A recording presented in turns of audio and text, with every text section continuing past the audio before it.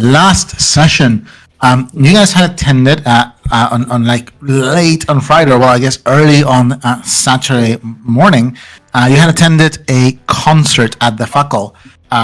Mark of Sin was playing there, and Wyatt actually managed to get the party in, even though tickets were sold out. You were going to meet there with Maurizio Valenti and Sierra Kral. One of them, a new contact, a new friend you were making, and potential business partner here in 6th District, and the other an old friend of Nora. You also took with yourself. You also took Ada with yourself, Ada Oslenka,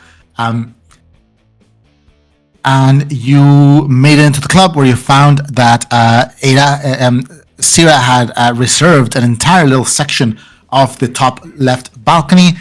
You had some drinks, you enjoyed the party, you watched the show, Wyatt, you caught up with Martin. You guys learned that Martin and Wyatt, Martin being the manager of the Fackel here, go back a long time. You don't know exactly how long, but they do. Many revelations were had in small conversations. Val got really into Mark of Sin to the point that her and Sierra both got the mark on their skin. They went to the temporary tattoo section, and I believe Ada had gotten it as well. So most of your NPCs that you brought here ended up getting temporary tattoos. And finally, at around 3 a.m. or 2:30 a.m., after the band was done, and now it's kind of just like music and drinks in the club until probably early morning, a good chunk of the people in the club, like probably a full half of them, were starting to leave. And Maurizio suggested that perhaps, considering you are all very drunk, I think no one is below like a 2, considering that a 3 is like you pass out or you throw up. Like that's the choice if you get to a 3. You're all pretty drunk. Maurizio suggested perhaps hitting up a place for waffles. And I believe you all acquiesced to the request. And you all climbed inside onto the area, which could drive itself to the location, since the driving the Tempest in this state might not be ideal. And now the area is a sports hover car. So it fits 4 people on a good day. How are you guys maneuvering yourselves to fit in this like little golden supercar? We have to be 2x2, right? Yeah, we're fully clown carring this shit. It's fine. Yeah. Just throw it Luckily, throw it in the trunk. It's fine. Mauricio's doing full autopilot, so one of the girls can sit on his lap. I guess I'll take the fall and sit in Maurizio's lap. Not like I want Poor to. Nora. You're gonna go like, Wants I to can, sit in his I can, lap. I can do it if you want. I don't mind. He's hot. Yeah, no, Sierra, sorry. Not that. No. That's for your own good. Trust me. All right. So Wyatt or Valden? I want to see the fight. Sierra just kind of looks at both of you. Val looks at Wyatt. I'm not saying shit. Are they just having a staring contest? It's like a standoff going on there. I had prepared for a lot of things for this session. I was not prepared for this. I'm just gonna take a seat in the car. Do you sit in the front or the back? I'll sit in the back. Val will sit somewhere too. It'll just be up to Sierra wherever she wants to sit. Sierra, sit wherever you want. We could like do it with aisle 3. Never mind. No. Where are you sitting? Front or back, Val? Front. Front? Yeah. Ada looks at you and kind of just drapes her arm over your shoulder a little bit and goes like, "You want to sit on my lap?" Yeah, that sounds good. Okay, I was joking, but you probably weigh like 50 pounds, so I think that's fine. She kind of just holds your hand and just pulls you to the car. Does the whole car smell like vomit now? No, everyone threw up outside the car. Okay. Sierra goes like, So in this situation, I'd probably sit on Nora's lap normally. I'm gonna roll a die for Sierra. Because she had a nice moment with Val, but also Wyatt is a former rock star. And she's Or at already least she confirmed thinks he's he a was. comfy chair. Yeah, but you're forgetting how big Val's titties are. Yeah, but that kind of pushes you forward when you He's sit in not having someone's back lap. problems. He's just all right, so let's see. 1 to 3 is Val, 4 to 6 is Wyatt. All right. All right. There you go. Sierra kind of goes like, well, I was just in the bathroom with Val, so you guys will just have to share me for now. And she kind of scoots by, just pushes through and just sits down on Wyatt's lap and just crosses her legs and just, she kind of like puts her hands on Marissa's seat and leans forward so you can talk to Nora while you are like I'll lean back. driving. Zero around the side. Marissa kind of leans back and is like, all right, okay, we are all set. I hope everyone's comfortable. Maria, to the crispy hog, please. Oh my god, it's love that real. It's actually the crispy Real. hog. It's really happening. happening. The crispy hog lore. In this place. I would say everyone but Val, you don't even need to talk. The crispy hog is Waffle House for Capital. Beautiful. Fucking beautiful. It's the best and the worst at the exact same time.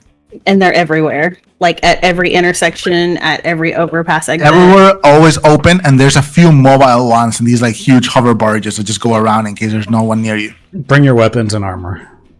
This is session True. 14. Like you can actually like there's a crispy hog like app on your data pad, and you can like request like the hover barge kind of does like a loop, and if you're close to it, it'll just go to where you are. You can get on and it'll just go to the next person. I love it. Crispy hug. All right, so I have so much anxiety right now. It's so bad. My heart Oh. is like racing, but it's also because I took a 5-hour energy right before. Jesus Christ. Goozy. I can't do that. That gives me really bad anxiety. It's fine. I'm drinking tonight, so it'll settle me down. Another downer. Yeah, that's how that works. It'll Yeah. balance me out. this is like real Yefan vibes. Zero of and Uzi. first reactions from them. Like Yefan putting a deep toxin into his coffee because he had 5 twitches the night before.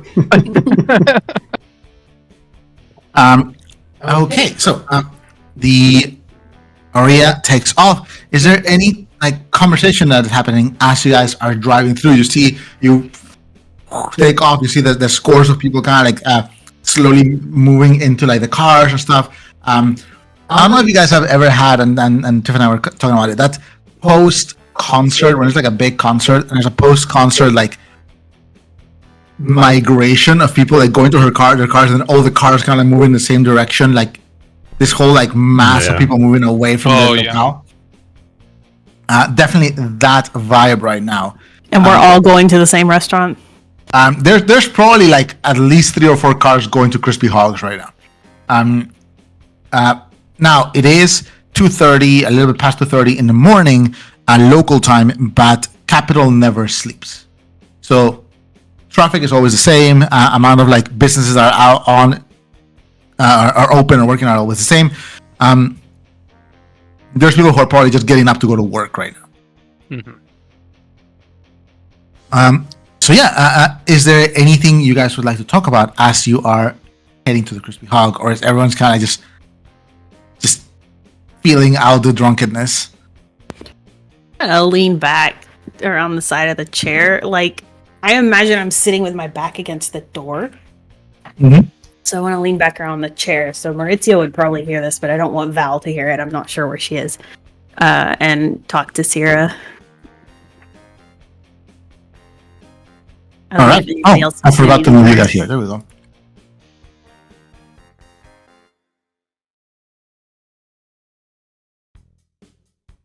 This is kind of our setup. What do you have to see? Just ask, like, what do you guys talk about? Or, what'd you do in the bathroom? Sierra goes like, "Oh, I was holding Val's hair while she was sick." That's all.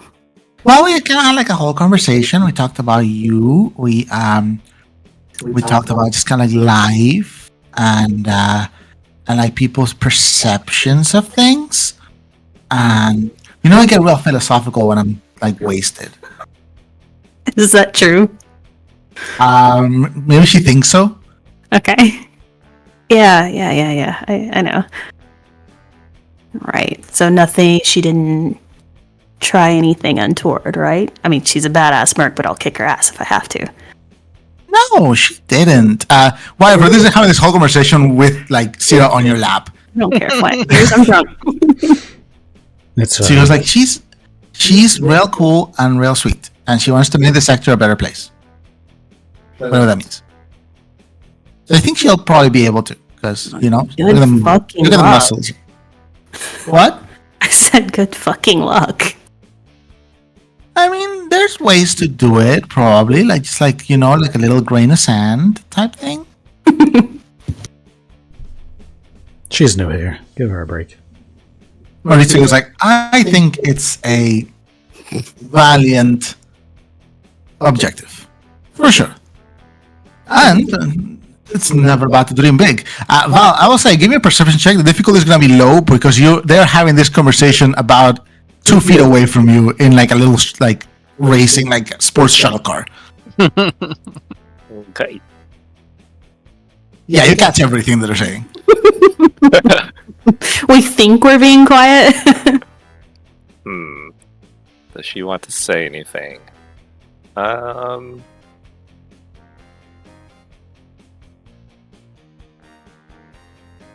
She'll just smile and just keep that to herself. She's just smoking and looking out the window at the moment, I think. Smile and nod. Yeah, you smoke, you look at the window. Is there anything else? I did hear what Wyatt said, and Nora just kind of very briefly shoots him a look, but not like a mean look. She just kind of looks at him and then back at Sierra, and I don't think Sierra heard that. Yeah, that's all. She's outnumbered here, so she'll roll her eyes and sit back. And she was like, I know you get in like German Shepherd mode, but it's fine. I mean, they're your friends, right? They're gonna help you be big time. I've known him for 3 days, 4 days, Tuesday.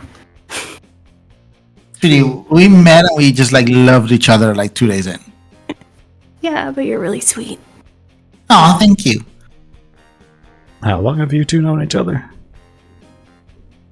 Like 7 years? I thought it was closer to 10. Aren't you only 12 though?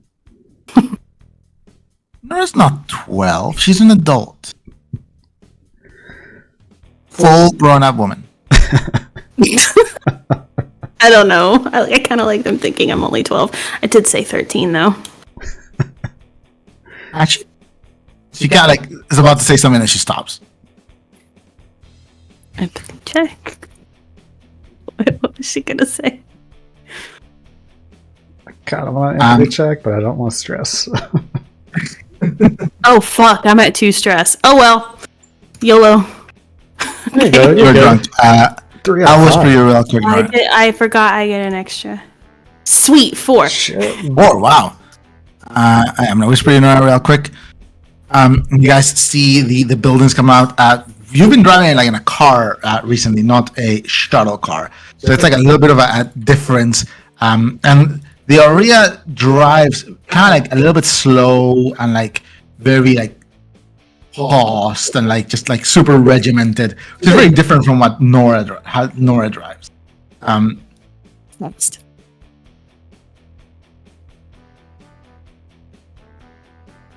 I'm about to have to tape this girl's mouth shut. I know I am. We're getting the dirt today. Stop it. I'm asking about Val. You can't ask about me. You saw how few notes Kai had on you. Okay. Yeah, She this just is a good Nora opportunity. she thinks she's very slyly putting a finger to her lips. Sure everyone sees. But yeah.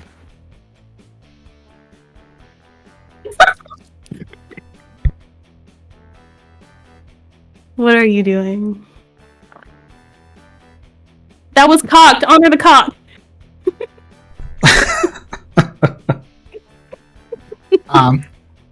Yep, Mauricio doesn't quite notice you putting your but I imagine Wyatt and the people in the back do. Maurizio kind of like looks at Val now and goes like, I gather that Miss Val, you're the only one who is not a native of Capital. Have you ever been to the Crispy Hog? I have not. What should I expect from this crispy hog? You are about to experience a Radenovi institution. Oh shit, that's right. We're going to the Crispy Hog in 2:30. Let me check the Enforcer local alerts. They have a link up with the restaurants that can tell us if there's any live incidents at this one. Give me an investigation check. It's usually about a 50-50 shot. Yeah, it's good to check beforehand because there's a different one we can go to if that one is If this one is too boring, then yeah, we can find So another one. glad that we as Americans understand Waffle House. York, a Crispy Hog barge did ram a Squidly's barge earlier today as part of their own little corporate war, but it's not the one you're going to. Was it a gross Squidlies or just a Squidlies? You don't know, it's Squidly's. But Oh I my want to God. know. Pinky wants to know. to be out here. It'd have to be a gross Squidlies, right? Because Squidlies know. was Squidly's used to be Federation only. Yeah. But it's Pretty been sure. 15 years. It's been 15 years, yeah. Yeah, well, that's what I mean because I think Grow had the idea of like expanding Squidlies out. Mm-hmm. Yeah, I think that definitely would have been in his ambitions for sure.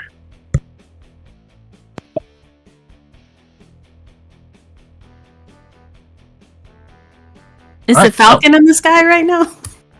It's following No. us. Doyle's tracking us, so listen in. Um, Yeah, what did he say? so you guys see as you approach, you come to the same mega block. You can like mostly do this like slight zigzagging way up.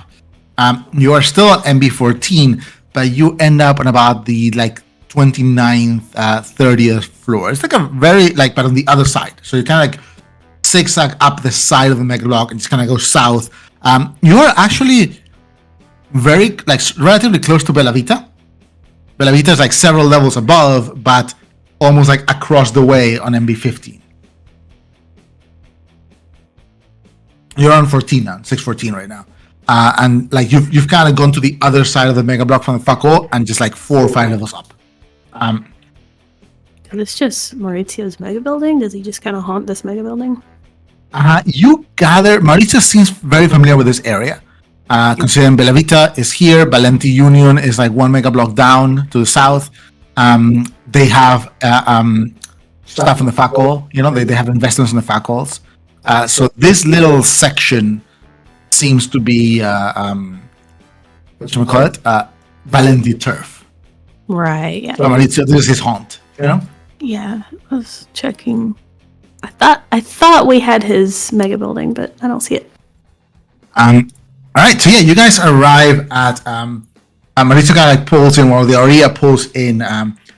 Considering that Mauricio just says take us to the Crispy Hog, and he didn't give any more clarifications, and the computer aboard the shuttle car brought you here. This seems to be the one that he kind of like frequents. And it's a little bit higher, it's like floor 30. So you're starting to get into like a more like a middle class section of the mega block. Definitely like several floors higher than the kind of this industrial grunge section where the Faco was. Still not as high as the Bella Vita restaurant that you went to before. But you come into this section that seems to be mostly arranged for shuttle cars. This cross section of the this corner of the mega block, which has a single kind of like raised bridge road, and there are shuttle cars above and below it, and there's almost like stacked restaurants and businesses on either side, and it seems to almost take both the 30 and the 31st floor of the mega block. These stacked in this kind of cut section of it. The there's like a variety of like restaurants and arcades and like bars and stuff like that. Everything kind of like lively and very active right now. Shuttle cars and cars and people moving around. Automated drones kind of swarming in and out in small clusters of these buildings, picking up orders. And you know that behind this, in the core of this floor of the mega block, is very residential. But probably like much more densely residential than other places, like just large apartment buildings that just stretch all from one floor to the top of the other, and then they stretch above. The area pulls to the right and aligns itself with a road below, like a small kind of like side road looking thing, but it's still a raised road. So on either side is just a sort of like drop until maybe for like 100 feet or so, 150 feet. And then you can see there's like a pedestrian walkway beneath where there's like large groups of people, like clusters of people kind of like walking around, window shopping, going into stores, going to small elevators that just take them up and down, and these side stacks of businesses. This competing, just full kaleidoscope, this cacophony of like neon lights and business lights and like small tickers and holographic signs, all of them trying to draw attention to both sides of this sort of like massive shopping gallery type thing. The area aligns itself with this road below and just drives to a small, narrow building that is kind of like facing to it. And there is a little face of like a little pig with like a smile, and it's on fire. But it's happy about being on fire for some reason. And on next to it is this crispy hog. And it's kind of like very standard construction, but this one seems particularly narrow and kind of tall built.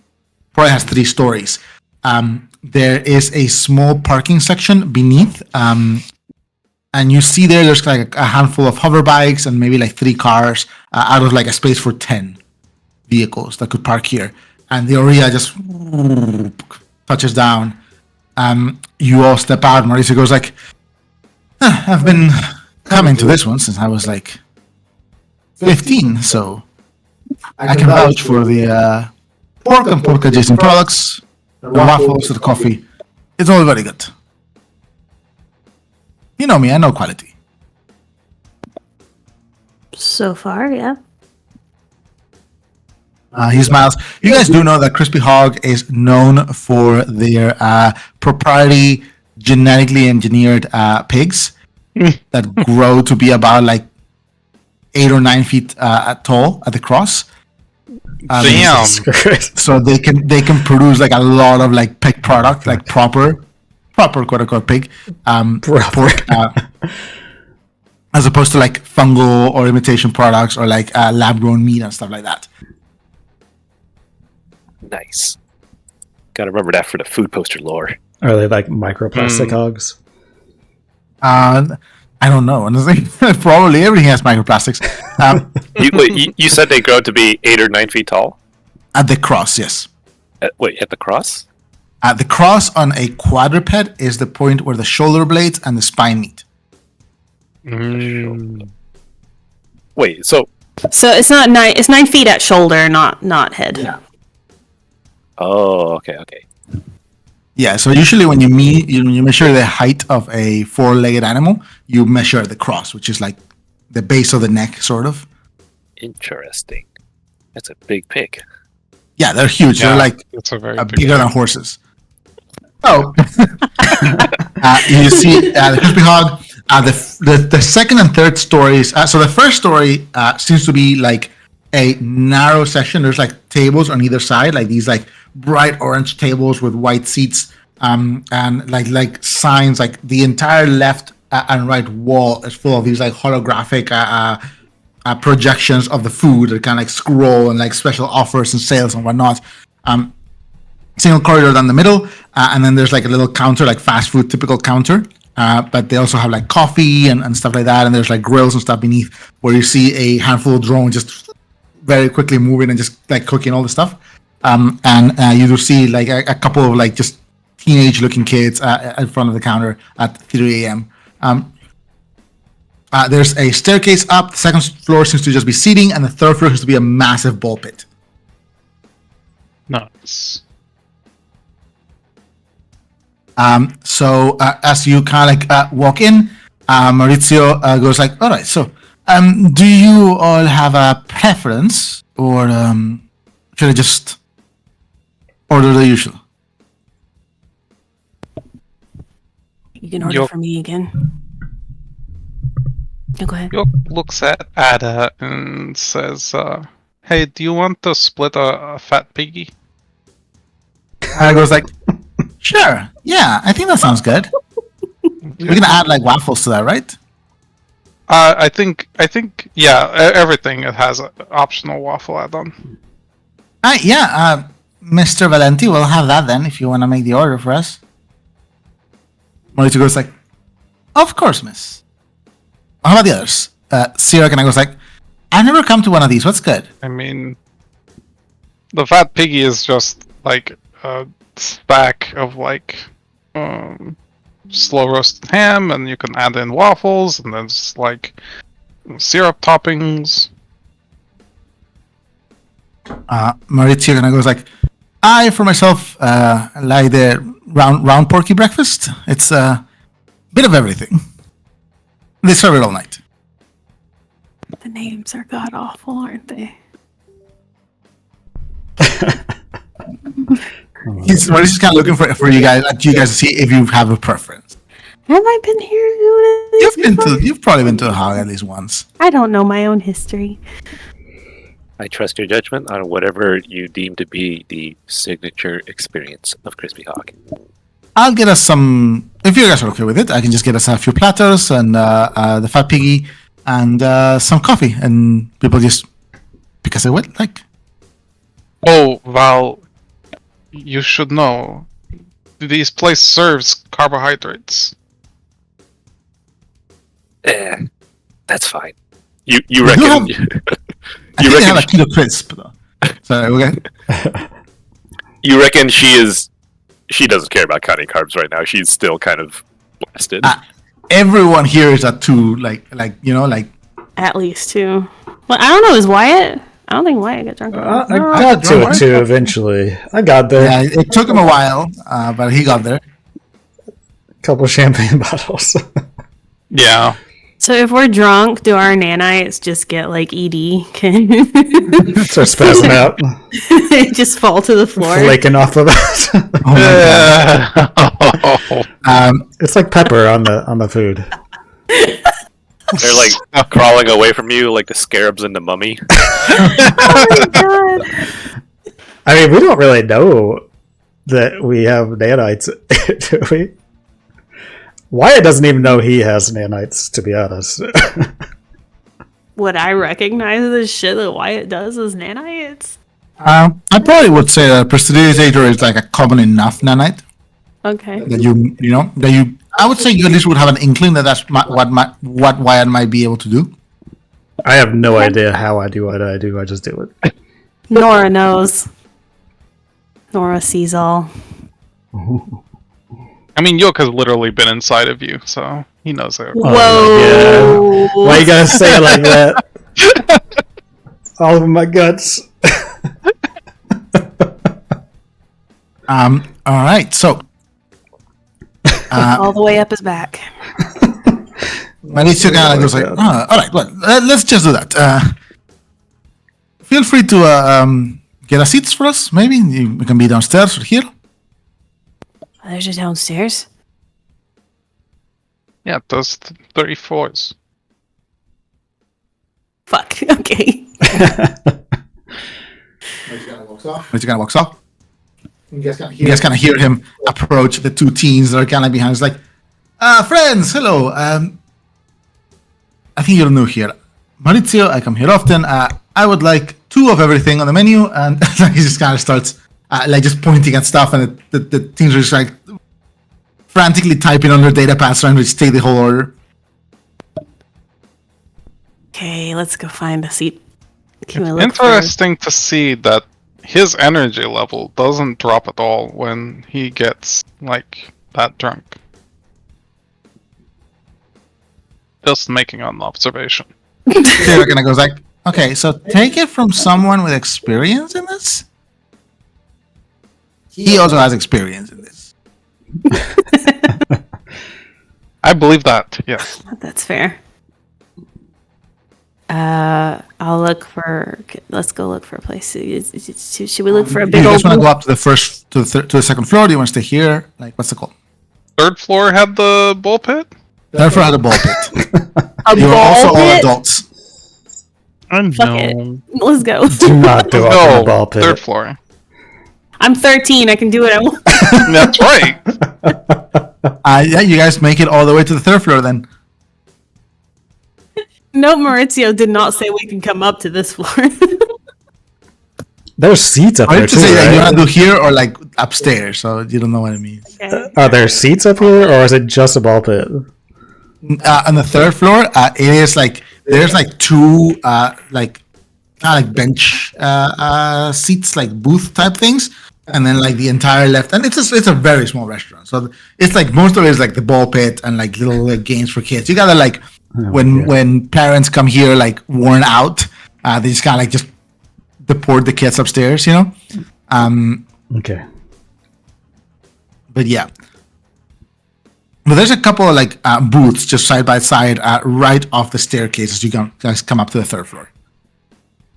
Okay. The window is also like this nice wide window that the ball pit kind of lets look outside, and you can see like through the past the glass shuttle cars moving back and forth, like the lights kind of flaring. Yep. All right, I'm gonna take a seat. Not in the Sit ball down. pit. Not In in the ball pit? Oh. Not in the ball pit. You guys kind of arrange yourselves on the two booths. Plenty of room for 8 people there.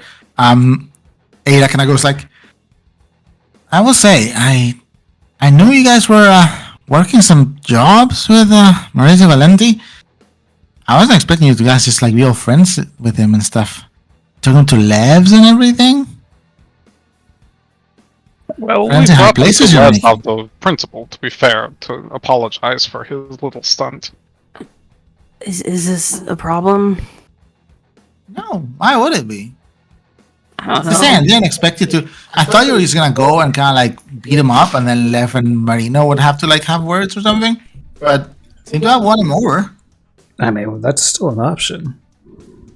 I don't know if it was us winning him over or him winning us over, to be honest. That's fair. I think it went both ways. Yeah. Mission failed successfully. Yeah. It was probably the towels. That makes sense. What Oh, the That's hell? how Oh, definitely helped. is that the video you linked me, Yok? You know, I don't know what you're talking about. She looks down at Wyatt's lap for a second, and she. Oh, we're gonna bring up the fact that we all saw Wyatt's dick and balls the other day. She was like, I feel like I'm behind the curve in this.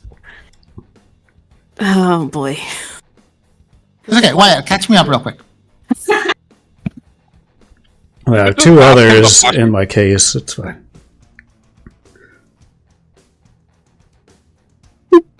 No. You haven't seen them all. Ridiculous. I haven't seen them all. You have more balls. I just I'm not shrug. familiar with that much. Ada kind of goes like, no, I mean, honestly, this is really fun. I was just feel like I'm like sitting a little bit like above my pay grade, but it's good. I do want to move up and like the whole Lev thing. Do you? Yeah, I mean, I like what Lev does. Out of the 3 of us when we were growing up, you know, Sadie always was kind of dragging me to like pursuing higher education and like big ambitions and things like that, but you never really expressed those sorts of ambitions. Yeah, that's why I want to move up on like a smuggling organization, not like Biogen. Oh, I see. You just want want to do the same job just in a higher floor. Like, if by the time I'm Lev's age, I'm like running a business like he's doing, I actually think I would not be like too unhappy about that. Ada Like- wants to do her own thing, not work for someone else. Is that I it? mean, maybe. I Yeah. mean, not work for the corporations, you know. Yeah. No offense, Sarah. I know that's. She was like, it's okay. I don't work for Black Sun. Do you really think you're ruthless enough to move up like that? Okay, so I get that. You see Mauritius like starting to come up the stairs at this point. Ada kind of like goes like, just real quick. I get that, but Lev, this is not. That's kind of like why when Judah was around, I would have never wanted to work in this business that I'm in right now. But Lev is good. Lev, like, yeah, if he needs to like send a message, he will. But it's always a last resort for him. That's why they like, people say that he like is a little bit of a peacemaker. That's for real. Like he gets people talking to each other. Yeah.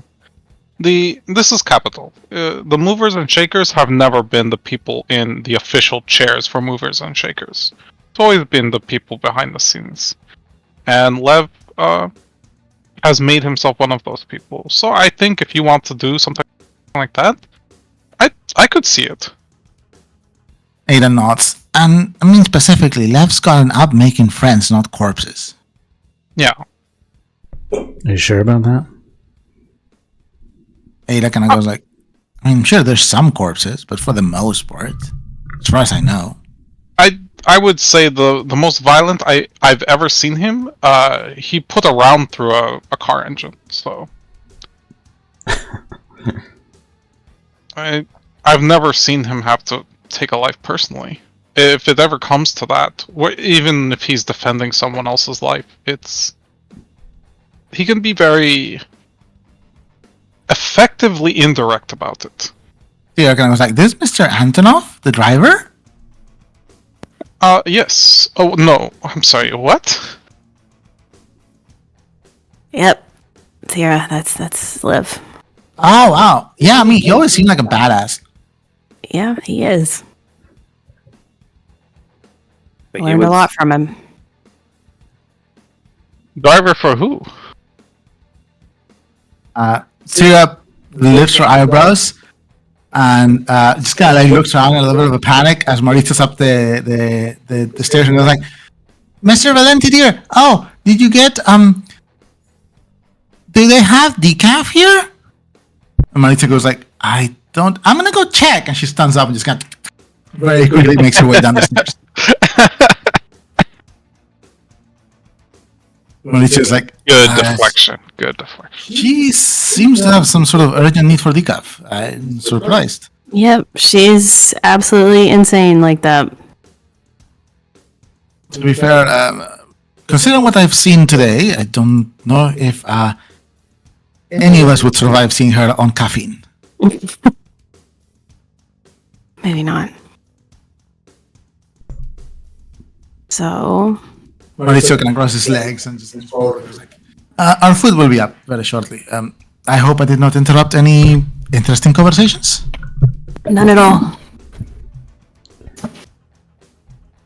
I've been talking about futures.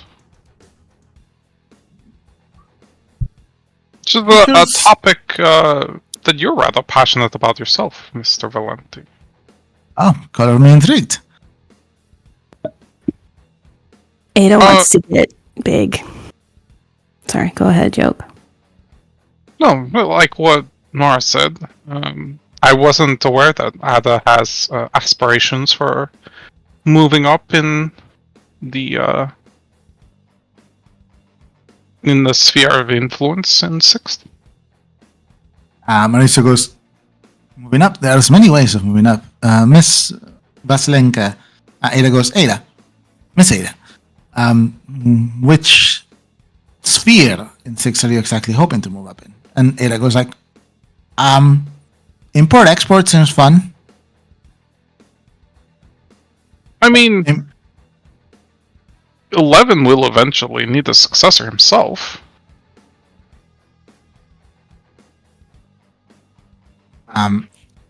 Mauricio nods and goes like, "That is true. A peaceful transition of power from one boss to another here in 6 would be a welcome sight. Perhaps fitting for this peace that's been going on for the last few years." It would definitely be Levin's style as well. Seems to be what he's striving for. Hopefully, we can keep the peace going for long enough for that to happen.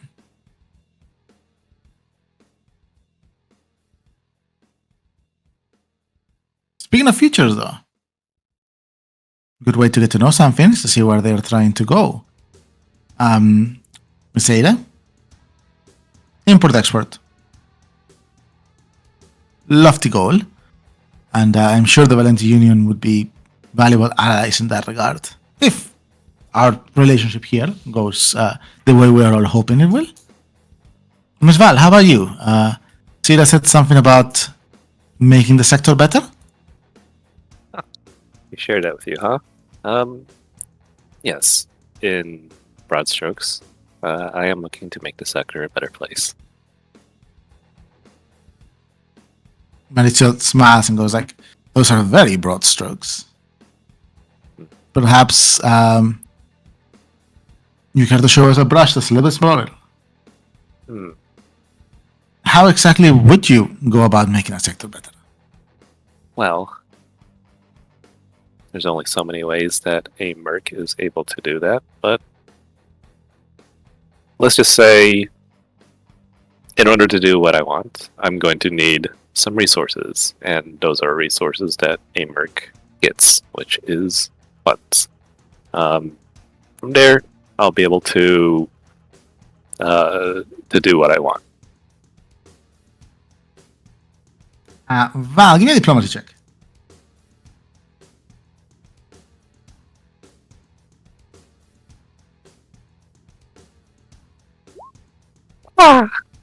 Damn. Holy shit. Wow. Maurizio kind of goes like, close to the chest. Well, anything worth doing is worth holding close. How about you, Mr. Yoko? Well, before I I answer, say one when I see one. Sure, your goals will be interesting. Val, Yes. color me curious. I don't usually poke my head into the politics of capital, but I'm interested as an outsider what your opinion of the rebellion and overthrowing of the network in 3rd District. Is something that I didn't quite know that a organization that large could have a schism so fractious. I suppose. Well, there's a lot of opinions to be had about that. I guess I hope.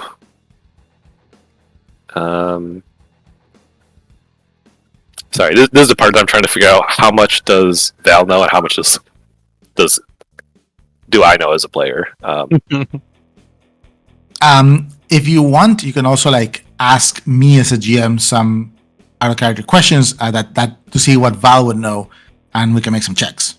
That's also totally fine. Because I know out of character, the branch is like a bit more.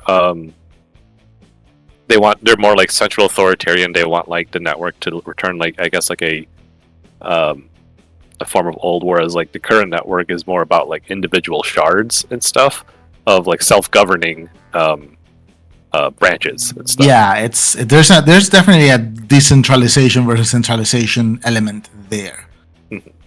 So I don't know how much of that Val knows, because I remember it was discussed when either Lev or Nora brought it up, but I don't remember if Val was present. She might have been, but she might not have. I can tell you. Let me see. Because Lev did have a conversation about this with specifically Nora, but I think he talked to all of us I about. think you guys all, yeah, at some point you all would know, and it's been a few days, so I think imagine we talked about it like literally minutes after that.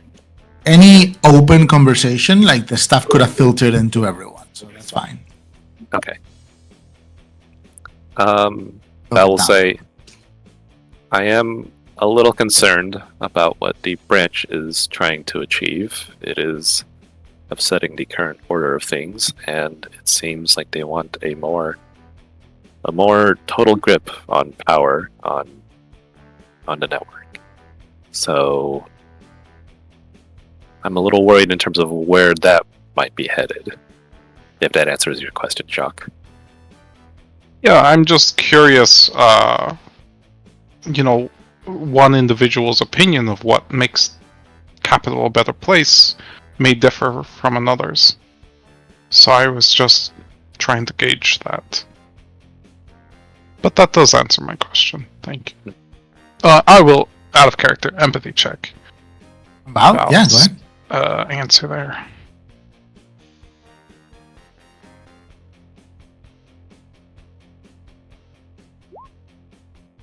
Oof. If Chicken. what does Val get? What does Gio get on a 1? Does he just like straight up believe Val? Also, I don't know if Val was being deceptive in any way. Yeah, I guess like from a 1, it sounds like she means what her words say. It says, Yeah. Yeah. Yok seems satisfied. For myself, I am in a period where I'm trying to figure all of that out, Mr. Valenti.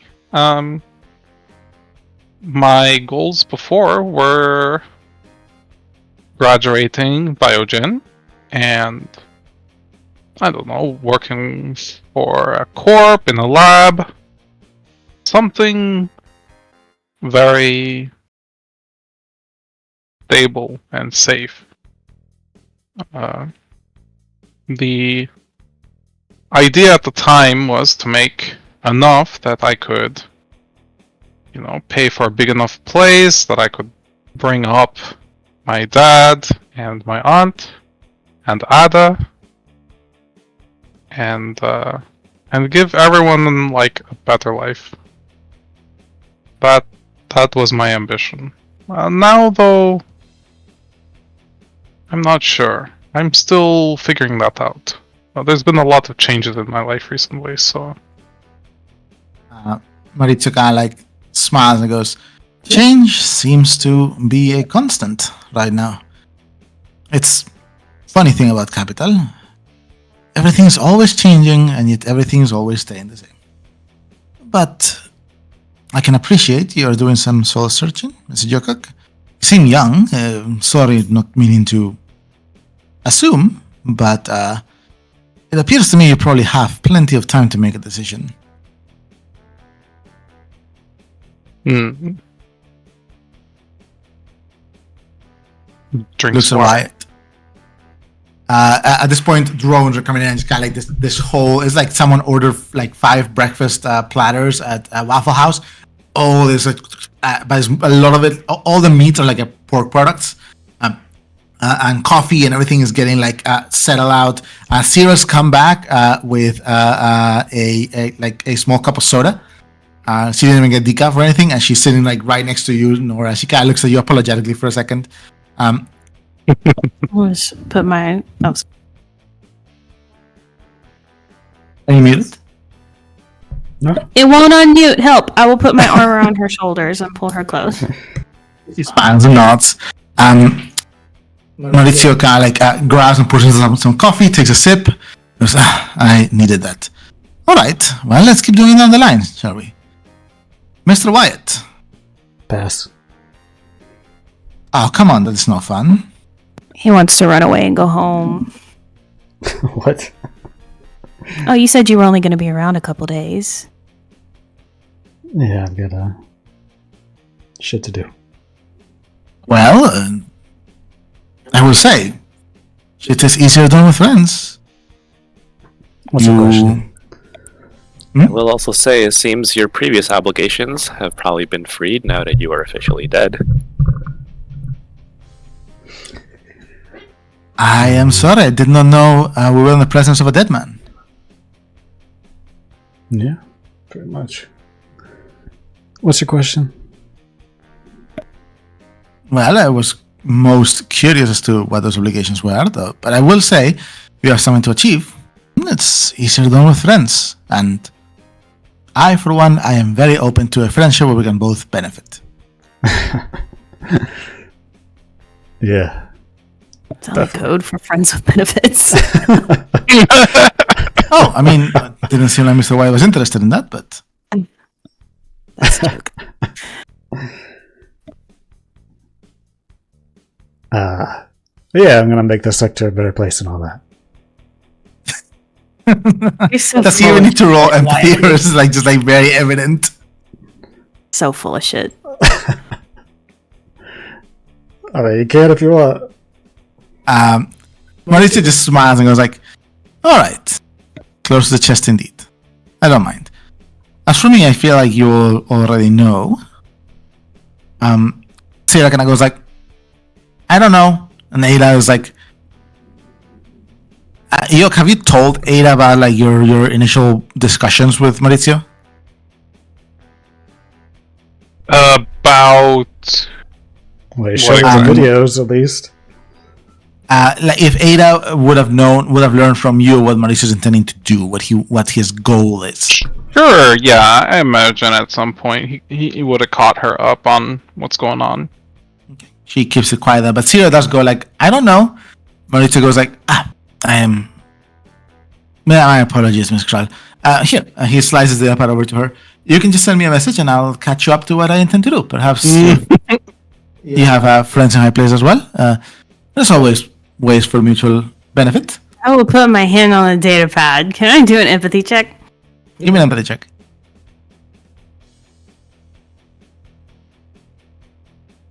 Boy. Fuck me. You don't know what he's gunning for. I mean, the most evident, like, on a 1, the most evident thing that you can think of is Sierra is really hot and Maurizio wants her number. In the same way that he got Wyatt's and Val's and yours. I don't think so.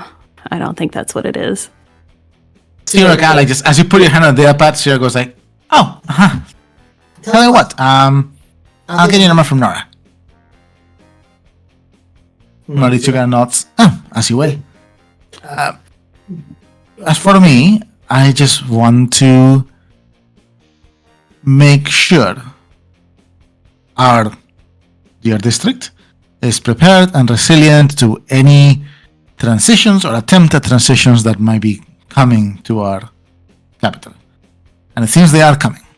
And it seems that the powers that be, at least in the mid-city, not really doing the due diligence in getting ready for those things. And I believe from our discussions that we all agree on that.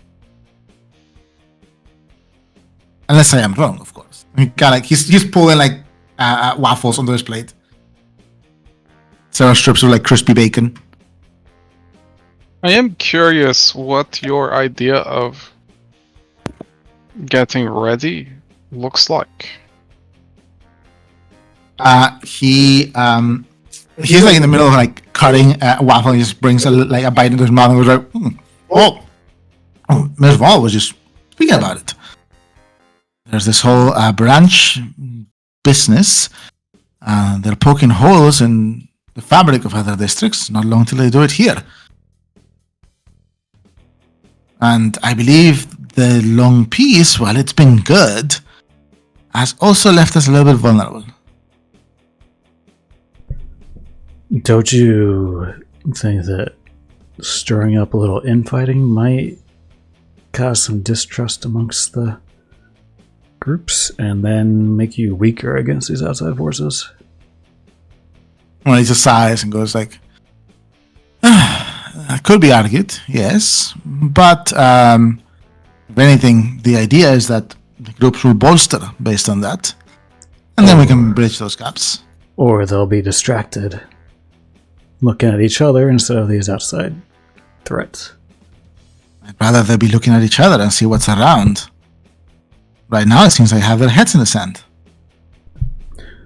Are you sure about that? Or do you maybe just not know everything they know about? I will say, Capital has a way of putting up perceptions of one thing in order to obfuscate the truth. Mauricio smiles and goes like, see, I am speaking with proper city boys. That is true. Perhaps there is information I am simply missing, but I can only do what I think is best with the information I have. If there's more that you know that you feel I should, I'd much appreciate it. Out of curiosity, you had mentioned outside forces, and it seemed like you considered to branch one of them. Is there any other outside forces that you're concerned about? This branch that's been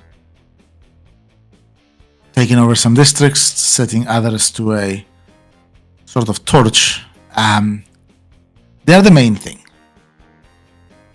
But since they don't seem to be operating our district so far,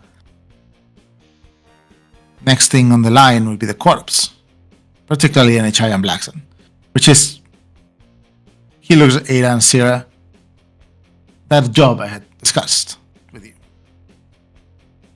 We'll discuss it to more length in a slightly more secure location, of course. I'm gonna empathy check Sierra. Does she seem at all phased by Maurizio saying that Corp are like his number 2 enemy? Give me an empathy check.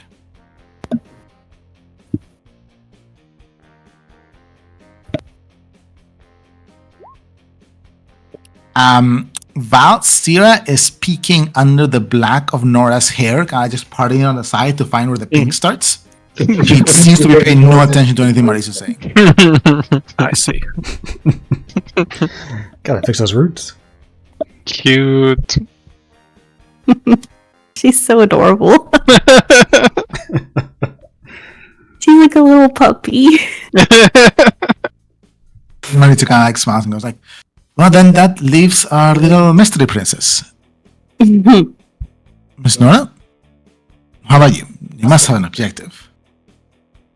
I feel like we already had this discussion already. Well, I said already twice earlier. It's okay, you're drunk. A little bit.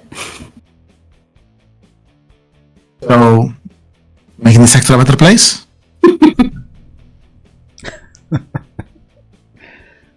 Could be Seems part like of it. Lev has assembled a dream team then.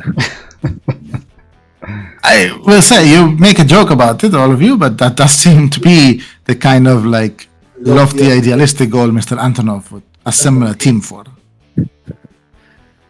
Yeah, perhaps you're right about that.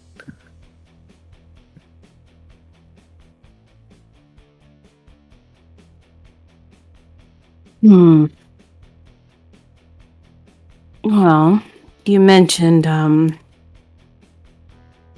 some of the other districts' issue with these outside forces, if we're allowed to talk about that here. You said 3rd was no longer under network control, something about 4th, and 7th under siege. What does that mean? Give me the diplomacy check, Nora. Yok will assist. What do you say, Yok? He says, yeah, when I imagined the branch moving into a district and taking control, it seemed more like official government positions. Are they coming after, like, the little guys too?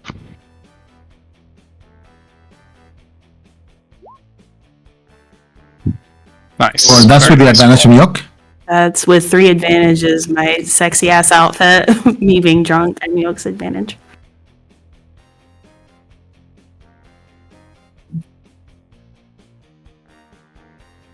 Mauricio sighs a little bit and just kind of takes a sip of his coffee, grabs a little strip of bacon and just kind of bites a corner. Alright.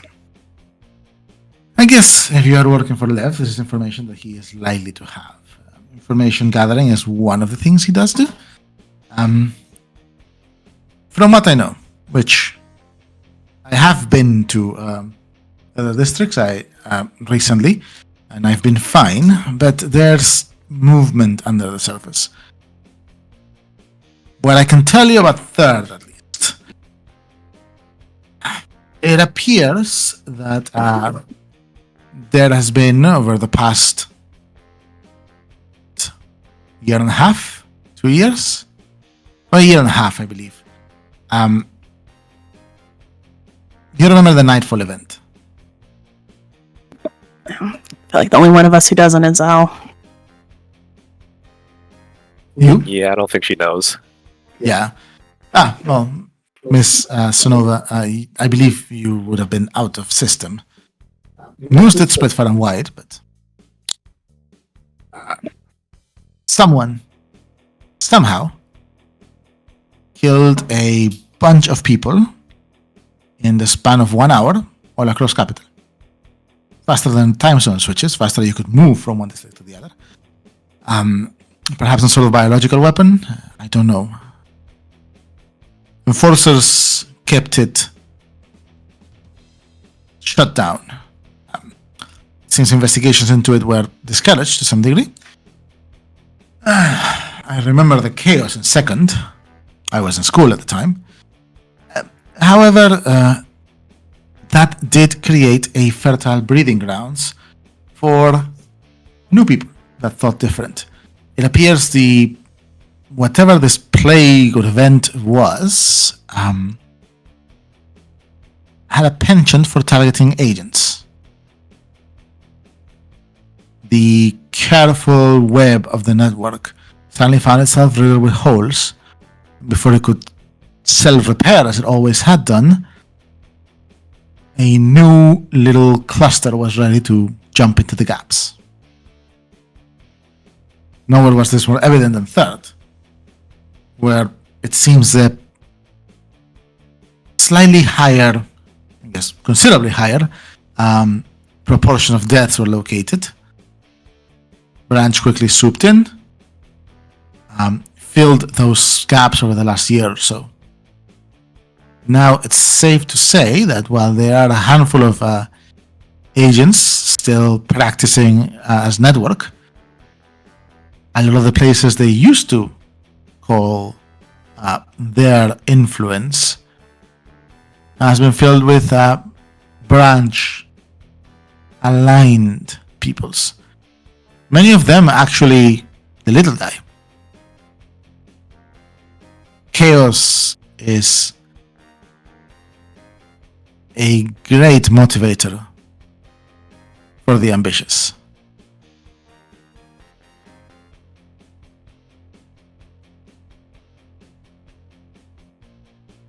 Maurizio kind of leans back. That's what I know. From the surface, you would not be able to tell, most likely. But I believe if the senior agents were to give a command tomorrow, I don't know how likely the third district would be to follow it.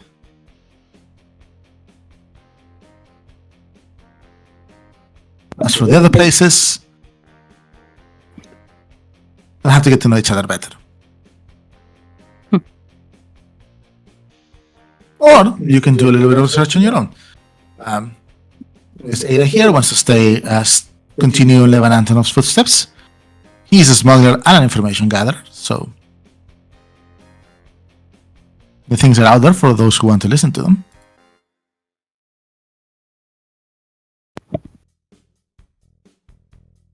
Not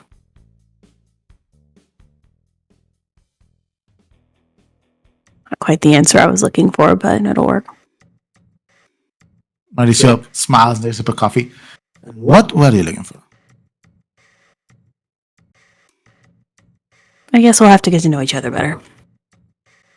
Touche. Do hope that helps sate your curiosity, Miss Val, Miss Yokuk, Mr. Yokuk. Certainly. I've actually heard a little bit about this from Nora, but I didn't know it was specifically called the Nightfall event.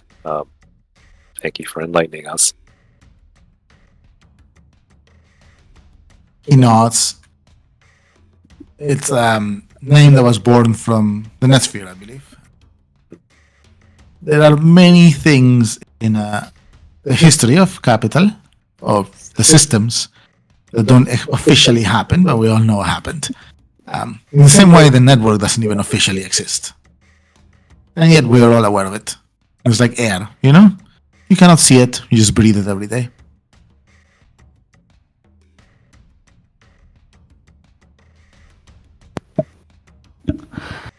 Right. So, anybody else have a new topic of conversation? Because that got pretty heavy.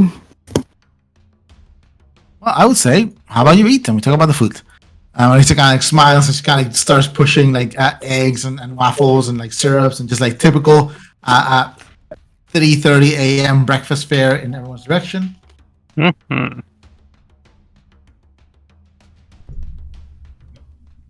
I'm busy typing up a message to send out, but Ooh. that's where chatting. That rare 3:30 a.m. messaging. You up? He missed his phone call, his mysterious phone call. Oh yeah, his check-in. Mm-hmm. Oh my god. Have you heard? You did it! Have you seen me take phone calls? I took one phone call. You made it. You made the I phone made call. one phone call.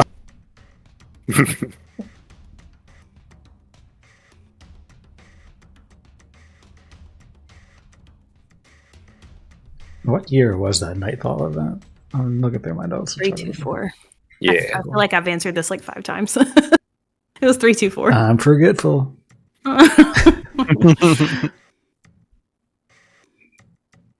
Okay, and it is year 327 now.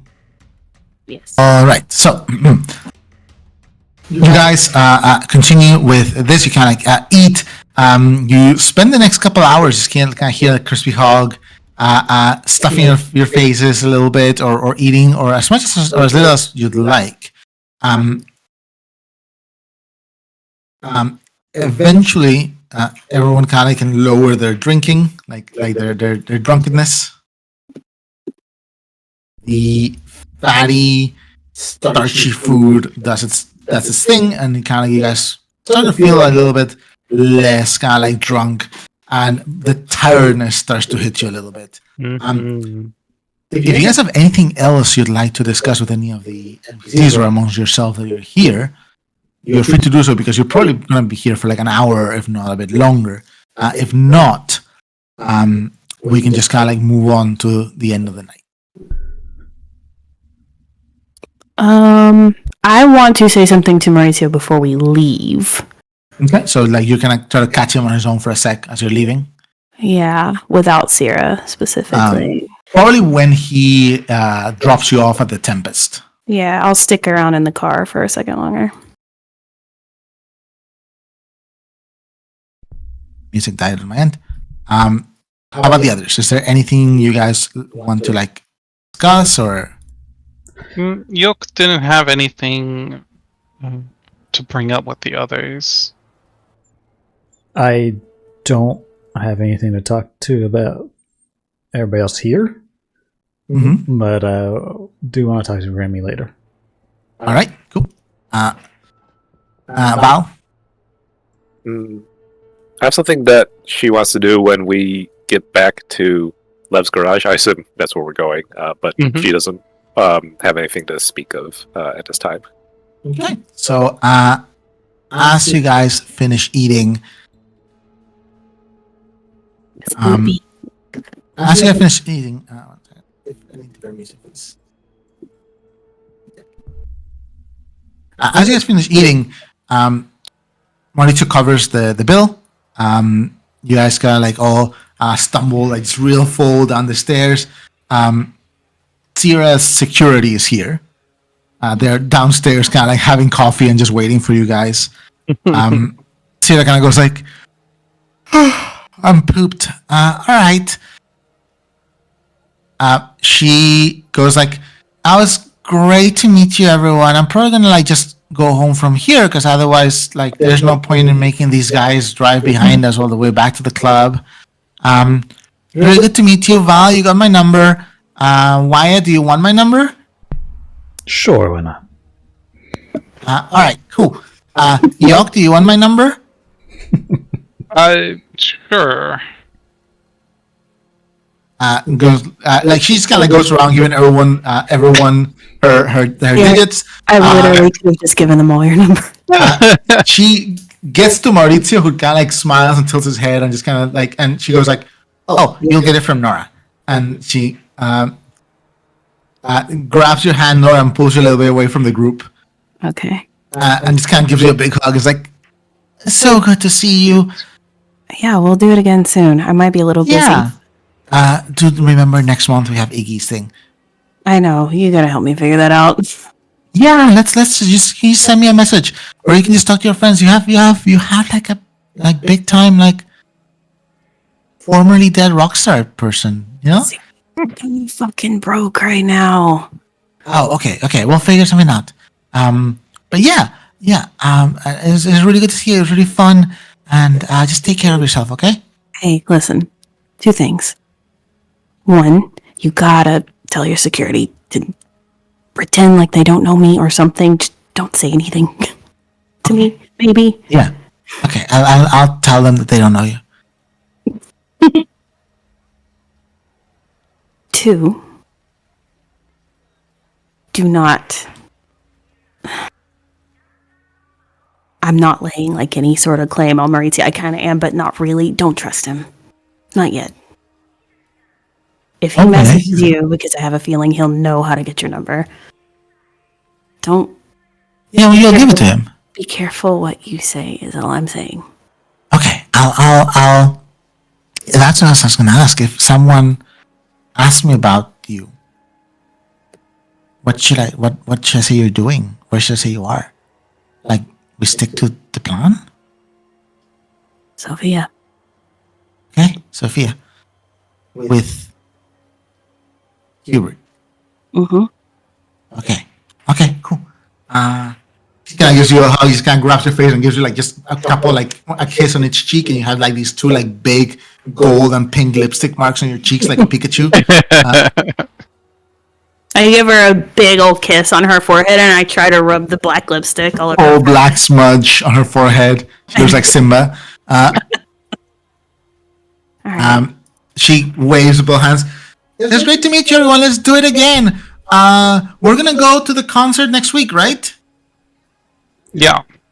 Hell yeah. Oh, 2 thumbs ups, grins big, turns around. You guys see her like whispering something to one of her security guys who leans down as they head out, and you guys see the armored shuttle cars head out. How much can I trust her? Sierra? Yeah. I just don't tell her anything important. She runs her mouth a lot. You're not making me feel any better right now. She's a good kid. She's fine. I told her one thing, and she told all of you. Exactly. Fuck. She has nothing to hide. She's not. Why? Iggy already knows about you, but Iggy's better than her. Trust me. Okay, but if that picture ends up elsewhere, If something happens, I'll talk to Iggy. all right. I don't know how much sway he has over his sister, but we can at least, I don't know, set up a meeting or something. Besides, I guarantee you, trying to go after a Black Sun heiress isn't going to help your matters any. Oh yeah, her dad would murder the shit out of you. I'm not going after her. Just saying.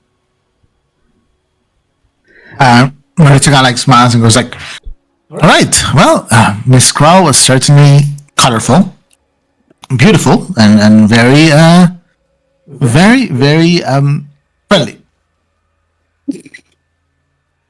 Speaking sorry, of it's people just- who Considering how guarded you all are, she was a little bit of a breath of fresh air.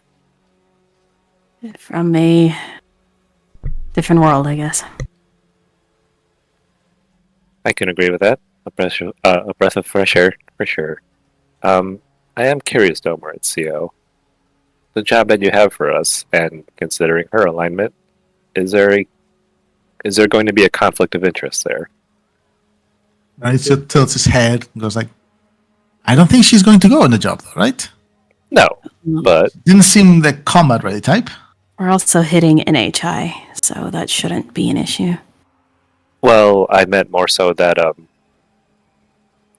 it sounds like we have information that could spare some casualties for Black Sun. It almost seems a conflict of interest to be withholding that from someone affiliated with Black Sun. I know she's not a part of their operations, but just making sure that it's at least something that's on everyone's radar at least. Maurizio kind of like smiles and just kind of like just very gently puts a hand on the side of your arm and goes like, you know, you are a very noble-hearted merc as well. However, I am a little bit more apprehensive about speaking about Black Sun in the open like this, even more so than I would be about the branch or the network sometimes. Those deaths, they're a feature, not a bug. We'll discuss more Tuesday. Very well then. Smiles. Well, care to follow me to the area? I'll drive you back to your car. Let's go home. Home. You guys all climb to the area. The drive, as everyone is like just like slowly processing the alcohol and the like just greasy, fatty food. Like there's like a little bit of like a quiet on the way back. You all touch down on the now mostly empty parking lot. The fuck all is still going. It's like about 4 a.m. It's probably not gonna close for another like 2 or 3 hours. But there's like less than a third of the vehicles outside than there were when you first arrived here for the Marcus concert. Maurizio kind of goes like, all right, well, hope I can expect to see you all on Tuesday then. Turquia, you know my private room. You can just tell Galatea at the door. Sounds like a plan. Yeah, we'll tell her. Excellent. This was fun. I'm glad I came. I'm glad you invited me. Thanks for coming. Very enlightening indeed. And I had never seen this Mark of Sin group. Interesting.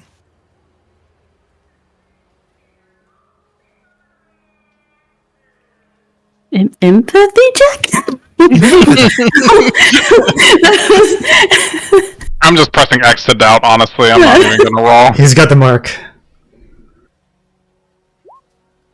2. He's one of them. He's rolling, guys. I'm gonna roll every time you guys make an empathy check on Maurizio, no matter what the answer is, just to like keep you on your toes. He doesn't seem like he's he just generally doesn't seem to have been aware of them as a group. Okay. If you say so, GM.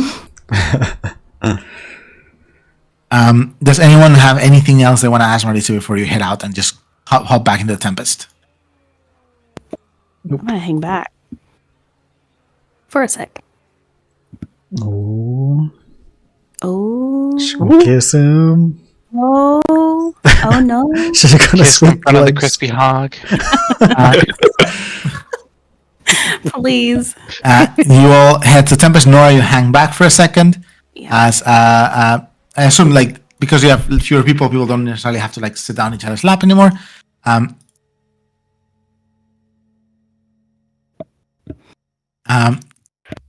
Maurizio kind of like is now a bit more sober, actually grabbing the wheel and just kind of like turning off the automatic stuff, and he kind of looks at you and like, "Yes, You gonna be all right driving back? I have the autopilot on backup, so if I get a little bit wobbly, it should." And to be fair, I live relatively close. It's just up. Oh, good to know. Smiles. It was like, to be fair, we have a Netsphere site. You can see where I live. Yeah, you just put it all out there, huh? Part of being legitimate. Right. So, I'm going to give you Sierra's number. I know you have your whatever it is you do, flirting with everyone.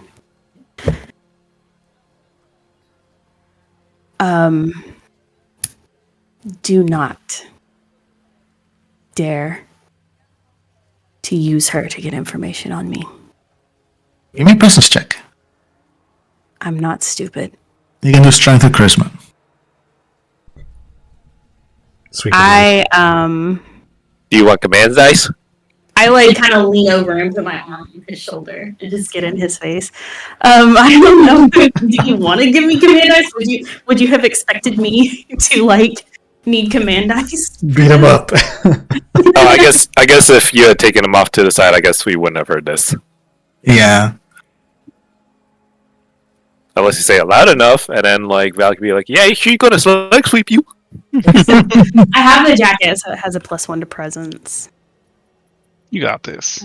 And do I still get alcohol bonuses? Yeah, you guys are still not fully out. Yeah. Oh my God god! Jesus. damn. Maurizio lifts his eyebrows and goes like, "Okay, well,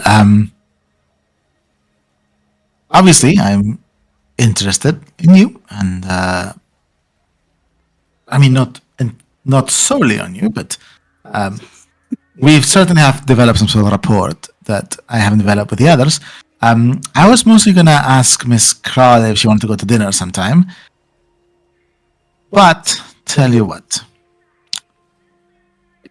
I won't message her at all until we clarify a little bit what we are and we are not interested in. Sounds okay? Sure. And if you want to know anything about me, you ask me. He nods. Agreed. It's more fun that way too.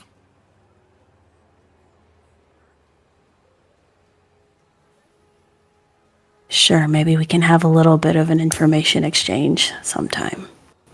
Mauricio smiles and goes like, "That sounds like a great idea. Let's see how the show goes. All right. Perhaps there is a very nice partnership in our future." Well, you have my frequency, so whenever you want to do this again. And I'll get out of the car. I get out of the car. I'm ready to kind of like, whew. And you guys watch as the golden area just kind of takes off, wobbles a little bit, the autopilot kicks in, and you are all free to head back home in the Tempest. There were some other things people wanted to do. Is this something that you guys want to hold till you get to Levs? What's the plan here? For Val thing, she has to wait till she gets back to Levs. Yeah. Are you going to talk to Remy too? Yeah, I'll just sit in the room right next to you and we can talk about how you want to make the sector a better place. Yeah, I got to wait too. All right. So yeah, Put you guys my shirt back on. you put your jacket back on. Oh, your shirt that you had. Shirt and my jacket. All right. So you guys make your way back to Levs. You arrive to Levs at about 4:30 in the morning. You all pull yourselves out of the car. You open the door to the lounge area to find Levan and Soko asleep on the couches. Oh, no. Oh my The god. lamp's still up. Leva's kind of like on the longer couch with Ghost like draped over his stomach a little bit. Ghost pretty much over, sleeping upside down, and Ghost kind of gets up and just gets Levan's stomach. Levan, oof. And Soko is just kind of like mouth open, leaning back on the recliner. They have like a little light on, and the holovid projector. It's just the light of the holovid projector flickering out through the room as like just ads play on mute through it. Lev kind of goes like, "Oh, Ghost, as he looks over at you guys at the door and goes like, "Oh, hey kids, good." Looks at it, but morning, I guess. Seems like you all have fun. You all smell like lard. Lard? Yeah, we went to a crispy hog. Oh, that on makes the way sense. back. Yes. Also, Val has her coat on right now. Yeah, I imagine you and Nora are like full like Oh, I have a proper young t-shirt ladies. on. Over. T-shirt on, yeah. He goes like, sorry, Soko and I were watching a movie with Emmanuel. Emmanuel went to bed, and we decided to finish it. Soko, wake up. Soko's like, oh, what's? Oh, hey everyone, how was the concert? Riveting. Those Oh, are okay. good. Well, Everyone goes really? like, mixed reviews, I see. All right, well, I mean, it was a concert. he kind of like stands up and stretches a little bit. wonder- Ghost is like right next to you, Val, just kind of like smelling your hands for like scent of bacon. Val say, no, not my fingers. I'll get some real bacon, perhaps tomorrow. He's kind of like sits next to you and just goes well to attention, just waiting for a treat or something. Aw. It's too early in the morning for a treat. You'll get an upset stomach. Levin pulls a like a little document that you sent him, Val, his data pen, and goes like, we gave him exactly what you told us for dinner. What is Friday dinner 5 according to the document. Thanks, I appreciate it. His diet is pretty regimented and stuff, so I appreciate you keeping to it. Soko comes like, oh, tell me, that dog eats better than I do. Only the best for him. Levin kind of goes like, I'll give you kids the weekend off. So I assume you're going to be sleeping in tomorrow. And Monday we can discuss perhaps taking on another job. Sounds good. I was thinking of asking about that very thing, so perhaps Oh, Monday. well, then if you want, I'm awake now, but we can talk in my office if you'd like. If you have anything in particular that you want to ask. Sure. We We have to go up the same way anyways. fair enough. I think Ada and I are going to turn in. As all like just almost like draped over you, Yoke, and you're gonna hold her up, and she's like, "Are we home?" We are home. We just stay with me for a second. We'll take your makeup off before we put you in bed, or you're going to stain your sheets. She goes like, "It's okay, I can wash the sheets." It's I not should good. not have eaten that whole hog. Yeah, I think that was a little bit too much grease. Soko goes like, "All right, well, everyone probably got time to turn in for bed. Boss, see you in the morning." And goes, "Thank you, Soko.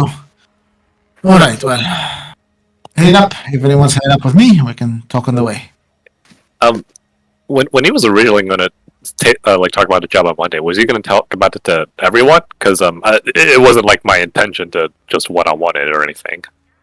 He was just gonna like talk to everyone on Monday about like a possible job. But if you want to ask him about it first, you can also do that.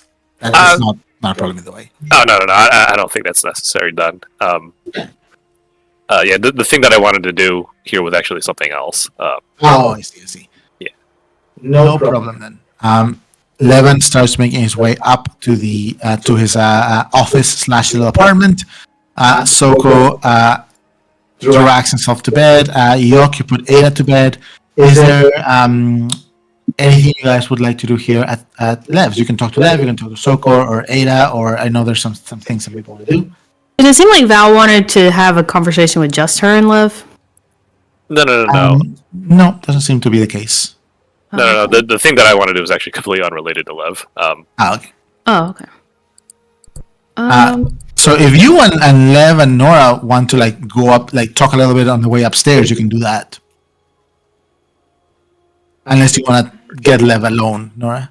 I don't know what I'd want to talk about right now. I want to ask him something later, but it's not important right now. Lev kind of like walks up. I would like both of you to give me deception checks. Deception? Yes. For your outfits. Scandalous. Has our alcohol bonuses worn off? You have your alcohol bonuses still. Uh-oh. Oh, yeah. Okay. Yes. That's fair. Yes. No, you're not going to give me stress, are you? It's charisma. Add God it to damn the it, sheet, Biggie. though. I don't know if Joke is You still asked the for it. king. You asked for the check. Uh, where are you? Lev kind of like walks up and is like, well, you guys seem to have had a good night. I am glad you managed to unwind. I know this first week here, for both of you, it's probably rather hectic. Did you meet any fun people at the party? Was it just the four of you and Ada? I invited Zero, which was probably a mistake, but yeah. Levan, Sira Kral. Oh, you sound pissed. No, I am not. I love Sira. She's great. She loves you to death. Yeah, I know. She doesn't She also, yes, you know what I was going to say. keep her mouth shut. I'm sure if she knows you'd rather keep a low profile. Not surprising to you that Lev is also being this open about what he's saying in front of Val. I'm sure if you ask Nina to Sira to keep a low profile, she'll try her best. You just have to keep an eye on her. Okay. Yeah. We're being kind of open about this, but sure. Well, she's just kind of like standing off in the corner. It's like, should I be part of this? Like, sort of look on her face. Levan goes like, well, you do have a bounty on you. You don't want Sira to point everyone out to where you are. Right. Well, Levan nods and smiles. As you guys make your way up, Levan opens the door to his office, turns on the light, takes a step in and goes like, well, you both look like you need good sleep. I do think it's funny how you're... I just think it's funny. I do think it's funny, Nora, that jacket you're wearing and the shirt, they don't smell like the rest of you do. What is he, a dog? He's got sniffers, doesn't he? yeah. Funny. You're very bundled up, I will say. I guess it does the cold in Capital. Especially at 4 a.m. Especially at 4 a.m. Kind of like looks at you, Nora, and just kind of like looks a little bit through you. And he's like, all right, well, good night. Hope you had fun. Close the door. Nora, you're kind of just left standing there going like, he knew. This bitch knew. Empathy check. Give me an empathy check. How much did he know? She's empathy checking right through that door. God damn it! You do not know. Maybe he knew Maurizio was there. Maybe he knew everything. Maybe he just knew that you did not go dressed as you were presenting yourself to him.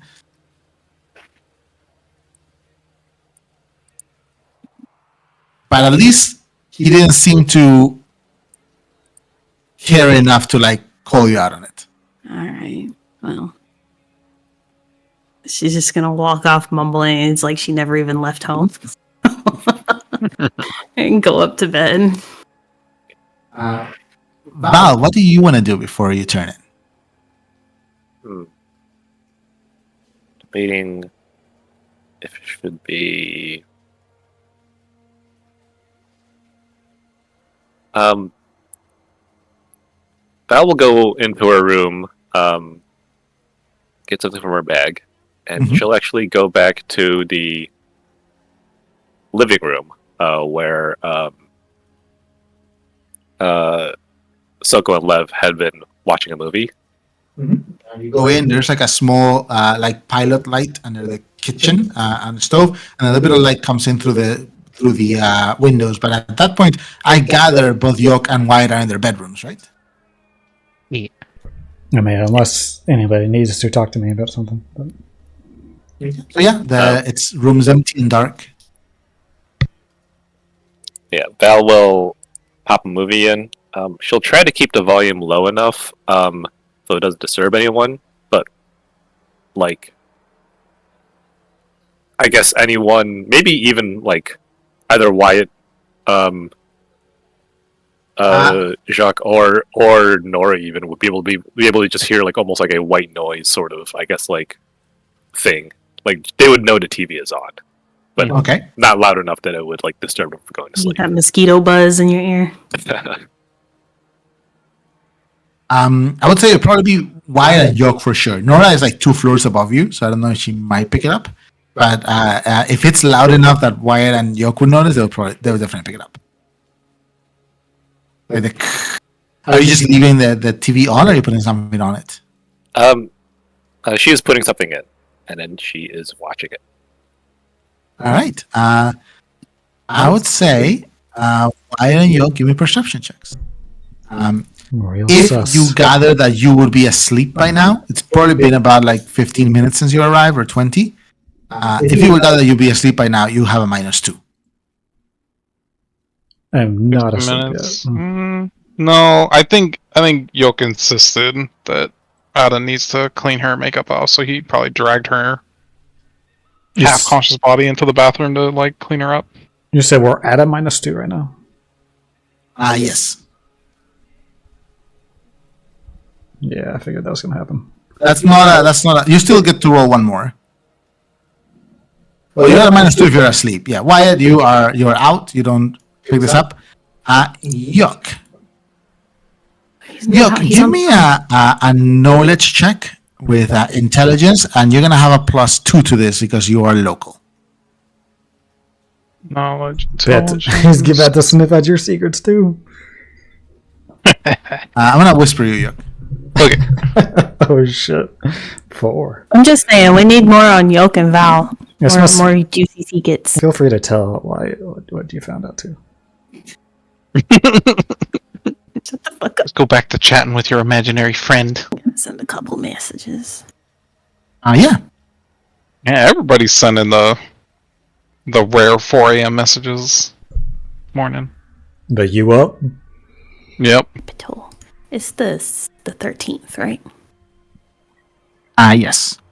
So Val, yeah, you sit down and put this small little drive onto the projector, small disc, and you watch it through and through. It's not a video of Wyatt naked, is it? Please. Enhance. Zoomify. I whispered you, York. Okay. I got it. I got that little follow-up. I'm in. All right. So, Wyatt, what you doing? I'm going to sit down on the bed and ask Remy. So, what's the deal? Have you learned You're gonna have anything? to be more specific, boss.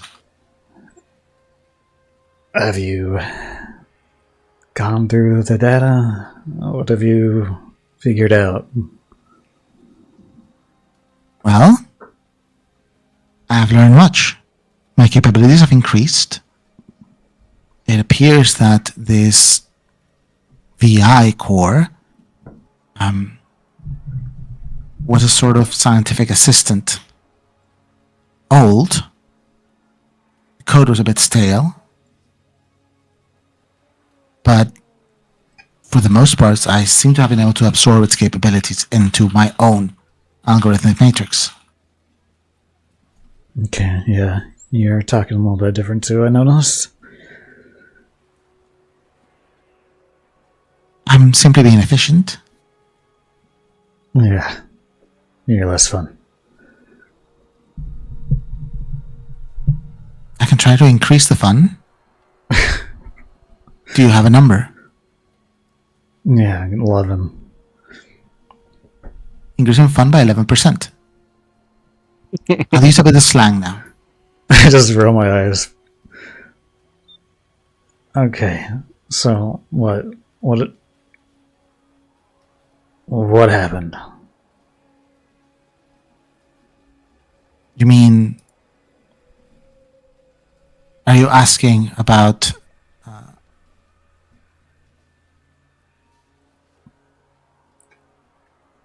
What increased? oh, okay, yeah. He goes like, are you asking about a ESR protocol? Yeah. Uh-huh.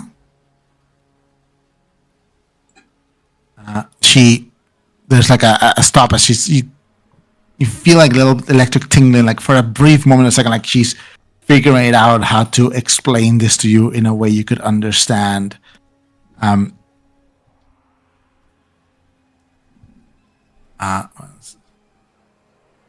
There's like a little pause and she kind of goes like, well, I've been able to dissect, analyze, and consume the algorithmic matrix of the other VI,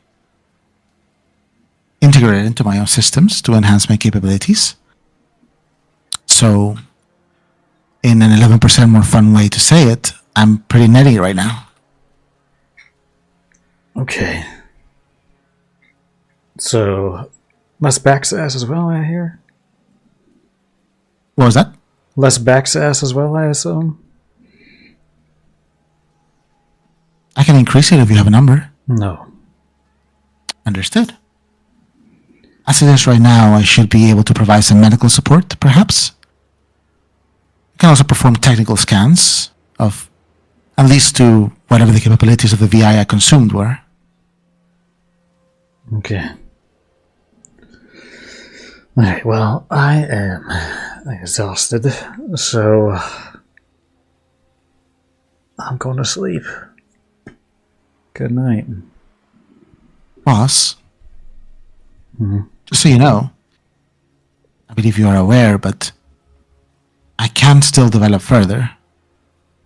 I'll just need more code, more algorithmic patterns, if you Yeah. can provide them. I'll keep a lookout. Appreciate it, boss. Sleep well. Good night.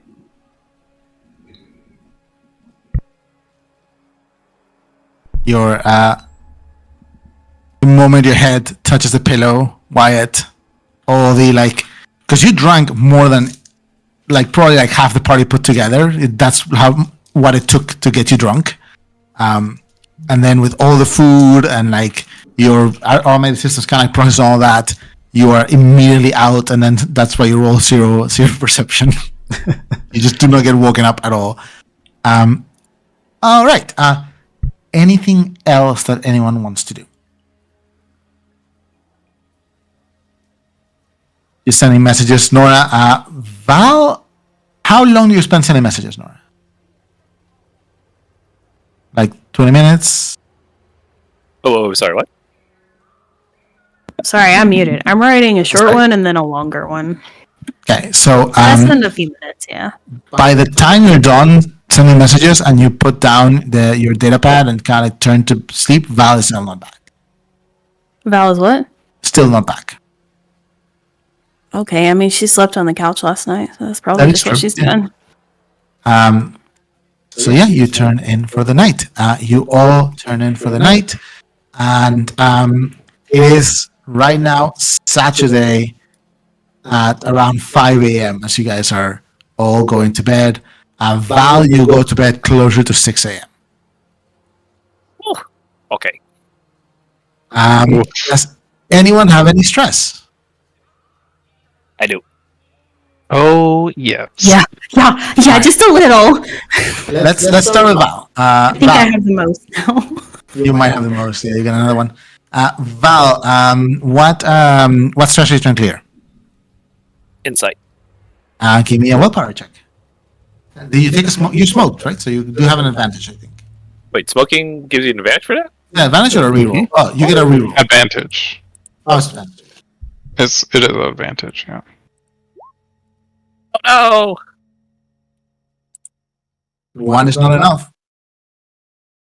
Do you want to use your thing you just got? Oh no, you already used it. no! Correct. All right. So yeah, Val, unfortunately, you fall asleep watching the whole of it. Kind of have enough mind to like take it out and put it away before you truly fall asleep. But eventually, you end up passed out on the couch again with Ghost, replaying the events of the night. Nora, do you have any stress at all that you'd like to clear? No, none whatsoever. Yuck. Stop it. Someone please Okay. help Nora. I bummed a cig off Maurizio, so I get one advantage. You do It get one begins. advantage. Wow, that's a crit. So you clear 2 points. I'm so good. All right, that was a good conversation. I got to threaten somebody. I feel good about that. All right. All right, nice. So yeah, Doesn't you make any sense considering Lev just saw right fucking through me, but whatever. I would say, but you still probably go to bed pretty satisfied with yourself. Oh yeah. I'm the most fucking badass bitch out there. Yuck. Do you have any stress? I sure do. Insight is cleared with willpower? I think? Yes, inside willpower. And did you take a smoke? I sure did, right after the concert. Yep, that's an advantage. Oof, I'm Two just is enough to barely clear one. scratching Yeah. by on these. But I'm now stress-free! Nice. Nice. And Wyatt. I have insight. Another willpower check as well. I did smoke as well. All right.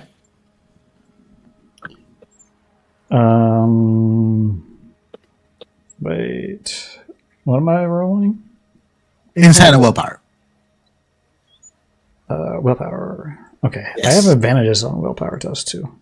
Oh, nice. So it's a 2 bonus. Yeah. That clears the stress. Stress free. Look at us. Nice. All the boys are stress free. The boys are back in town. All the girls are stressed still. It's very fitting to the real world as well. Oh no. All right. We don't have to roll for addiction or anything. If you guys have spent any tech points or captain's dice and stuff like that, you get them back. Is anyone... So, you're going to bed at around between 5 and 6 a.m. So, Val, you would have to get up to get a full night's of sleep. You have to get up at like 2 p.m. and everyone at 1 p.m. That would mean you would lose the first half of the day on Saturday. Is that okay with everyone? Or Or would we'd you have to roll fortitude. Yeah. I don't use mental skills. I don't know.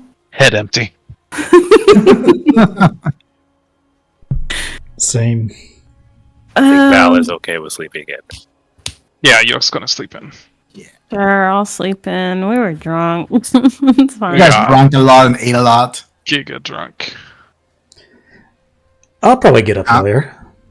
You get up earlier? All right. I would say you probably need to get up like 3 hours earlier than the others to like really get the use of a half day. So if you want to give me a difficulty 3 fortitude check. Difficulty 3. Okay. You got this. You get up at like 10 a.m. Fortitude main stat, Wyatt. Let's see. Cyborgs tend to be like good at that. Nope.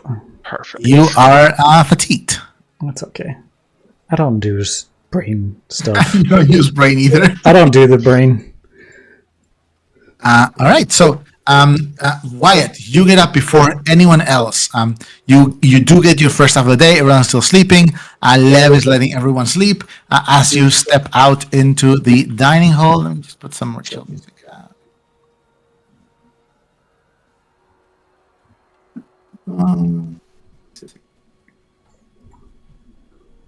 What is this one?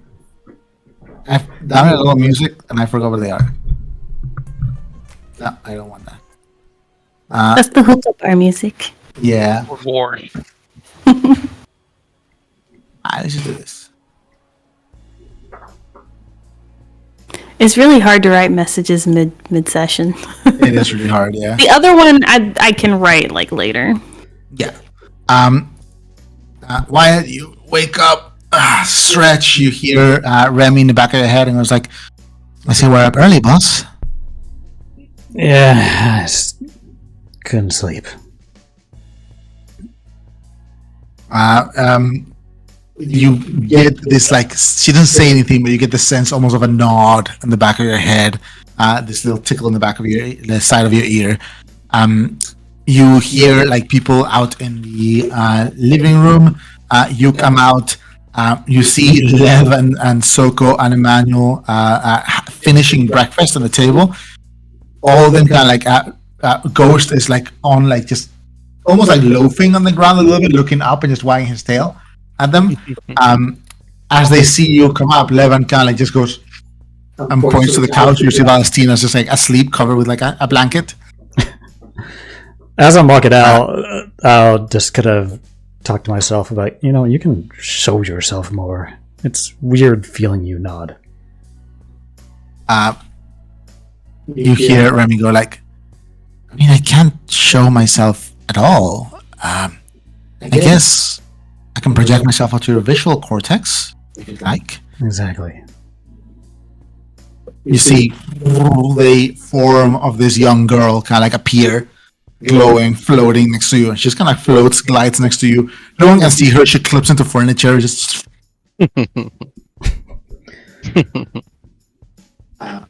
Levan kind of like goes like, Wyatt, hey, good morning. Morning. Surprised to see you this early. Yeah, just couldn't sleep. Want some coffee? Sure. Levan pours you a cup of coffee. The three of them seem to be like kind of chatting about stuff. You can talk to them, or is there anything you'd like to do for the first half of this day on Saturday, which is technically downtime? So Manny, Soko, are all around here? Yeah, all three of them are kind of just sitting around the counter, finishing up breakfast before starting with their day. Okay. I'll just kind of go up to the counter and kind of sit around with them. So, Lev, I didn't know you knew Nora's dad. How long did you drive for him? Give me a deception check.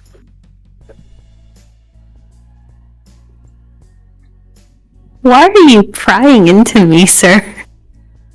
You're like, yeah, that's how it feels. That is true. Yeah, This is not how it feels because Wyatt is the one telling us everything. Not anymore. Meanwhile, my NPCs tell everybody everything. Yeah. Would this be beguiling? Yeah. Say that. We can apply it. 6. Levan rolls a lot in empathy. I don't think he rolls enough.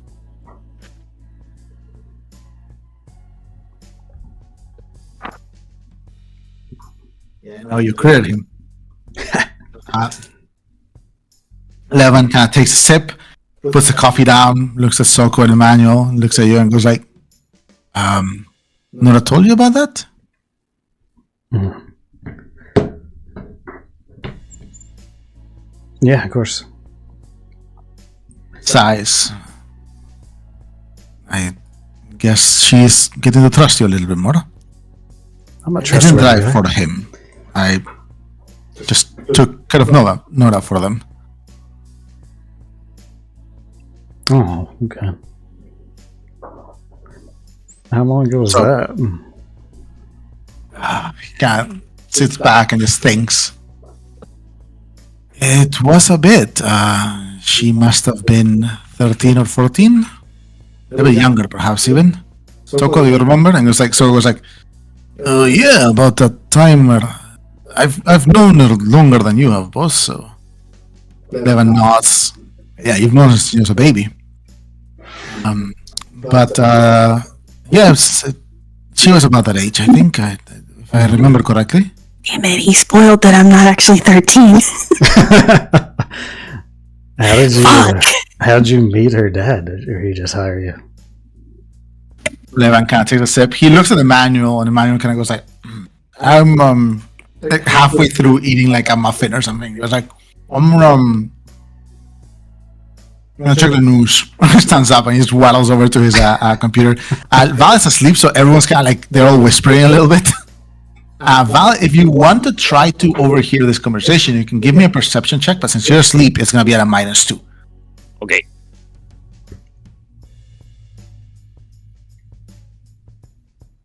Fucking 6. Oh, Wait. you need one more. You get one more. Val, you are passed out. You are replaying the holovid you saw yesterday in your head, but you're in it now. Oh my gosh. Recurring dream. So look over at Val. She's out. Levan kind of. What was you asked, like how he had met Nora's dad? Yeah. He kind of goes like, I guess you could say, in a sense, that's got me started on some of what I do. Give me a hand when I was starting out, at least starting out here. But right now things are a little bit complicated with Nora, being away from home and everything.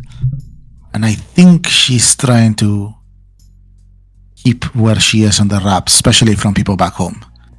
So Sure. I'm sure she'd appreciate it now as well if we, keep things quiet for her. Trying to help her in that regard. Yeah, sure. I mean, I'm not going to tell Mr. What's his name? Give me a diplomacy check in this case. Would this be persuasion? This will be persuasion, yeah.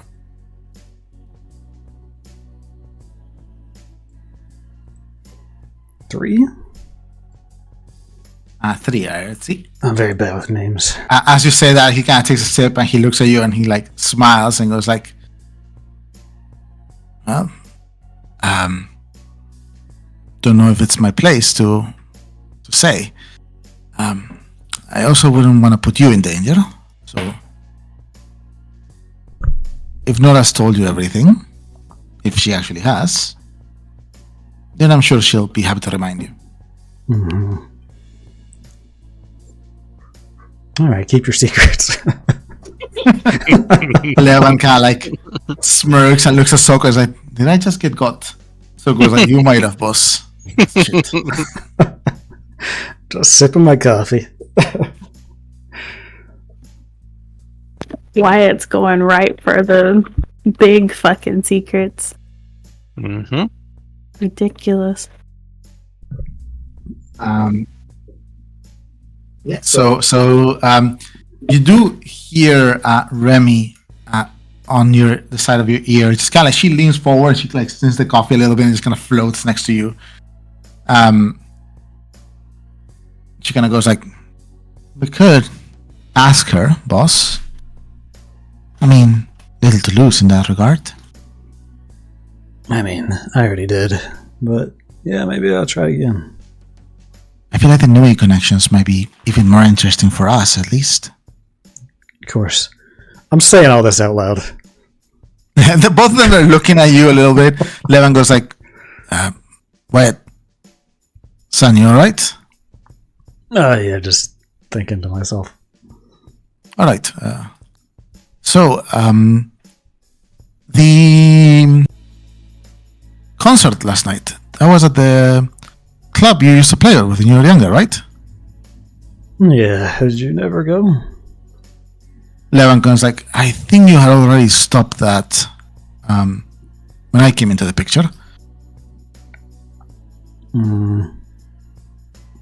No, I definitely was still playing. Maybe you just didn't. Well, no, not with that group. All right. But if you ever want to play some of the old ones, we can set something up here. Maybe. I'll consider it. By the way, not meaning to pry, but does Ariella know you are here? I forgot. Okay, well, I don't think she does, but Oh, all right. I just don't want to, Soko kind of like takes a sip of his coffee, goes like, I am going to go help Manny check on the news. And moves away, and Levin goes like, I just figured maybe if she was worried, it would set her at ease a little bit. no, I mean, she knows that I'm out doing gigs. I guess that is true. I'm checking my data pad to see what I even said.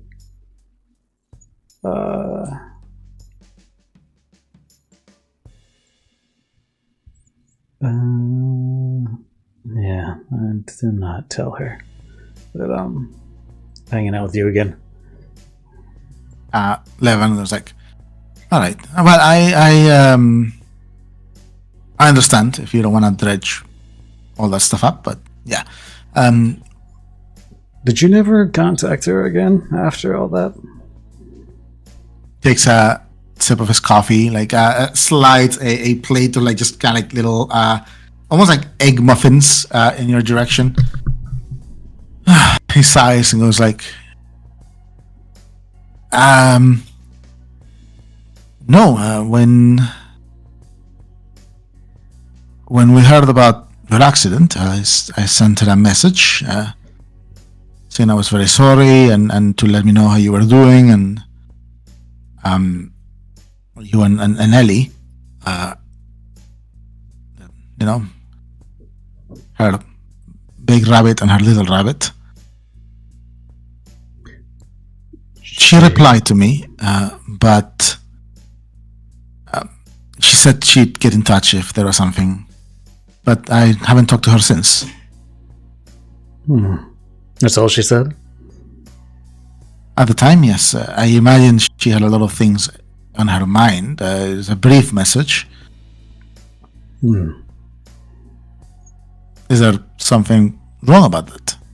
No, I'm just thinking. So you didn't know I was still alive? I mean, I knew you had an accident, but I didn't know much past that. Okay. You didn't see the I hoods? assume. Excuse me. The video. No, I have a hard time following the Netsphere sometimes. Stuff just moves so fast. For an information broker, that might seem like a bad thing, but I tend to focus on if something's on the Netsphere, then no one's gonna pay for it, Right. I get it. But in any case, anything you need, Wyatt, we are here to help. I do know that you probably have a lot of things going on, but for all time's sake. Sure.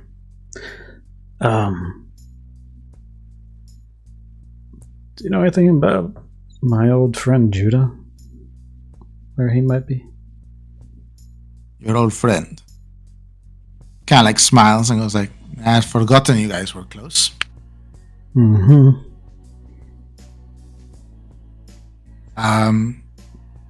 Well, after one went down with you two,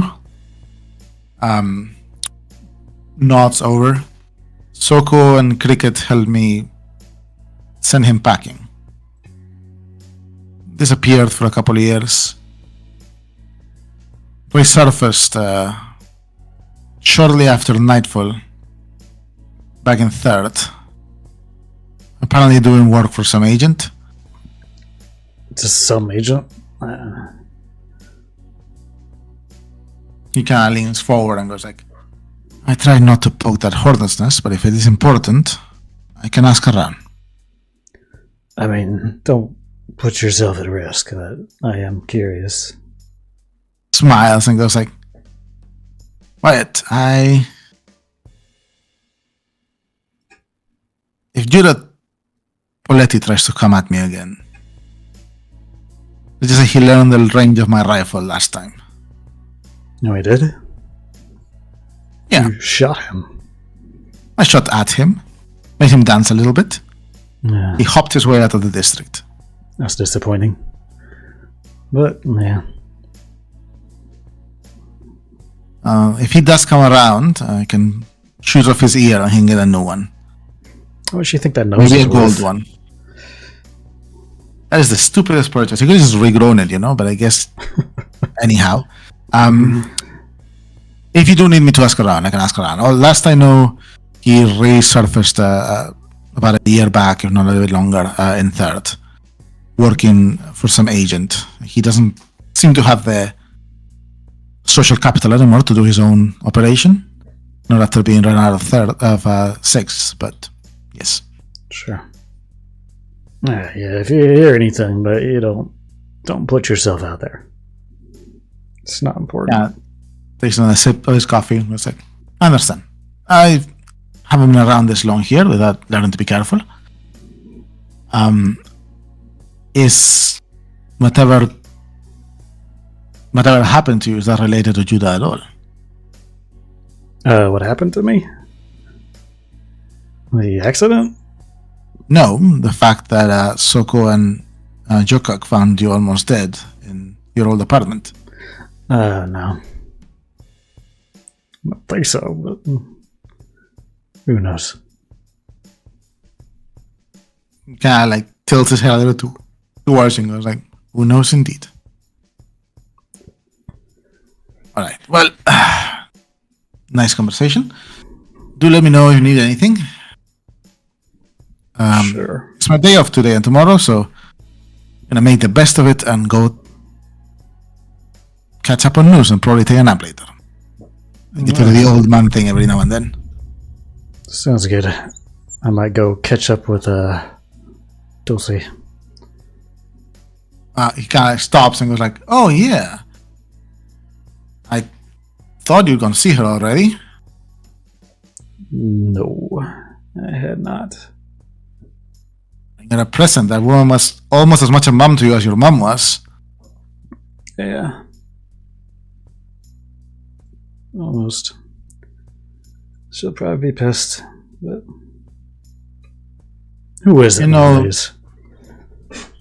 Dulce has a hard time staying angry at you or Joke or any of the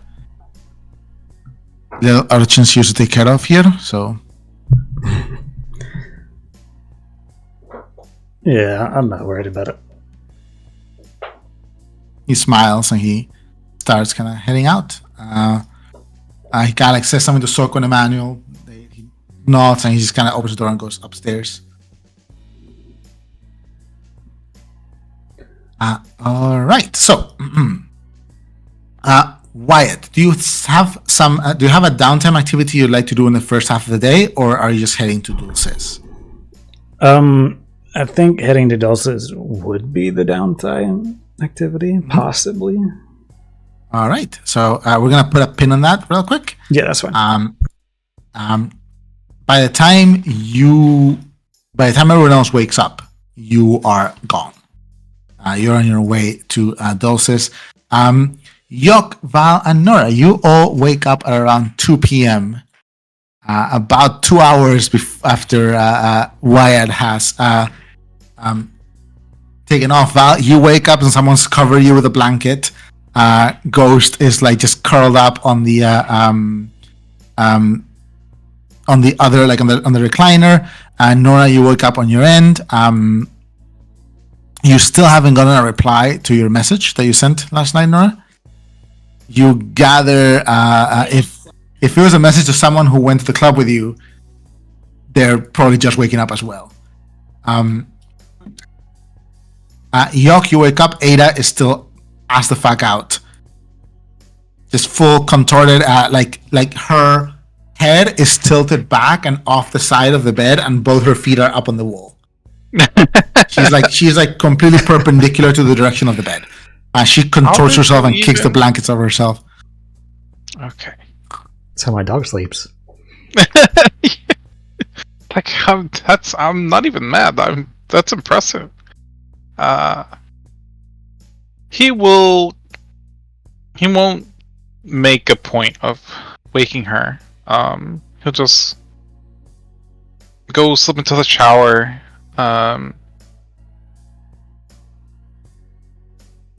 Get ready. Looks at the time and kind of rolls his eyes. Boy, it's like when I was back in my binge days, and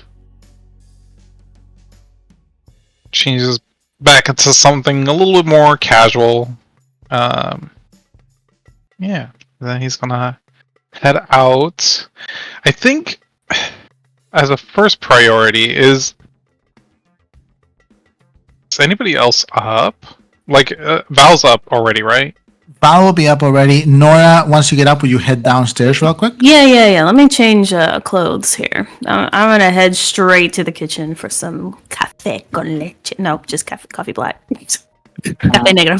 So I would say as you come in, Val is probably like sitting up on the couch, kind of just getting her stuff together a little bit, and the door has just opened, and Nora is stepping in, a little bit of bags on her eyes, but looking rested in general. Oh, What? I forgot the thing. Oh, Hold on. is that how you come down? Hold on. I forgot. I was supposed to do something with. Give me 1 second. I'll show you what it actually looks like. How Nora comes down? She actually comes down like that, and then she's like, "Oh fuck!" and runs back upstairs. No. I'm sorry, this is scatterbrained. What is this? Is the first one's the talky one, right? Day, guys. Oh no! Is this like post-party disaster, Nora? I don't have Please a let it right be. outfit. I That would don't be have the amazing. Right outfit. Fuck. Well, I'll do it anyway. Cause just imagine she's in her like actual PJs though. Yeah. Okay. Oh my god. I love this.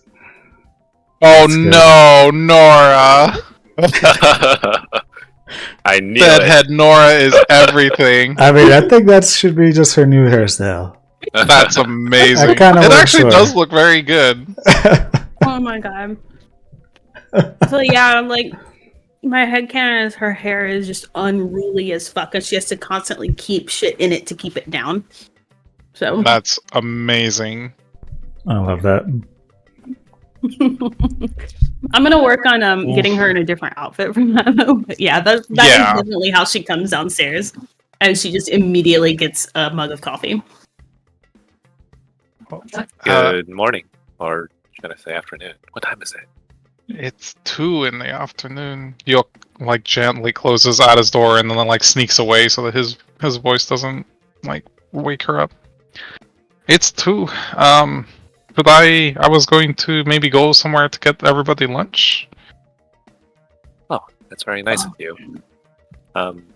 Anybody in like the mood for anything? I suppose I could eat something. Or how about you? Yeah, maybe in like 20 minutes after the coffee is in my bloodstream. I mean, yeah, that's perfect. I should be back around that time. I'm not going anywhere far. Coffee injections. That would actually be quite unsafe. I don't know. I think I could handle it. You maybe, but these things, you know how they are. They have to be made for general consumers. Someone's going to end up with coffee in a very inappropriate place. Mm-hmm. Okay. Look, I work the clinic. I've seen things. Anyway, how'd you guys sleep? Pretty well, all things considered. Still kind of feeling it a little bit right now, though. Yeah. Oh, Val, is that your blanket on the couch? Is it her blanket on the couch? Actually, probably not. Your blanket is probably up in your room. There's probably like a blanket from the linen closet that someone pulled out and put over you. Yeah, I guess it is in my blanket.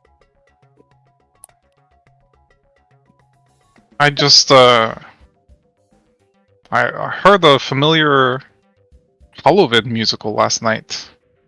Oh yeah. Sorry, I thought the music would be low enough that it wouldn't disturb anyone, but did it keep you up? No, actually, my aunt, Dritha, she loved Duska dance. So Really? I actually recognized, yeah, I recognized the music. Incredible. Yeah, no, I have this halibut. I guess she'd actually have it around since she put it away, but Mhm. she'll take it out. She'll say, one of the things I brought from far reaches of space. I actually have a copy of Dusica Dunst. I've actually grown up with this one. Yeah, you get like dozens more around here. Well, Like not that one specifically, but like whatever you want with Dusica. I would love to see more of her stuff. We don't get Probably very. a signed copy up at Aeon.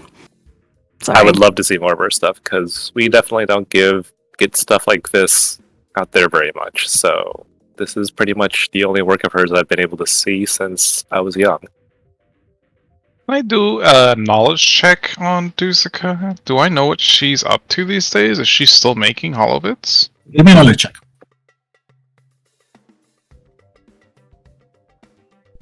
Do I get a bonus for being local capital? Or with this Yeah, I'll give you an advantage. 2?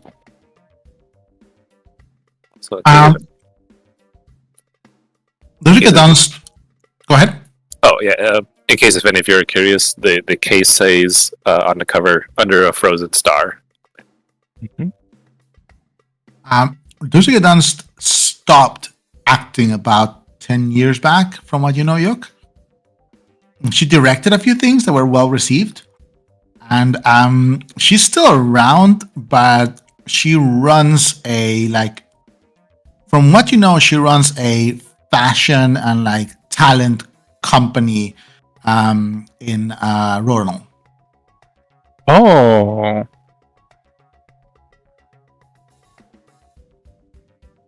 Like she's one of those celebrities that transition to like talent management. Yeah. Man, Yoko just bring that up. That, she stopped, like, starring in things, about a decade ago, but she did direct some pieces. I don't know if I've seen any of them, but we should check them out sometime. I see. You guys would actually, sorry, Val, real quick. Nora and Yok, being local kids, you would know this movie. And this was one of Dusica's one of her big breakout hits. It's about 32 years old though, the movie itself. Oh, the Under a Frozen Star movie. Mm-mm-mm. It's about how many years old? 32-ish.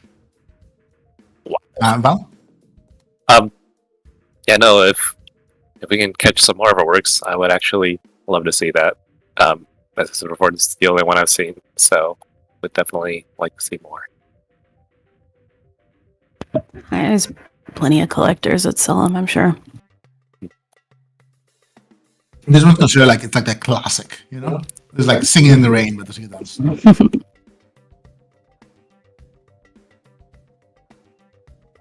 All right, so do you guys want to just kind of get dressed and go grab some lunch around here? Wait a second. Did Wyatt leave without telling anyone? Well, I just assumed he was still sleeping. Val is going to take out her data pad. She's going to send Wyatt a message. Do you want lunch? That's it. He will not respond. Great. I guess he left. I think he's dead. I am Maybe going to first go time. with... Yeah, I would... Well, that's the weird thing. Yeah, I mean, dying and coming back is definitely weird. Well, so he was assumed dead at the fuck all, but that was an accident, and apparently, whatever operations they did, whatever implants brought him back. But I noticed when I was picking him up above the Verity Clinic. I remember now when I was doing surgery on him, I was having Hellrun diagnostics on his system, and there was actually an active algorithm that was working to keep him alive. I've never seen that in implants before. Oh. It was very strange. Yeah. What do you mean, like the code itself was keeping him alive? It was working like through his implants to kind of keep him on the edge. He should have bled out. He should have died from his injuries. And perhaps given enough more time past what should have been a lethal amount of time just bleeding out. Eventually, I think there's only so much even this algorithm could have done. But without it, certainly, even with his implants, they were mostly shredded and useless. I had to remove most of them. But even still, with that limited amount of technology, I don't know. Yeah, it was strange. I remember that detail now. That was there, just kind of working to stabilize him. Does At something least like that, keep him on the edge. does something like that sound familiar to Nora? An algorithm, like Something like keeping you alive, like repairing you, or so what you would know that would be common knowledge is that there are implants that do handle health, like stim implants, stabilizers, stuff like that. Usually don't have an algorithmic component to them, but an advanced version of those could. If you want information beyond that, you can give me a I'll say it could be medicine or knowledge. yeah. I think specifically like a little bit specifically in the realm of like nanite stuff, because I feel like Nora knows a bit of. Could she And use her profession for that? Yeah, could I use my profession? You can use profession, yeah. 2. Oh, very good. Okay, one sec. Wyatt will send a message back and say, Joke should shut his mouth. Never. Maybe Wyatt should shut his first. Valcina ignores the message from Wyatt. I'm just joking. I know. Just actively presses delete. We all start gossiping even more about Wyatt. Anyway, I'll tell you guys all my secrets, but not Wyatt. Nanite-wise, you do know that there are nanites that can heal, that can repair internal structures and stuff. Right, mine do. Yours do. Now, again, you do not know about an algorithmic component to that because usually the nanite control node connects to the From your brain. it connects to the brain stem. Right. But yeah, like that's the thing. Like usually an algorithmic patterning, Yok, for you at least. Actually, I'll say you guys have all heard about something like that recently, which was your conversation with Keg. What? Keg explained that like how he works, which is through an algorithmic matrix.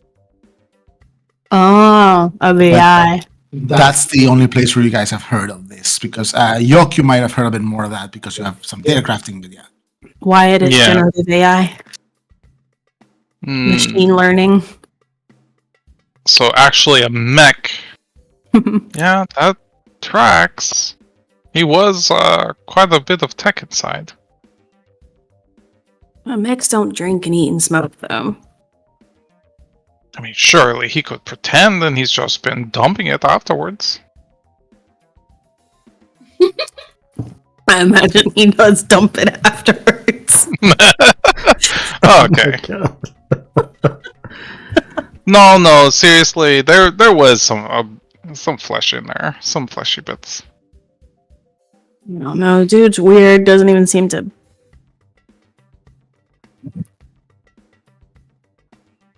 You guys know he has a bounty on his head, right? Oh yes, This I, is know payback that. season. you didn't know that, Laval? No, I didn't. Is it a lot? I don't think he knows how much it is. Well, he's told me he didn't know how much it is, but I know who has it on him. And may I ask who that is? You probably heard Sierra talking about Iggy last night. Yeah. It's another friend of mine. Well, Iggy is the Mercator's brother. So his sister is the one that has the bounty on him. Mercator Esanea Sankar. He knew a Mercator of 6th District. So I don't know what the fuck he did. He says he had a bad date, but that's bullshit.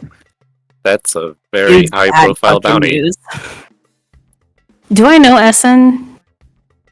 You've met her a couple times, but you've never really had like a full conversation with her. Right. You know her as you would know a friend's parent. So yeah, I don't know Essen that well, but if Iggy's anything to go by, the Nui are pretty like straight-laced and serious about their shit. So I don't know if a date would end in something like that. I see. That does sound quite serious, though, if it's from such a high profile individual as the Mercator. Is this why you wanted to look at Nui stuff at that one store? That's what I'm trying to figure out. If this is this sort of This whole conversation is like you guys getting back at Wyatt for this Yeah. morning. Fucking yeah, it is. Just some bullshit. Can I roll back and be back into this conversation? I wanted so bad to be like, do I wake up in time to hear some of this conversation? But I was like, no, there's no way. I would have slept in hours through this after this conversation. Yeah. Yoko's saying, yeah, if this was a romantic theft that went bad, first of all, he told me that she has a boyfriend. That's what he said to me too, but like, why? Why? Okay, so if he's on a date with her and her boyfriend or what the fuck ever finds out, why would she put the hit on it on him Yes. and not the boyfriend? Unless it's maybe a Nue rule? I don't know. They have a lot of rules. I mean, okay, look, the Nui are fucking weird, but I don't think they're that weird. Maybe. But then what's more curious to me is then why is he still investigating her? Especially through, like, I don't know, little trinket shops in around the night market? Yeah, I don't know. And I mean, Iggy and I are close. I'm not close to Essen, but I imagine if Iggy needed something from her, he could ask. So I offered to talk to Iggy about it and be like, hey, could you get your sis to ease up on this guy? But he wasn't having it. He was not happy with that idea. Iggy wasn't? No, Wyatt. Oh. He wouldn't even let me talk to Iggy, so I just told Iggy to shut up. I mean, I kind of get that because if the bounty is out, you don't want people that are close to the bounty's holder to know that they know him and they know where he is. Yeah, I already sent Iggy a video of Wyatt. So he knows. But he didn't say anything. He said he wouldn't say anything to his sister. And he's very honest. Okay. A little too honest. Hmm.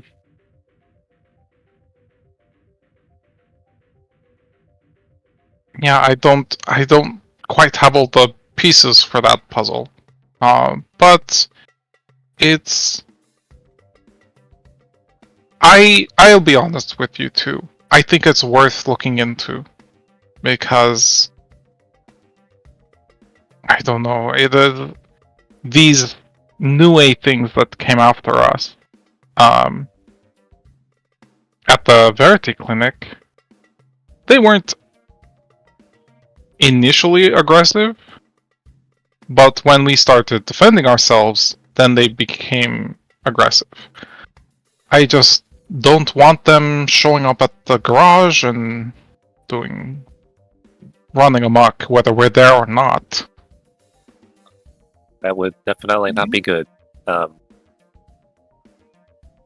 Well, Yeah, I know Lev has a lot of folks here and is very probably prepared for stuff like that, but if we can try to prevent ambushes like that, that'd be good for us and also for probably Wyatt's sake too.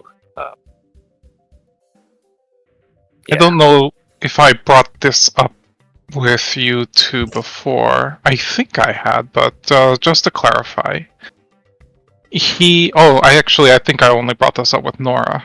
But he does have a tracker on his spine. Oh, that's great fucking news. so they could just come here anytime then. That's part of my worry about him. He wants to have it removed. He did not know that it was installed there, but that makes me question who installed his implants, that they would feel the need to put a tracker on. And it sounds like he doesn't even own his own implants. No. And it sounds like he may be still, I don't know, paying them off. If whoever installed them felt like they needed to be able to find him. I see. So that's why he's needed to stay low and run jobs with us. Could be. If there are plans to remove the tracker, what up to tracker after that? So Wyatt has the idea of keeping the tracker active, so that whoever is keeping tabs on him feels like they're still keeping tabs on him. They're still getting pings from the tracker, but I assume he's going to stash it somewhere outside the garage so that it's not pinging him at that location all the time. I have a question, because I think I may have put some stuff together. I could be very wrong. Do I know what Nui implants look like? I don't know. I would know that they do implants, right? They do implants. I would say give me a knowledge or a perception check, and I'm going to give you an advantage.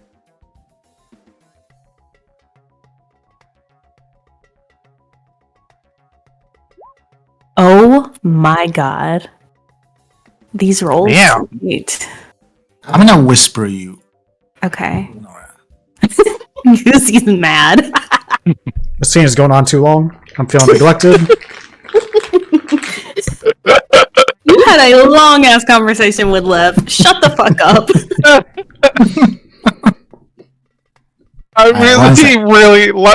Wyatt really got up early just so that we could have his whole backstory ripped apart by the rest of the party.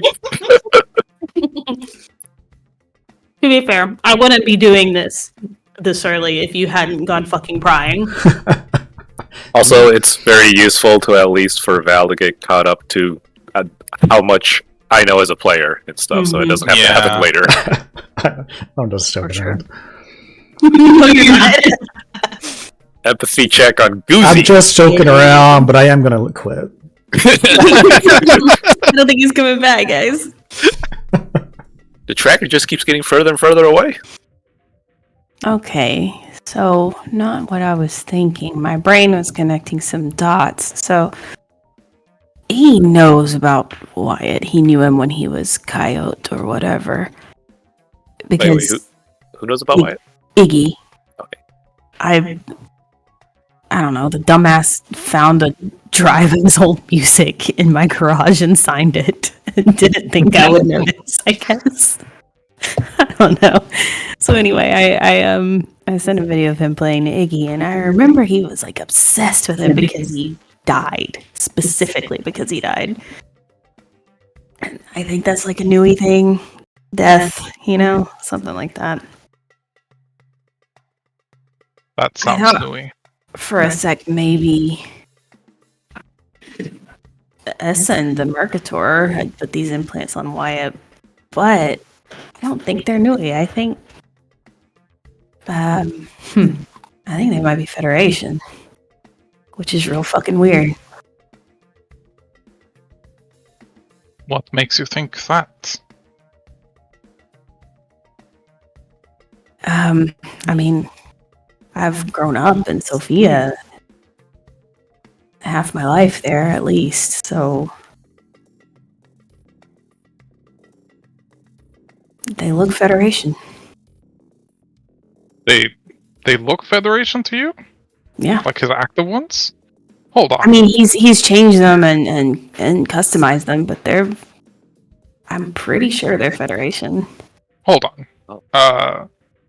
Yoke's gonna go to Wyatt's room. Is it locked? Why did you lock your room? Oh, yeah. It is locked. You go in, you just press the button, and the door does not open. I mean, It's electronic.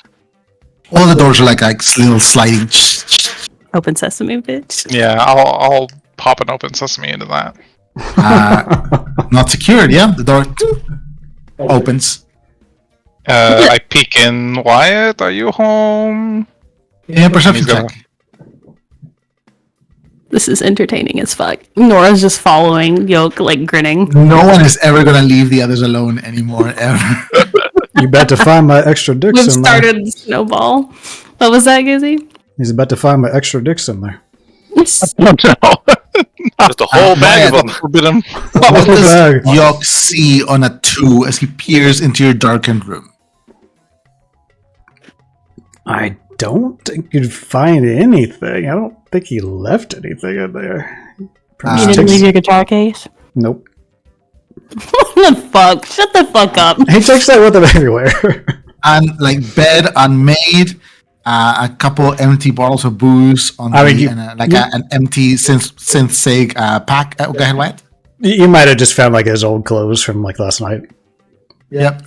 Some clothes kind of just like tossed on the ground. One of them kind of just over the bedside table. Slightly messy room, but there's just not a lot, so it cannot be super messy. Mm-hmm. Specifically, I remember we had a bag with his old implants. They were destroyed, but he did make an effort to bring that bag of broken implants with him. What they pulled out were the mods. Those are destroyed. The frames remained. Okay, yeah, the mods specifically. Wyatt, did you do anything with those destroyed mods? Those actually might be in there. That's what he's looking I don't yeah. think he's carrying those around with him. Did you hide them, or did you just leave them kind of like in a bag in the closet or something? They're probably just in a bag in the closet. All right. So yeah, as you peer out, you don't see them at a glance, but you're just standing at the door, peeking in. Yeah, I'm gonna go in there and look for them. As you open the door, you do find kind of like that same duffel bag, slightly bloodied, now slightly like just like hint of rust on these like implant moths that you remember pulling out of Wyatt to try to stabilize him and just repair the frames. Okay, I'm gonna take those back out. Not on the kitchen counter, but on the little living room. I imagine there's like a coffee table or something there. Yeah, there's a coffee table. I'll spread them out there. You see Sure. a little bit of dried blood caked on them as you kind of pull them out and just kind of like lay them out. Cool. Here, Nora, take a look at these. I don't know if these would specifically look Federation or Nue to you, but I certainly wouldn't be able to tell the difference. Well, go sit down and look at them. The designs they match the frames. Oh. Yeah. Strange that I Nora think knows so. all this, huh? Oh, strange. It's almost like I grew up in Sophia. Maybe somebody should investigate that. I keep fucking saying I'm from Sophia. Believe me. Everyone's like, so weird that she's from Sophia. Well, maybe it's because I fucking am. Ridiculous. Allegedly. We'll get to the bottom of it. I mean, that's might not even be her real name. I mean, we already figured out a real name. It's Lenora! Is that really her name? That's only the first layer of the real name. Lucy just We have really to go wants to deeper. know her dad's name. You want to know my dad's name? Yeah, tell me you're dead. You want to know my dad's name? Mm-hmm. Donovan Fox. Nice. All right. You'll find out eventually. Anyway, yeah. It's all Federation. Okay. At least that I can tell. I don't know. Information might not be perfect, but it looks fucking Federation to me. If anyone wants to look at these, like, they can give you an investigation check. I'd already looked at them before. Would I be rolling again? Would that make sense? Yes, because I don't think you were trying to figure out where they came from. Okay. It could be that he got them imported, or this potential benefactor we're all suspicious of might have Federation ties. Like that data pad we found. Are you able to narrow down the manufacturer any further, or is Federation as specific as you can get with these? Does it remind me of that data pad at all, or is it just Federation in general? I would say on a 4, probably reminds you of that data pad. That data pad Cricket was after, the one Emmanuel gave us. That Wyatt took. Wait, Wyatt took it? I thought we were Yeah, going to drop it off at the garage. He Oh, was we never hanging did on that. to it, and we never did that. Nope. Left in his care. And as if I remember what Emmanuel said, it is a DRG datapad. What was DRG again? The disk was DRG, but the datapad frame didn't, not necessarily, like the outside of it. Oh, Yeah, but the disk was DRG. okay. Yok, on a 2, I will say you don't really find anything particular in the implants. But what I will say is something that does bring your attention is the absence of something. Like the fact you don't find anything. There's no serial numbers, no logos, no indicators, nothing on them. I think I had noticed that before. I don't know if I had written that down, so... It means it's custom made, right? Well... Custom or... Not legal. Yeah. That's more where Yoke would initially assume. Well, nothing in capital's that legal, really, but...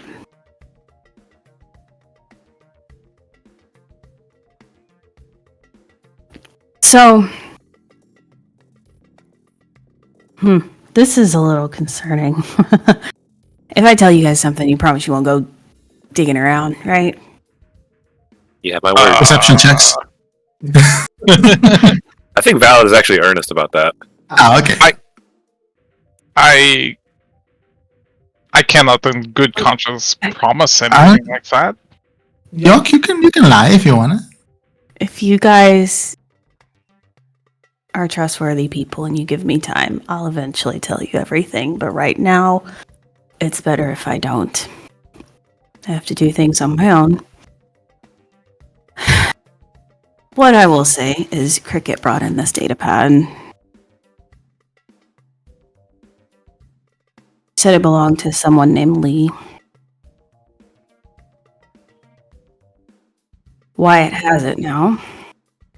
And tech on his body that matches said datapad. Guess who has the fucking bounty on my head?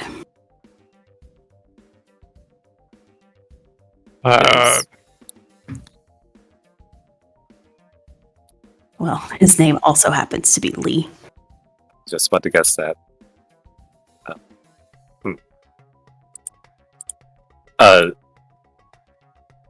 Your bounty,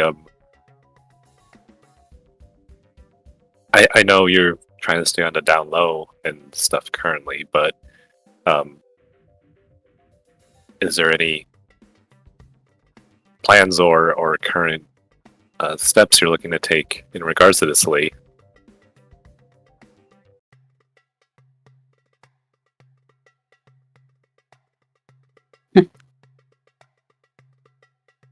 Well, he doesn't really.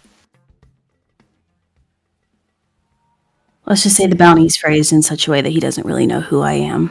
But if I had the chance, I don't know. I guess I'd show him who I am by force, if need be. I see. Is the bounty on your occupation rather than you specifically? Something like that. So more of a bounty placed on your general description, but not specifically on you. If someone else matches that description and if someone else of your profession is also, I guess, gets caught by that bounty, does that bounty go away, or is it like a open bounty for as many targets as apprehended? You guys are prying a little bit. Sorry, like I said, I can't. Go ahead. The bounty is until everyone like me is gone. I see. Well, I didn't mean to pry, just... It's good to know at least the nature of this, so... This is obviously a very far-reaching bounty, very dangerous, so... As long as I'm in 6th, that's fine. If that puts your guys' minds at ease. It does. Guaranteed that I'll be fine here, and I don't plan on leaving until I have a way to deal with this asshole. What concerns me is if that puts us at odds with Mr. Wyatt. Yes, that's a good point. Are you feeling goozy? Who's doing me? Goose, better stop it. Look, Goose, you're giving me information too. About in time. Get her, guys. Get her.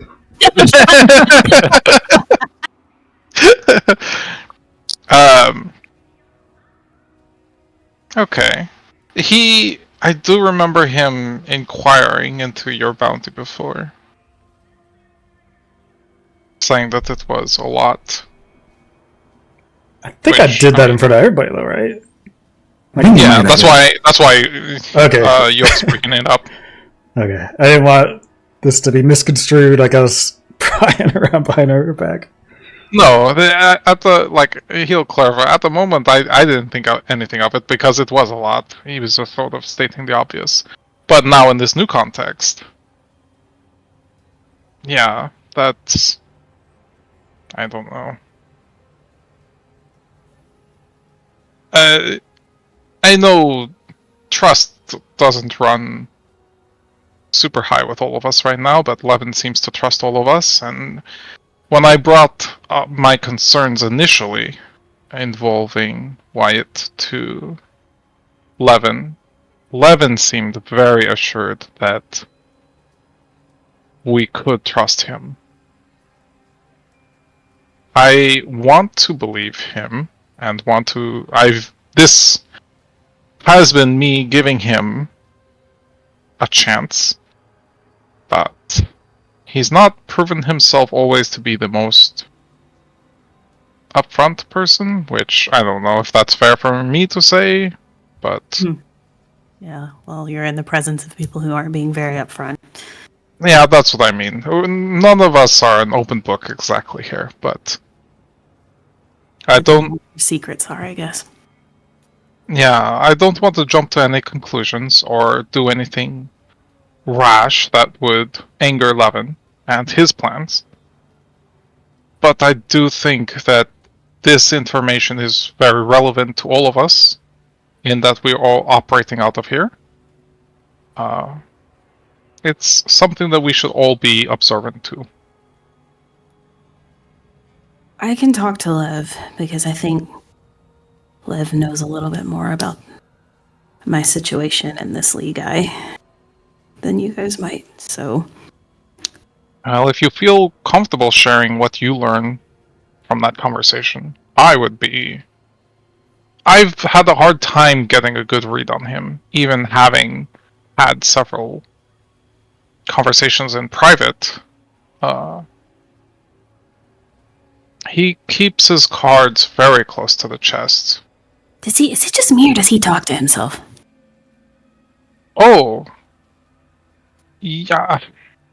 I can't ever tell if he talks to himself or he just kind of talks out loud or he just did, has a die. Maybe it said draw. Yeah, I can't ever tell if he's like addressing people without really giving context to, he starts a sentence in his head and then the end of it comes out and then you only get half the context. Oh, yeah, I mean, that happens. Sierra's done that before. Yeah, so I don't know if it's something like that or if there's something else going on there. But yeah, he is running a lot of implants, so who knows? Well, I just thought I'd let you guys know.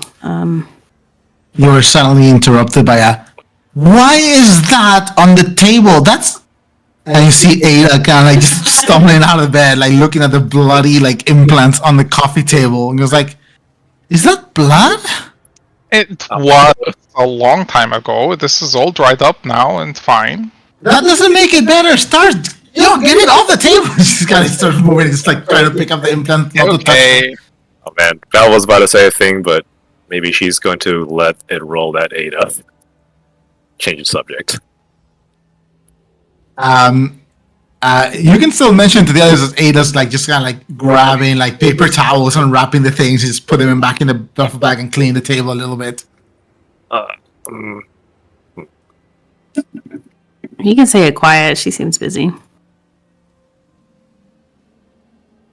Val is kind of thinking to herself. You can tell she's about to say something, and then she says, "Since both of you have been very forthcoming with me about your situations, I think it's only fair you know a little bit about me as well." Oh, shit. Do you remember when Sierra mentioned yesterday, or rather shared with everyone, that I wanted to make a sector a better place? Oh, you heard that? I mean, she did bring it up at the Crispy Hog, so yeah. Oh, okay, yeah. I was thinking of something else. Anyway, whatever. Yeah. That was slightly a sugar-coated thing to make her not worry so much. I mean, it's partly true. I do want to do something good, but more specifically, I am here to help avert a catastrophe. And to do that, I need to look into something potentially related to the network. I know your affairs are mostly your own, Nora, and you want to handle things the way you want to in steps when you feel they are ready. But if you would like to include me on any sort of going-ons of, I guess, how this network schism is playing out, I would very much appreciate it. You're asking me specifically? Or, I guess, if either of you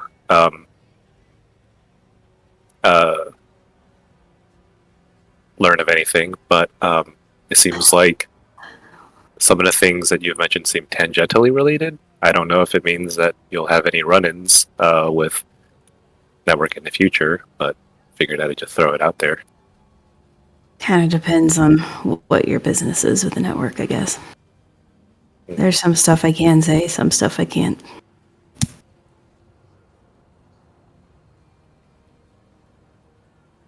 Mostly because I don't know a lot.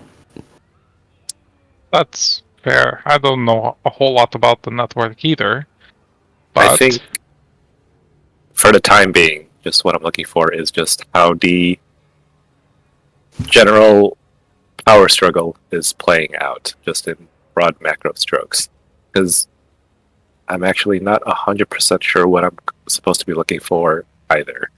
But if the picture for that becomes a little bit more clear, I might let you know. Well, I will say Maurizio certainly seems very interested in tracking that sort of disturbance in capital. Yeah, So I'm not he's a sure good, he's wrong. yeah, he's a good ally to have if that's something that you're interested in. I'll be sure to keep tabs on that. Then he sounds like he'd be a good source for that. But I figured you guys have earned that much at least from me, given all you've told of yourselves.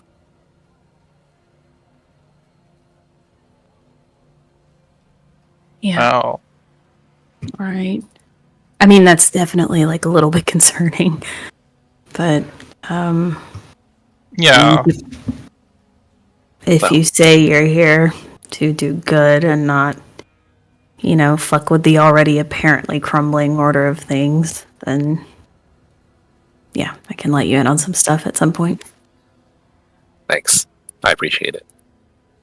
To your credit, again, like with Wyatt, you keep your cards close to your chest, but the main thing that, for me, is in your favor is that Levin puts a great deal of trust in you.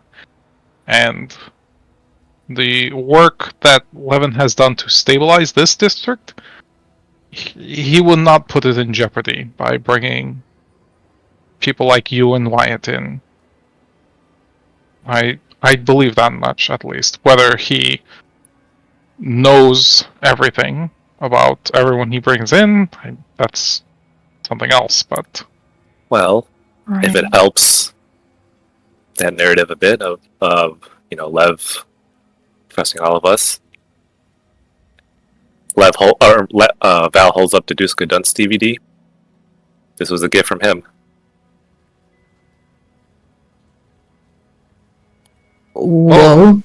So, how long have you known Levin for? Quite a long time. We go way back. I mean, obviously, he would have known to seek out a specific mercenary for his for what he needs. So he wanted someone he could trust. Okay. He looks at Nora. Did you know Levin was around Zelagar at any time?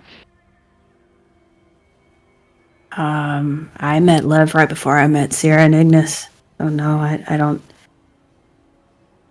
About 7 Didn't years know before ago, that. you said? I've known Silco my whole life, but Lev, no. Lev is full of surprises. I'll just say, I certainly didn't expect him to know all of you. So it seems to line up that he would keep his cards close to his chest. Well, don't make me suspect Levin now, of all people. No. Sorry, I didn't mean it like that. It just, like you said, he has a reason for trusting all of us, and in trusting all of us, he is probably keeping all of our secrets safe until we're ready to disclose them, like I am currently. Okay, fair enough. All right. So as Ada is like panicking, just trying to get you guys to start cleaning up the dried bloody flakes from around the table, we're gonna jump real quick to Wyatt, who has no idea his old implants are just laid out on the coffee table. Along with all his secrets. And When I was leaving, could I have taken Lev's car? the Barracuda, Yeah. are you gonna ask him for his keys, or are you gonna hotwire it? I'll use Sneak and Dex to hotwire it. Give me a dexterity check. Ooh, he's not going like that. This man is bad. Every This day works. we drift further from the Forge God's light.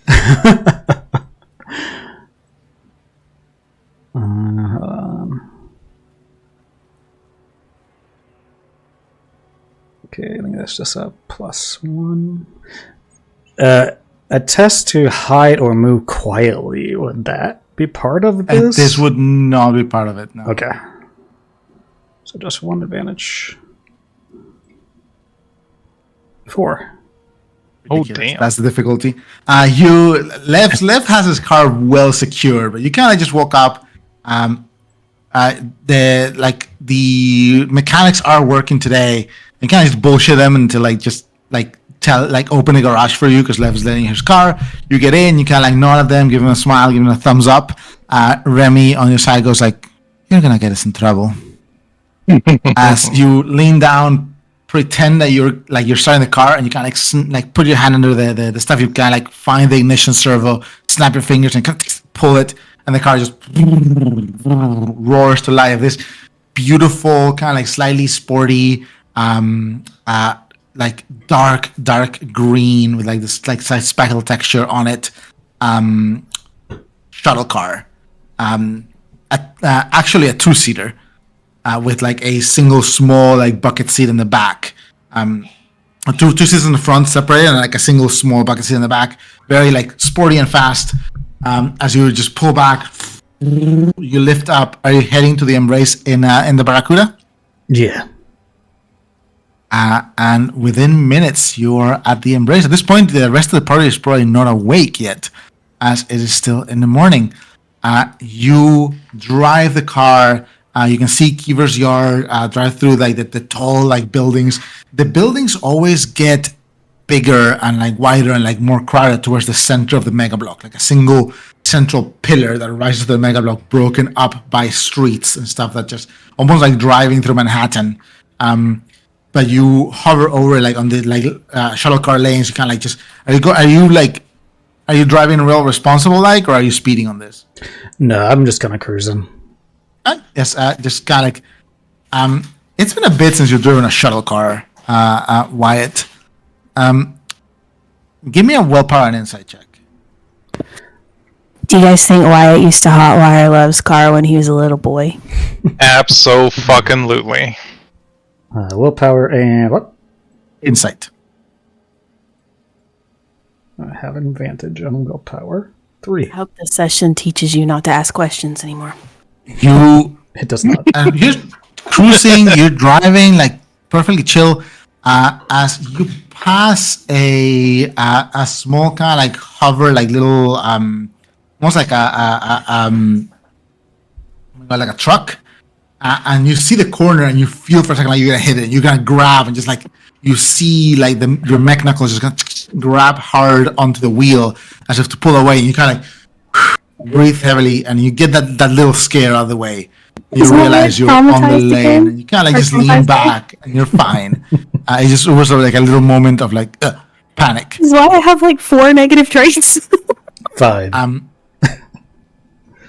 You all negatives. finally come to this large building and houses on its bottom floors the embrace, and you see the Foreigners Embrace here. This beautiful lavender and pastel colored, very classical looking building.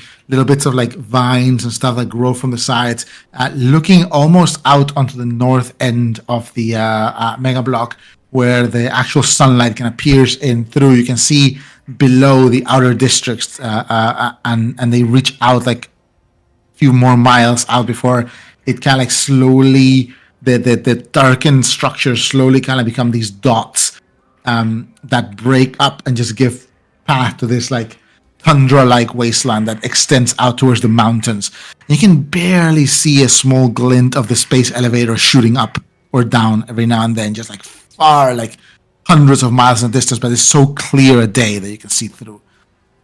You touch down, step out of Lev's car, and you can see now the Forearms Embrace. The door is closed at this time of day, but you do know that someone should be there if you knock. A lot of the employees live at the Embrace. It's just that they don't usually serve customers till later. All right. Okay. I will go up and knock. You step up, knock for a second. You hear a whirring, and you look up to the top left, and you see a small auto camera just focus on you. and you hear an intercom from the left side below the camera as someone's voice comes out, almost like a girl's voice, like pretty young, perhaps like 18, 19, a little bit crackly. It was like, yes, we are not open yet. But if you wish to reserve someone or you had an appointment, we would be happy to help. Yeah, I have an appointment to speak with Madame Dulce. The madam, of course. Under what name? Wyatt. Give me 1 second, Mr. Wyatt.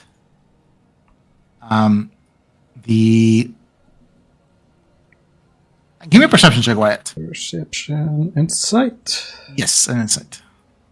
I don't think I get any advantages on that. 1. 1. You hear a few voices inside, like just kind of hush voices, and you are made to wait like an entire 3.5 minutes standing out here. The audacity. Until suddenly the door opens. Both sides of the door opens. Light floods into this beautiful little foyer that you're familiar with. Dulce didn't take over the Embrace. In fact, the Embrace, like, it was a different place before, and you would know this. Dulce renamed it the Four Arms Embrace when she took over. When you first met Dulce, she wasn't a madam, you know? The door kind of like opens. You see a short girl wearing this kind of like cute, kind of like longish, like almost like a nightgown. It's 11 in the morning, but you gather that they sleep in here in the Embrace, and a small, like, just pale off pink robe over it, as well as some like just very, very like dainty and classy small little white slippers. Her hair is just kind of like folding in curls. She reminds you a little bit of Dulce, but her curls are a like light brown, and pale blue eyes. She opens the door, dusting of freckles over her nose. She kind of like smiles, and she goes like, welcome to the Embrace. And you see standing there, looking a little bit like she just hastily put on some makeup and changed out of PJs. The familiar face that you've known most of your life, fully unchanged, of Madame Dulce. She's smiling. Off, like, two of her arms are kind of crossed in front of her, and the other two on her hips. And she leans forward and goes like, well. I see that young Yokuk got to you fast. Yeah. And, I apologize, ladies, for waking you. She shakes her head and goes like, we were not asleep. She goes like, the other girl goes, no, we were just having a bit of late breakfast. She looks at Dulce, and Dulce goes like, Kita, you can go back and finish. I'll just have a conversation here with Mr. King. She smiles and just gives you a little like just little bow and holds her robe shut as she goes back into like the back of the first floor, which, you know, the first floor is like there's bedrooms, there's kitchens, there's a lot of stuff they kind of use there. Dulce goes like, adjusts her own robe. She's wearing kind of like a robe over one of the sheer dresses she tends to wear. And she goes like, okay, well, come in, Wyatt. Close the door after you, please. We're not supposed to be open, and Of course. if people see the door open, then they think we're already providing service. Yeah, I understand. I'll close the door. Close the door. Dulce kind of goes like, leads you up to her like suite and bedroom area. There's like beautiful, but still like it's like old but very well taken care of, to the point where, like, unless you're looking closer, you can't tell that some things are slightly worn, slightly cracked and fixed afterwards. Nothing is like new and fancy, but it looks very like well kept. There's a beautiful, like, kind of like just white and this is her bedroom. This is not where she entertains clients. She has like a proper bedroom and an adjacent kind of little suite space.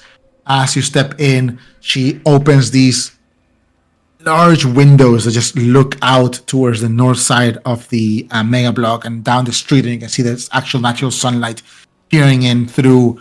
You can see in the very back of the room there's like tall canopy bed, and there's a few of like almost like French style little couches around a small kind of like artificial fur rug that doesn't look like any existing animal, but it's like fur over a small fireplace or by a small fireplace. And Dulce just kind of sits down on one of the couches and just crosses her legs and smiles and extends her hands for you to sit down either next to her or on the couch across.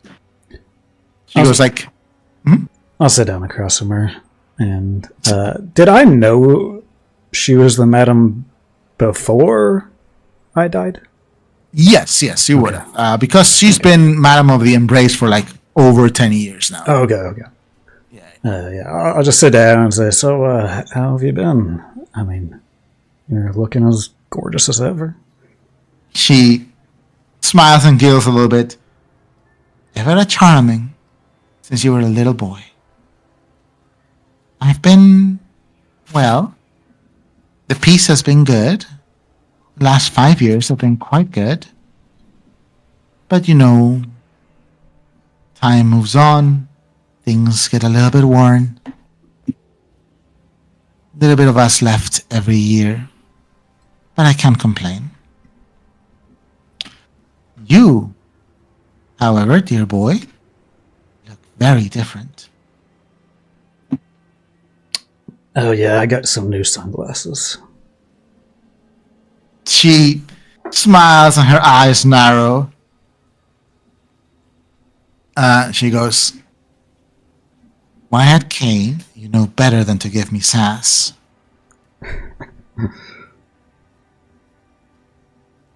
She leans forward and you see one of her mechanical hands reaches down. The bottom of the hand is Trusen's. So as she touches yours, it feels like a regular human hand, and the other kind of like clasps your hand over, and she just leans forward a little bit. Her own regular arms are steepled or are kind of like clutched at her lap, but the other two are stretching over to hold your hand, and goes like, "What happened?" Oh, I died and all that. Nothing crazy. I've heard you had an accident. We're all very worried. Reached out to your mom, told her if she needed something, we were home. We could always help. But I think she did find help eventually. Yeah. We didn't. I'm taking care of her. It's okay. I am glad you are. You always were trying to better things for your family. Yeah. Now, I will admit, I did whine the young yoke about you not coming to see me after how many of my gowns you peed on when you were a little boy. Oh, come on. But I also assume this is not entirely a social visit. Is it not? Not necessarily. Well, I never did have kids, but you and a few others are as close as I got. What do you need? I'm looking for jobs, perhaps, if you happen to have any. I have many, and let's say that we've cultivated a clientele that has a certain preference for cyborgs, if that is what you're aiming at. If not, there's always just entertainment or people who are looking for companionship and conversation. We offer all that kind of thing. Sorry, I was distracted by a t-shirt. What did you say the first job was for cyborgs? That was the version I meant to finish, and I didn't finish it, so I forgot to put it up. Rishton Pikayo. That's good. That's good. Incredible. Thank Dure for that Yeah, idea. she bought a T-shirt of the I thing. did buy it. Oh my god, that's funny. Dulce is saying like that there's definitely always jobs. They have cultivated a clientele that has a certain preference for cyborgs, if that's the kind of job you're looking for. If not, there's also always people looking for entertainment or companionship or conversation that you could also, do. Yeah. I mean, to be honest, that probably do just about anything. She tilts her head. She kind of goes like, okay. Well, not anything, but I'm not gonna make you do something that would put you at risk, boy. okay. You can be sure of that. Your mom would never forgive me.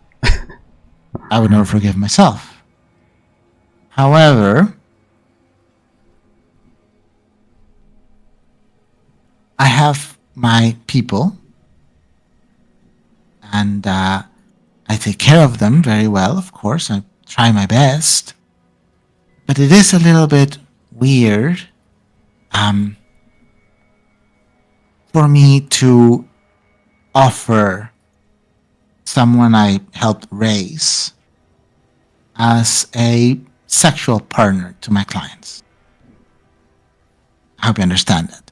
But how about we get you started with shows? I know you're very good, and we do have people who just want to hire someone who can play music or keep them company or is charming and can go with them to a dinner party or a bar or an appointment so they don't have to go on their own.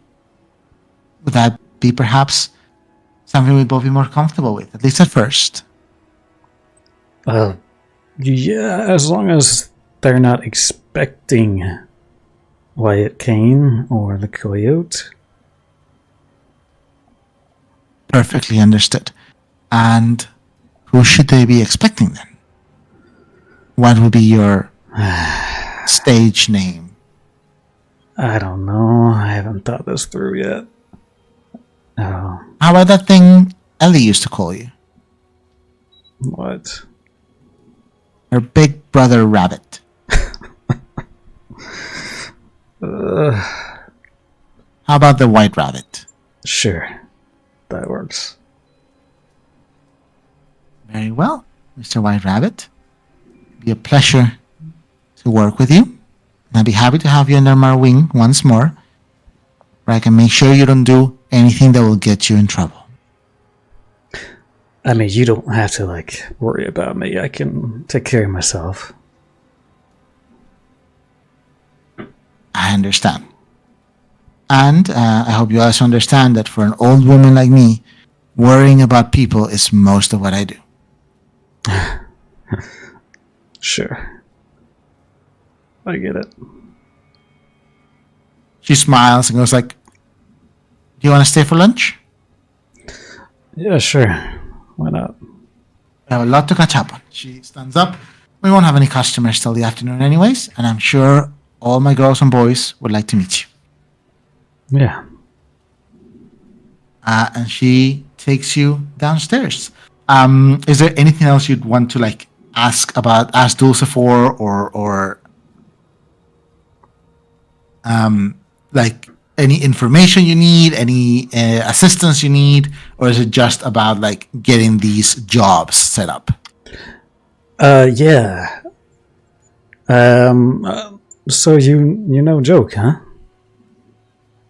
She smiles as like you guys are having lunch a little bit later, and she kind of goes like, "Yes, I knew him and his dad and his aunt. This was after your time in the neighborhood. Yok came from a couple floors below, Night Zone kids, and they usually need the most help. I had a lot of clients in the area. I was this is before I had the Embrace. I had another small place over there, and little kids always just running around in need of someone to hold them and pick them up, make sure they didn't get into too much trouble. And I, even as I had more people that I was responsible over, I just couldn't help myself. I didn't raise Yoke as much as I helped raise you, but him and Sadie and Ida, babysat them more times than I can count. All of them? Of course.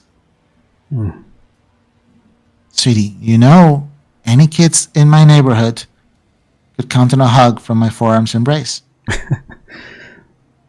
Yeah, it's a good thing you have 4 arms. So. They've come in handy. You remember when you were little, Wyatt, always wondering why young Miss Dulce needed 4 arms, and every time you ask her, she'd tell you, "So I can hug you." Of course, now that you're an adult, you know there's an entirely different reason. Yeah, keep them all under control, Or at of course. What was I going to ask? Oh, what did Joke come over here for? And I was like, "Oh, well, he was looking to practice a little bit of medicine, and considering what he's doing now, I think it's a good idea. We have a staff nurse, Britta, and she's not a full-fledged doctor, and since the Verity Clinic closed, well, let's just say, York being here also has helped us.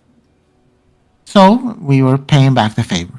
He was learning a little bit more medicine to keep certain people that he was working with healthy, which I am glad he's doing." I don't know who that could be, but yeah, that's good to know. I'm assuming he's going to be coming back here often then. She smiles and goes like, "Well, he's been here a full day so far. I don't think he is done with what he needs to learn from Britta, so I assume he will. You guys could come together sometime." That's okay. He doesn't need to know I'm coming over here. Would you like me to keep that a secret? Yeah, that'd be good. Okay. I understand the need for discretion. I was sort of looking forward to see 2 generations of my kids working side by side, but Yeah, he's kind of a little shit, though. if you kind of like, Yok, no, he's such a young gentleman. Yeah. Sure. Don't you go spoiling my image with my second mama.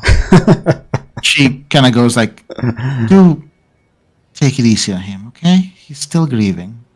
I know. I heard about it. She nods and smiles. With any luck, the enforcers will actually take this one seriously. But who I do knows? know about this, right? I've heard About Joe what? talk about this. Yeah, I think so. Okay. You might have. I don't think Nora knows. Um, I think this is a conversation with Yoke and just Wyatt. Might have been. No, I think Nora knows because Jacques and Val had a conversation about that outside of the, Outside of Dirks. outside of Dirks, and then Nora like joined in on that. That was about the clinic, the Verity Clinic. Oh, but Okay. It was about the clinic, but it did lead to. Pretty sure it led to, because I know Val knows about it as well. Okay, maybe I don't know about this then. In This character. is so difficult to keep up with. I know. Why I organized? Because Val knows about it from their car ride together. That's what it was. Uh, Yeah, when they went to Oh Peter's. yeah, so we don't know about it. Okay. Shit. Okay, well then maybe I'll have to ask a little bit more about this. Yeah. He's grieving about. Give me a diplomacy check.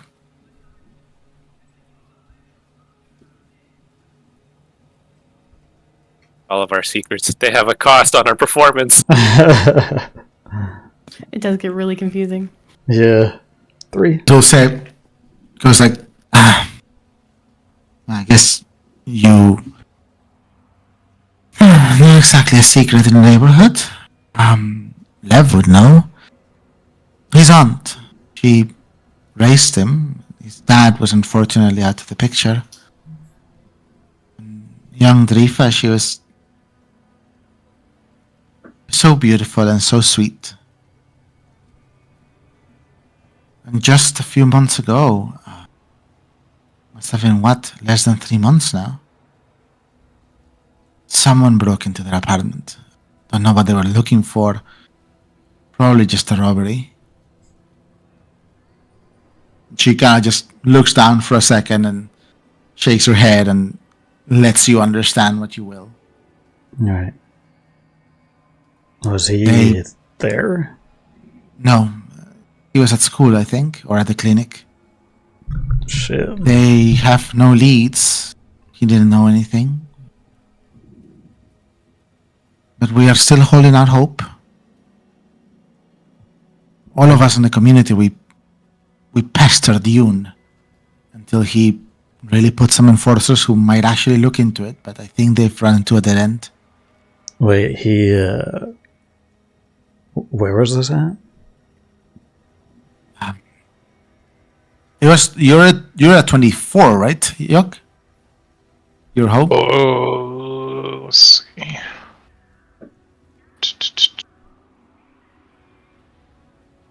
I am 23. Oh, I think so. Yeah, I think 23. I think that might be it. Let me see. Give me a sec so I can give you the exact. Yes, 23. She kind of goes like, just a good old neighborhood, but at the upper edge of the night zone, 323. It gets dangerous there, but we thought it's been so peaceful since 11. She goes like, we still have a lot of crime, but senseless crime. And Rifa had no reason. No one was out for her. But yeah, hopefully, it's only been 3 months. Hopefully they'll find who did it. I wonder if I can help looking into this for maybe. She kind of grabs her chest a little bit, like just, if you and your friends have the skill to do so, if you can help, I'm sure you could very much appreciate it. How much trouble would I get into breaking into a police station to get information? Oh, sweetie, no, you are not going to do that. Lev has contacts with the assistant to the chief enforcer for the district. His name is Yoon. We've put pressure on him so they actually investigate. Okay, so break into Yoon's place. No, Wyatt. Talk to Yoon, perhaps. Maybe you can suss him out if he's keeping everything under wraps. Fine. Don't break into anywhere. No promises, but alright. Alright, well, if you need to break into somewhere, don't get caught, okay? Of course not. I'm usually pretty, I keep my cool with everyone, but you All right. Anyway, She breathes. I should probably keep going before Yes, go. Lev Yes, finds it's out good I got his seeing you. car. You got what? Nothing. I'll see you later. Wyatt, and she's just walking out. All right. So, what is everyone doing the second half of the day? We just shit talking Wyatt. No big deal. Another 6 hours of shit talking Wyatt. Right? I think I only get one half of the day because I woke up so late, right? So yeah, basically Wyatt's first half of the day was going to the embrace and doing all this stuff, and then everyone gets a second half of the day. Well, just real quick, Yoke is going to put all of the destroyed mods, implant mods, back into the duffel bag, and they put them back into Wyatt's closet, close everything back up, lock his door, and All right, Yoke, Brian. give me a. You can do sneak with intelligence or dexterity. Do you want command dice for this? let's see.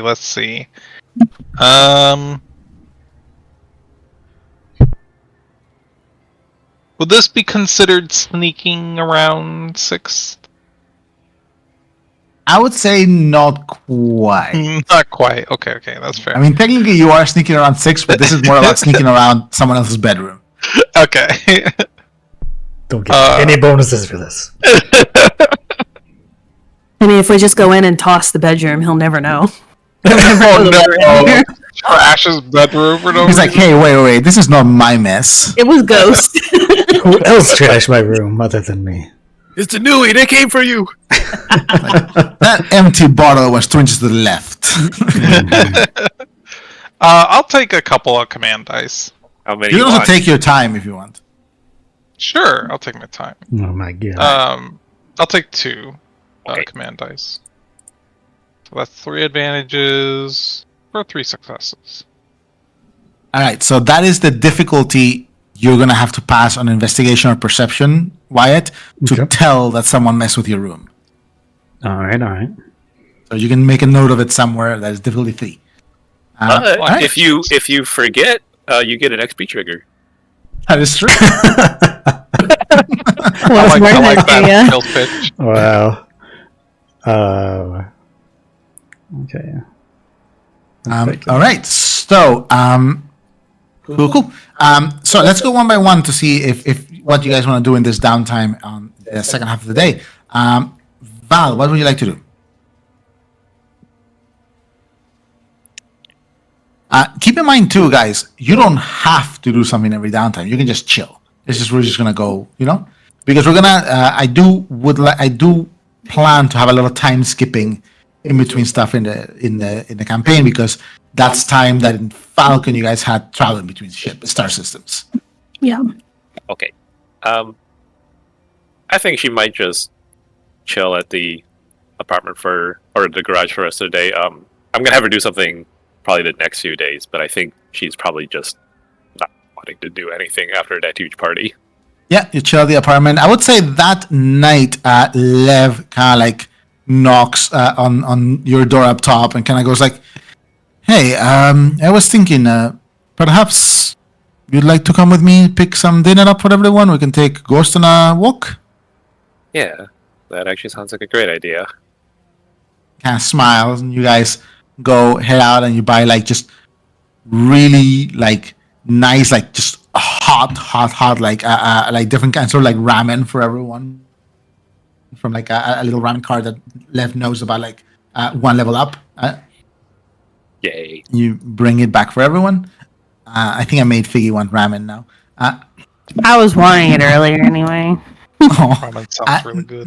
Nora, what do you want to do?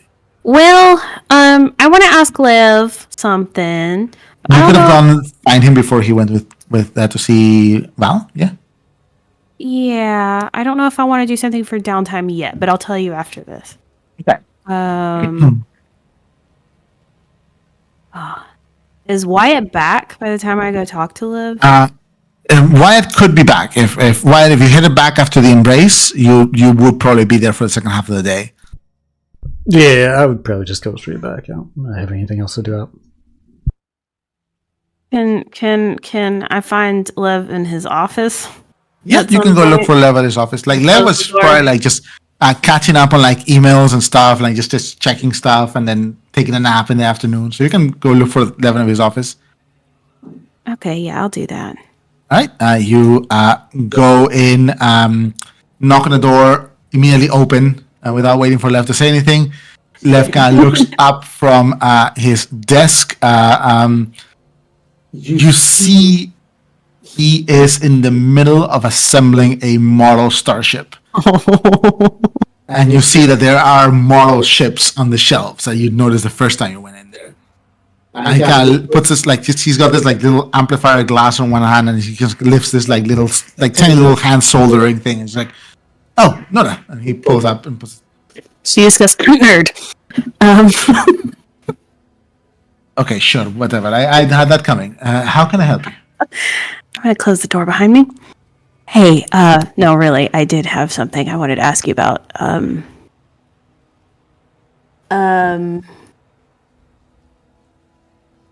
Yoke, Val, and I were talking, and we know you have some weird trust thing with Wyatt, but he's fishy, right? Like, you see it. He's definitely hiding something. Great. But then again, so are most of you from each other. Yeah, but I'm not hiding anything that's gonna get someone in trouble. Yeah, he looks up. You can get me in trouble. I could, but not if you don't go snooping. All right, but you're still hiding something that could get someone in trouble. Oh, you mean me? Yeah, well, whatever. You're not gonna get in that much trouble. Yes. Okay. Why is hiding something? I've told him if he needs help with something. I think he's just very reticent to ask for help. And I'm hoping, as he gets to know that you are capable and that as you all become a proper team, he will start to feel comfortable opening up and eventually asking you for help.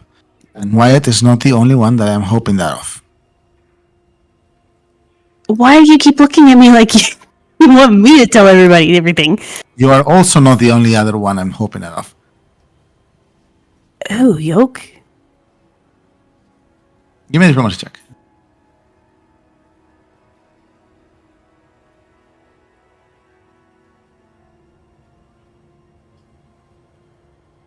Who?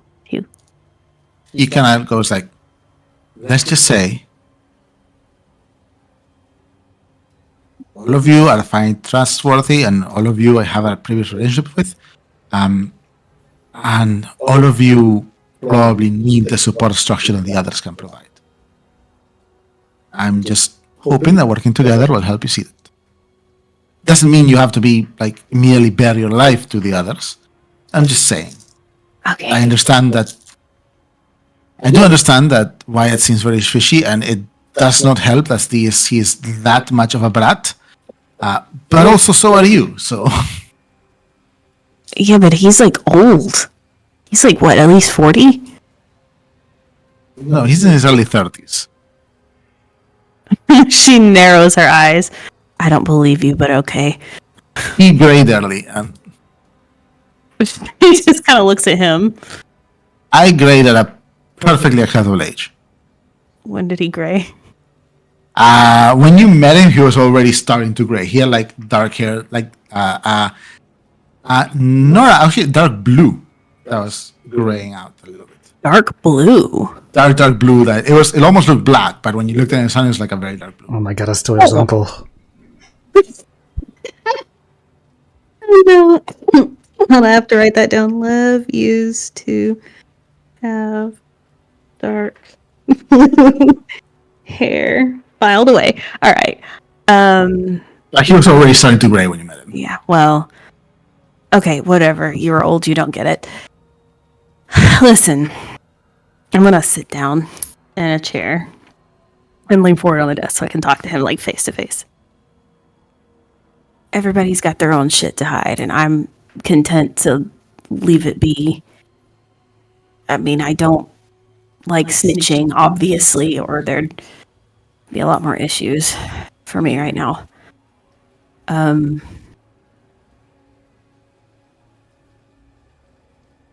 You know the bounty on me, right?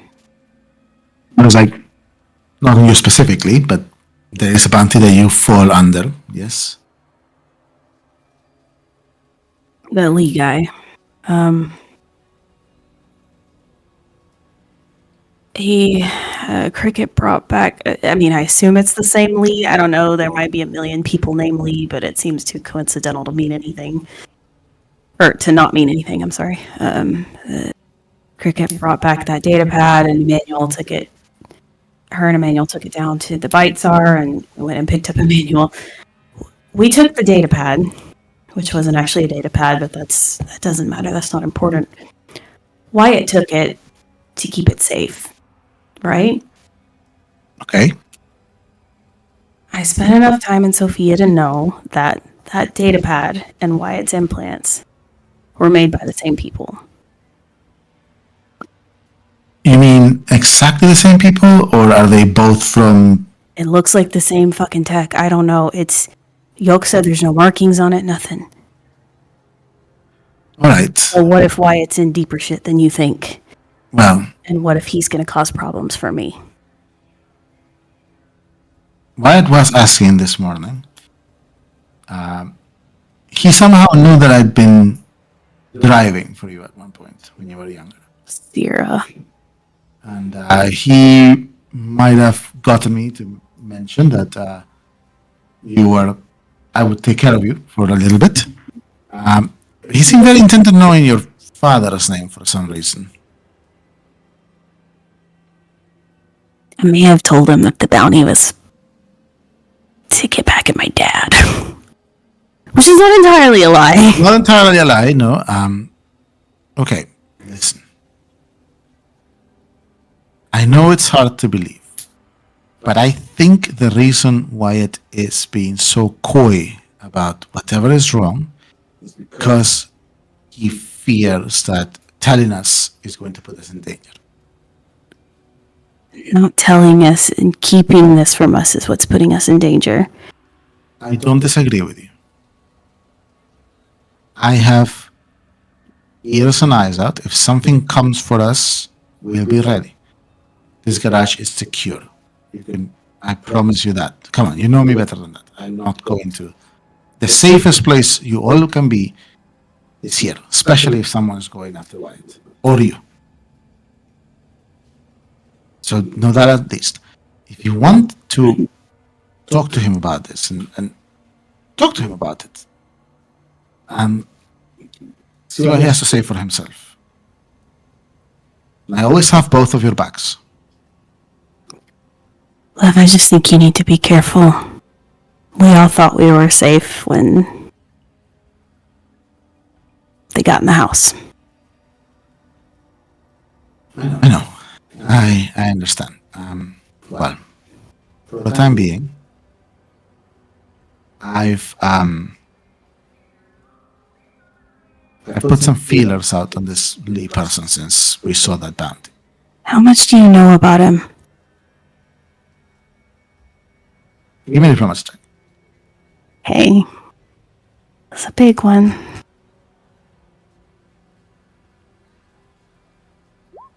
It's a 2.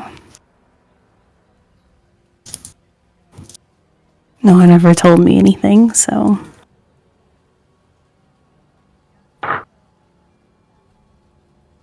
He goes, knowing not that much, but I have a suspicion. It takes a little bit of time to get information through safely in Capital. Yeah. As soon as I have confirmation if my suspicion is true, I will tell you.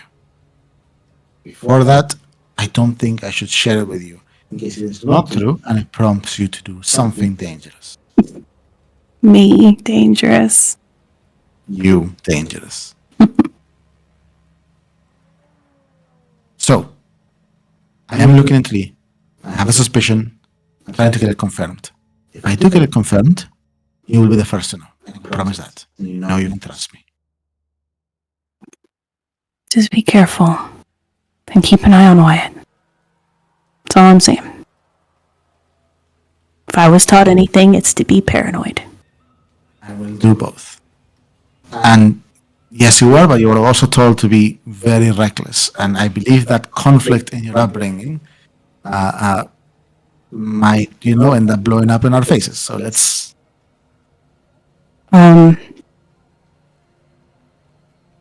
What did Wyatt ask about me? Exactly. He wanted to know your father's name for some reason. I'm gonna take out the little ID that I have and show him. His face kind of contours and his eyebrows raise and goes like, "Really?" Yeah. Think about it. It works. Okay. Here you go. So I guess I know what to tell him. Yeah. Oh, one more thing. Coffee shops. Something good. Someplace I'd go. It's reset day tomorrow. 3 levels up in the very corner. Beautiful view. You can see all kinds of people. Okay. Smiles. I'll get up to leave, and then I'll stop, and I'll just go over around his desk and give him a hug. Kind of puts a hand on your shoulder a little bit and just kind of rubs your shoulder and your arm and goes like, "We'll be all right. You'll see." How do you know Val? Give me an empathy check.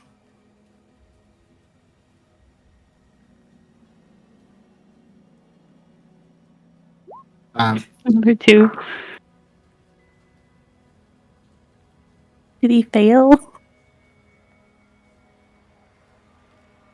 You got 1 success. He goes like, "Oh, she came highly recommended from some friends. I was looking for someone well skilled, and they recommended her. And I sent her a message. It took a while because from here to Seligar, and you notice a little bit of panic. Wow, that took like a It couple was- decades, didn't it? No. And you sent her a Dusika Holovid? Nora just kind of shrugs and walks backwards out of the house. Leon kind of stops and you shrug. And Leon's opening his mouth. He's gonna say something, and he closes it, and then he he opens his mouth again as you walk out of the room, working backwards. So Val, Davis definitely has a motive now to ask you to walk to get ramen. Okay. Yeah, does he want to talk about that, like when we're on our walk? Most likely, he's gonna ask about that on the walk. But let's put a pin on it for a sec. Nora, do you want to do anything else in your second half of the day, or are you just chilling? Well, so I was in the middle of doing throwing weapon training. What's the consensus on that? Because you told me about Wyatt's axes. Because you were looking at his sheet the other day. So Wyatt, quick thing. You have thrown weapon training, right? Yes. But your axes are not throwing weapons. True. No, wait. Hold on. They're martial. I could just get some kitchen knives or something. You are correct. And I think the old prestidigitator training you would throw, but now you don't. They're just attacks. But I do have a flesh melter blade that is thrown.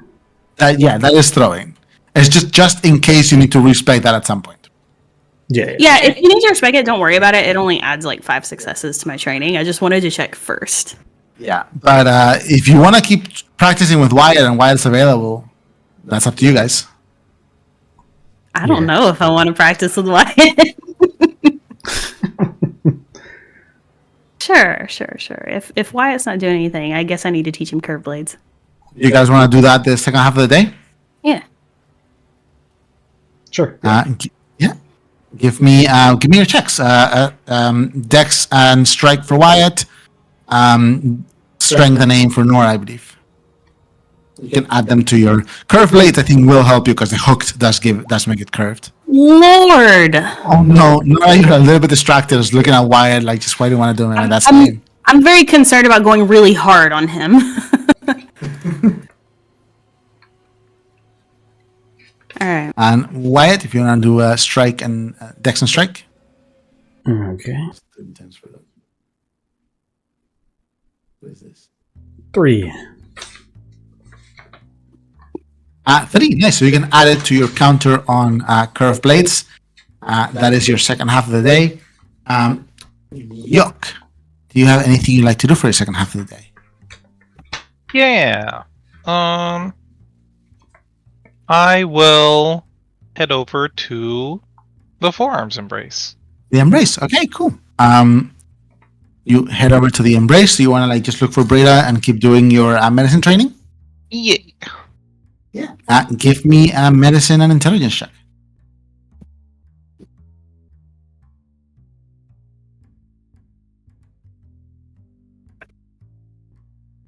Holy smokes, what a roll. Wow. That is like a third of your full thing. Go. Getting it done. Let's see. Yuck, Nora, and Wyatt. Any conversations you want to have with anyone in your vicinity before the end of the day? Wait. Can I roll perception on my room? Yeah, go ahead. I don't know if I feel like we should wait a bit, but it's up to you guys. I feel like we need to make Wyatt / Goozy cook. Cook. Let me cook, guys. Let me do this. Insight. Damn it. No idea. Same mess as always. It's not a particularly messy mess because there's 8 things in the whole room, but still. All right. So if there's no other conversations, Val, yeah. Oh yeah. If you're about to get in next, yeah. Yeah, I was going to get to that one. You and Lev are walking back, carrying the packs of the bags of just ramen and just a bunch of stuff you guys picked up. Ghost is kind of just following with a squeaky toy you guys stopped on a little stall on the side of the road and picked up for him. Levan kind of clears his throat and goes it's nice being able to be out and have a conversation a little bit more freely. I agree. Everything's been so busy lately. It's good to be able to spend time with you just doing stuff like this. He smiles. You've certainly made the most of your first week here. Mm-hmm. For sure. So, yes, go ahead. I don't know. You go ahead. Tina, for some reason, Nora was under the impression that we've known each other for 20 years. Yeah, I probably should have warned you. I did tell them a little bit about myself. I felt it was only fair since I've learned a considerable amount of all 3 of them, even Wyatt. But Nora, Jacques, and I were talking, and well, since Jacques figured out that I was watching a Duska Dunce DVD, I felt there was not too much harm in telling them that that was a gift from you. I figured it they quickly deduced that it meant that we knew each other, but I figured that was safe enough for them to know at this point. I hope I didn't cause any trouble between you and Nora. No. Give her a little bit of ammunition to be a shit. But other than that, listen, I trust those kids. I do. And I trust you. And I feel like if you feel comfortable giving them that information, that is fine. For my end, only Soko knows. Just so you know that as well. Oh, I didn't know that. He doesn't know about you, but he knows about me. Oh, okay. Yes. I see. However, you will not mention this to the Strategos. Understood? Oh, sorry. If Khalil gets in touch with you,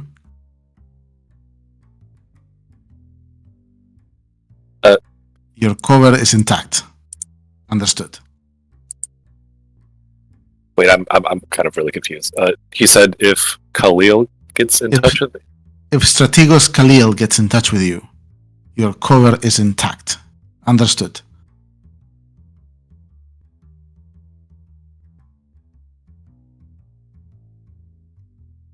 Val, you... Sorry, I was writing it down. Is Strategos Khalil like... Is Khalil a person, or is that like a position? It's a person. They're in your contact. Okay. Okay.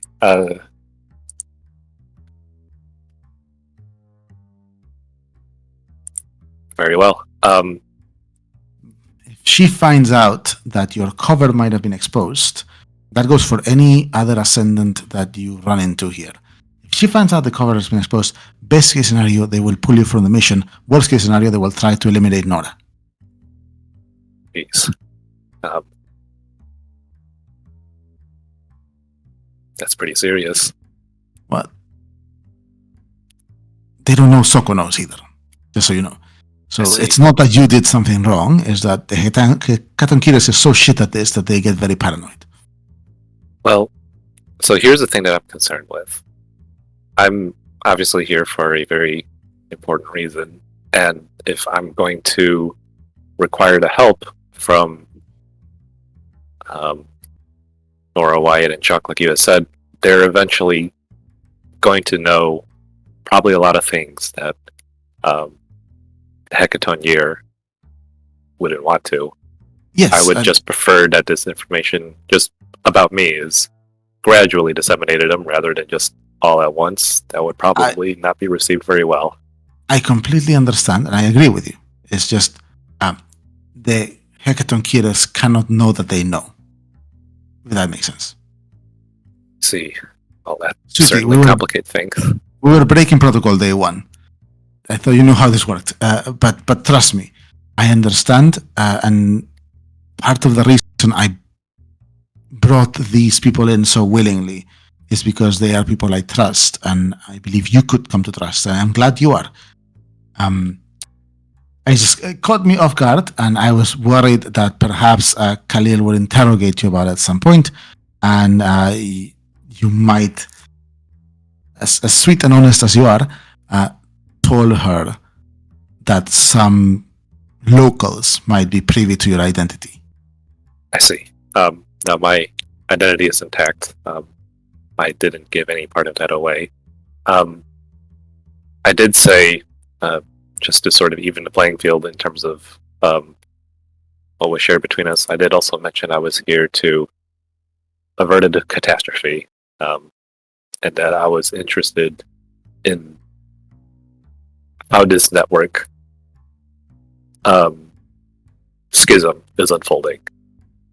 Other than that, there's nothing. I was saying that is probably good to know, for sure.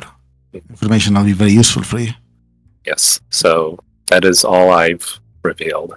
I certainly wouldn't want to put any of them in harm's way. I fully understand. And as long as we know what to keep from them and what to keep from home, they should not be. At least not from us. See. So, if Khalil does get in touch with me, if she's asking for specifics about how this operation is running, do I just not mention the others? You can mention you have assembled a team. You can mention that they believe that you are a merc from Seligar, which is your cover as assigned by Hecaton Kiras. You can mention that your team trusts you. You can mention that you're earning the trust of the local leader, so you can start making inquiries without raising suspicions. Which all is true. You just do not mention the fact that there are some gaps in your fake identity that may have become exposed. Like, for example, the fact that I knew you before. I see. I'll play my cards closer to the chest from now on. Sorry about that, Levin. No. Don't worry about it. If worse comes to worse, and Khalil does catch wind of this, your dad is still her boss. So we can try to get a message directly to him and see if, I'd prefer we didn't have to resort to that, but Oh, for sure.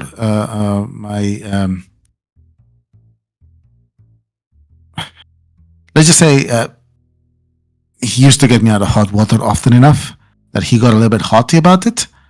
And I'd rather not have to like contact him after 8 years and go like, "Hey, Janos, I fucked up again." You know, like. fair enough.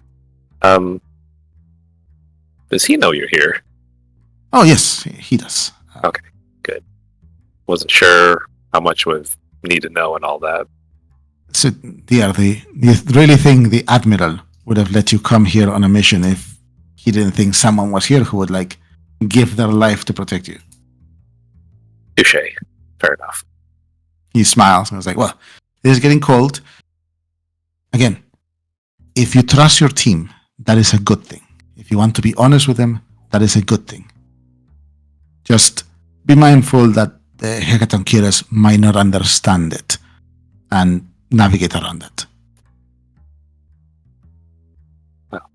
That's quite sobering to think about. I don't think I've ever had to be so careful about them. But Yeah, this is why we kind of suck at this as a culture.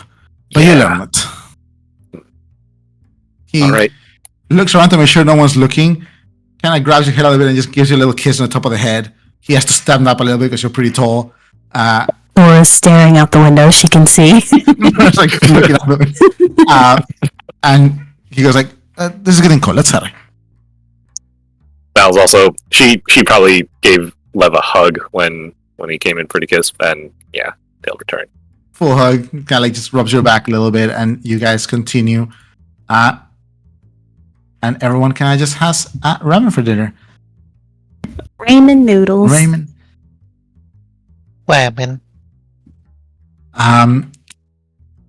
Is there anything else anyone wants to do before I wrap up this day and we move on to Sunday?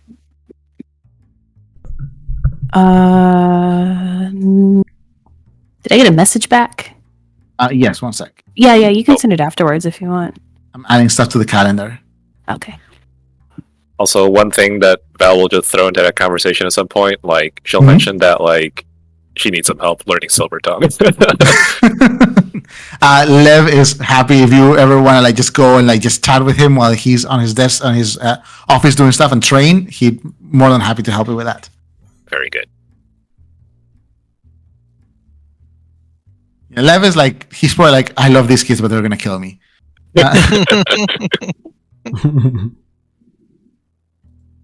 We're all like tugging him in 4 different directions. Mm-hmm.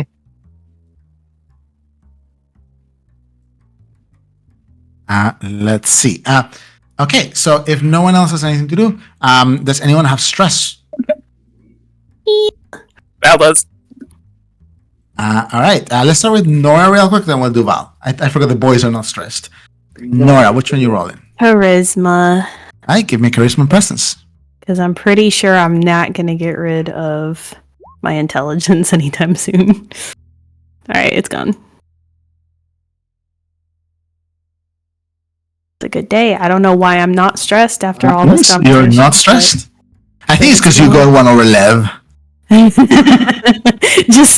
It's just outsmarting people. Today's been like the social maneuvering day. Like,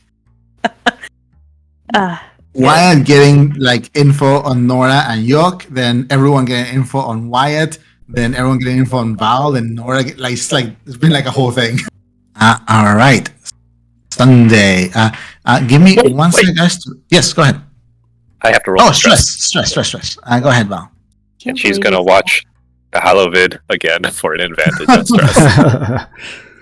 It's just hope. At this point, I think you all know that you all have tiny little unique items that give you little bonuses here and there. You have a minor single use. And if Val spends a full hour watching this rom-com, she gets to imagine stress. She probably has like all the songs memorized at this point. Fully memorized. And Val, that's a clear in that. Yay. It worked. Thank you, Duska. Yay. You saved my life, Dushika. 111. I say your suit is not single user. I do go to bed early. My suit is not single use, but the other 2 things I have are. All right. So you all turn in, go to bed early. Send a message back. All right. All right. Val, what did you want to do? Well, I'm just thinking about how we're gonna do that, but that's fine. Derry, I think you are able to remove the mark of sin from the.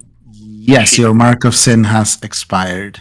What did it do? It gave a major advantage on charisma test for 24 hours. What the fuck? That's it?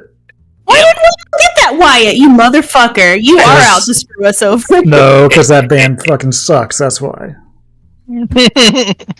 That's how I rolled like a 5 against Maurizio when he was asking. I noticed you were rolling more than usual. And I was like, That's crazy. there's no drawback to it? Oh, Is we don't there know. a drawback to it? Not that you know of. Maybe you have to listen to Mark of Sin at least once a day. That's what I was wondering. Yeah, Shit. you were definitely shilling Mark of Sin really That's what I hard was when you had thinking. the. Yeah. Or true, that's promoting true, that's true. them. Might be their way of marketing or something. That's Oh, what I shit. thought. Yeah. Is everyone good to go on to the next day? Yes, I want to get Yeah. up early. I did send a message, but you don't need to like respond to that immediately or anything. Oh yeah, I did see it. I'll respond to that later today. Yeah, that's fine. Cool. Nora, you get up early. Do you wanna? Yeah. I'll send a little message to everyone who's not awake, or just tell everyone if they are awake that I'm going to head out for a couple hours and I'll be back. Where are you heading? The little coffee shop that Lev told me about. At take the the little Tempest. coffee shop. Take the Tempest. You just kind of get a coffee and sit down, and people watch a little bit. I didn't get to do my outfit for this, so I'll just have her wear a suit. But she's dressed a little more casually. But yeah, I'll just go get some coffee, see how good it is, and chill. As you're kind of like sitting there, taking a sip of your coffee and just watching people walk by, a chair kind of scoots next to you as you see Soko with a tray and 2 coffees. Kind of sits down and Lev grabs one and just sits on the other side and takes it. Was like, okay, who are we shitting on? You know, you guys didn't have to come here. Soko was like, oh, of course we do. So how does this work? Good question. I'm not particularly professional at it myself, but you just kind of look at people and figure out who they are. Levan kind of was like, well, I am not bad at this myself, so Also, make fun of them a little bit too, but you know. that sounds more like it. All right, so you see the guy, Nora. Okay. Yes.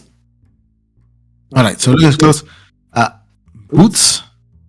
Those are combat boots. Old. He has a little bit of a limp. Left leg. Left leg limp. Combat boots. He looks about the age to have been from the first Naswir. Right? So I would say vet, perhaps. The limp makes me think he got hurt. Now he's full civilian attire, so he didn't go back to the force afterwards or become an enforcer or anything with weapons training, so perhaps PTSD. Also, he's wearing a stupid hat.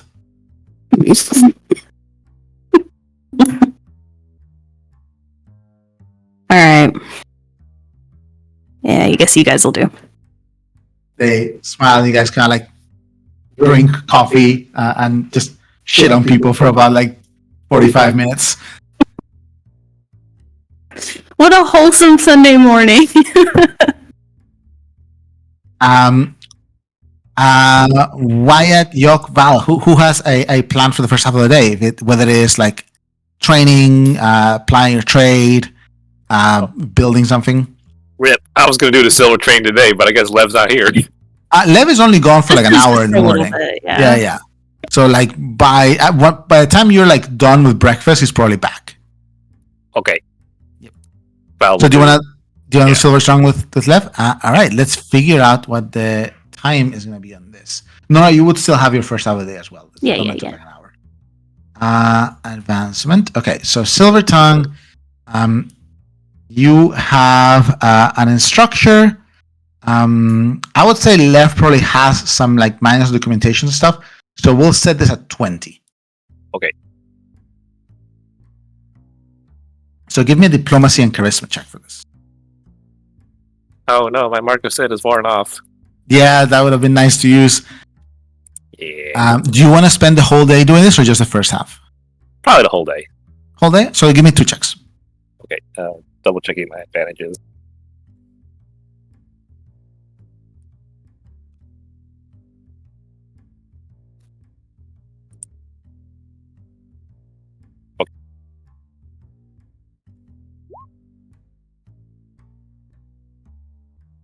Five out of 20. So 25% No. of the way there. Oh, the 3 was from yesterday. Oh no! 3, that's what you should have just taken the 5 and just run with it. Yeah, I screwed up. 3 out of 20. Halfway through, she would have taken a smoke break. Okay, you take a smoke break. Levin goes out, kind of like takes a smoke with you, and is like, I still can't get used to see you smoking. Yeah, that's. Well, at least the synth cigs are not whatever that is that Wyatt smokes. Are they really any different though? I mean, it's kind I of think the patch same. like it's way thicker, so perhaps Oh, that checks out. it also could never smells a little do bit like exhaust. Yeah, I could never do one of those because of that. It smells awful. There's so many times where just people are talking shit about Wyatt when he's not around. Poor widow Wyatt. Speaking of poor widow Wyatt, Wyatt, what you planning on doing? I want to go kill myself. Again? Die again. Coming back with a mistake. You Would can keep training with Nora, or you can do something else if you like. Dulce have anything for me at this early? Yeah, if you wanna, this would pretty much be plying your trade, right? Okay, Just getting yeah. credits. Yes, you can definitely do that. Dulce would definitely have a few things already, like a couple small bookings for the White Rabbit. A handsome companion. That's what Right now, it's mostly like being a little bit like an escort, but without the sex part. Also, there's a You bonus cuddle. for it. You're a cuddler. You are accompanying people on like events and stuff like that. When you're like a charming, well-dressed companion, Dulce kind of like dresses you up. And do you want to do this a full day or half a day? I'll do it the full day. Why not? So give me 2 checks. You can pick performance and charisma or diplomacy and charisma. Okay, let's go probably performance. Thinking. Would I be playing? You can if you like. Okay. This will be beguiling as well. Okay. Okay.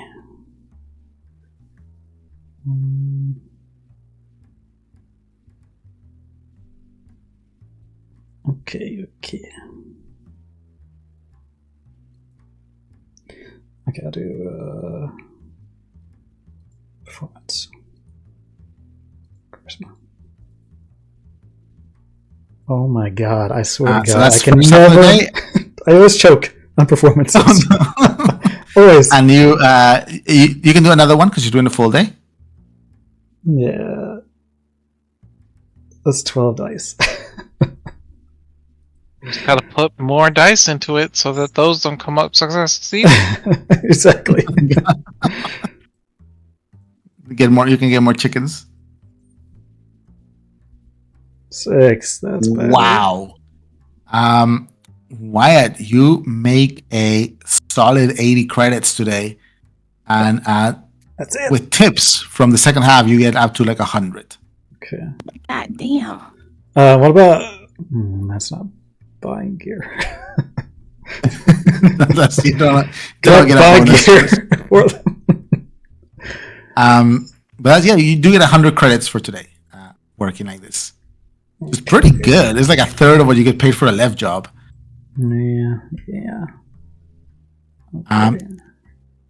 All right, so that's Vala and Wyatt and Nora or Yuk. Let Yo go first. Today is Sunday. Yes.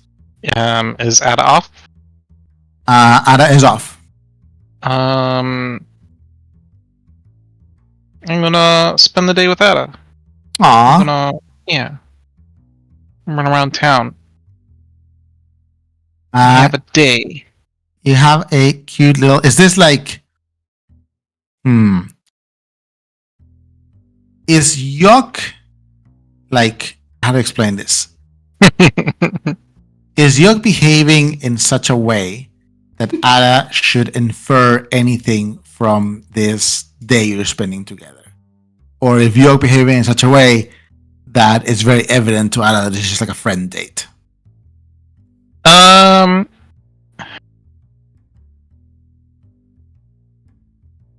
Or is I Yok would being ambiguous?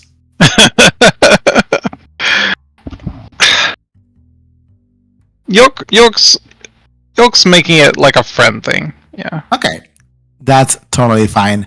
Yeah, you guys spend the day together. You kind of go through some of your old haunts. Ada does kind of tell you, it's like, oh, this is really fun. We next time we do this though, like, you should let me know a day in advance so we can just go visit Sadie.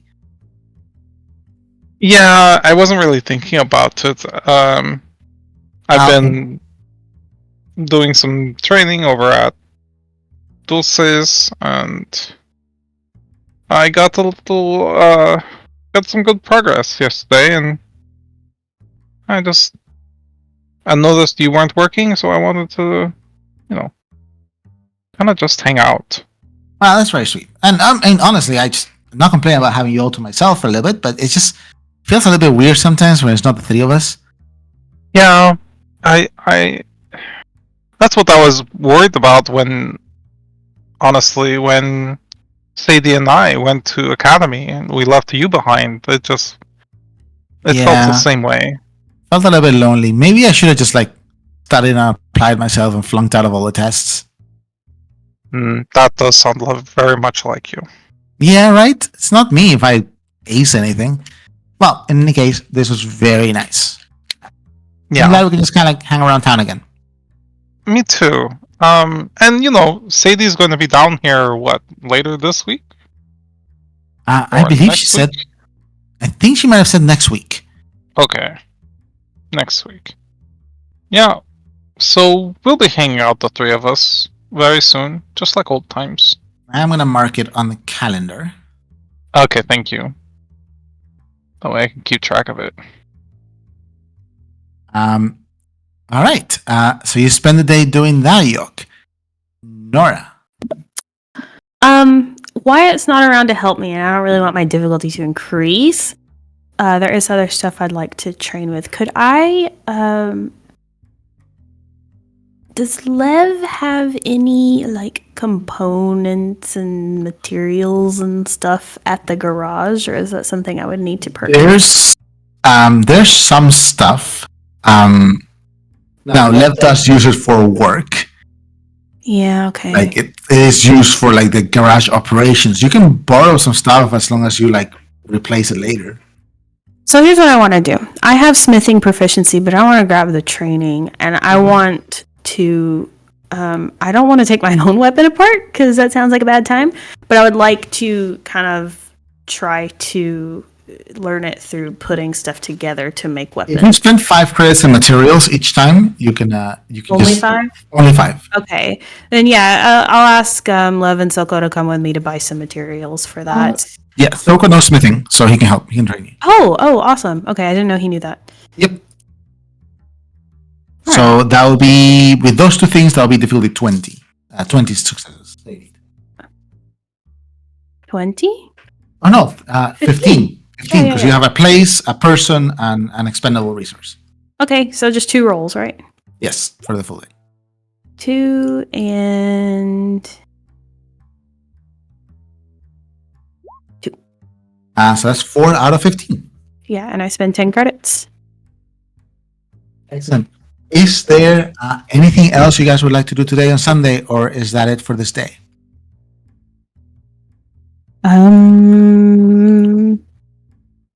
Nothing I can think of. That was all for me. Any stress? Yes, charisma. You're the only one left. No, I no, no. think. Intelligence. Oh, intelligence. I want to find some scent smokes. Is Lev gonna get mad at me if I stop and get some scent smokes? No. Okay, then I will do that as well. How much would they be? Scent smokes are very cheap. 20 credits Oh, goodness. for a pack. Does my bad with money apply to all of this? Yes.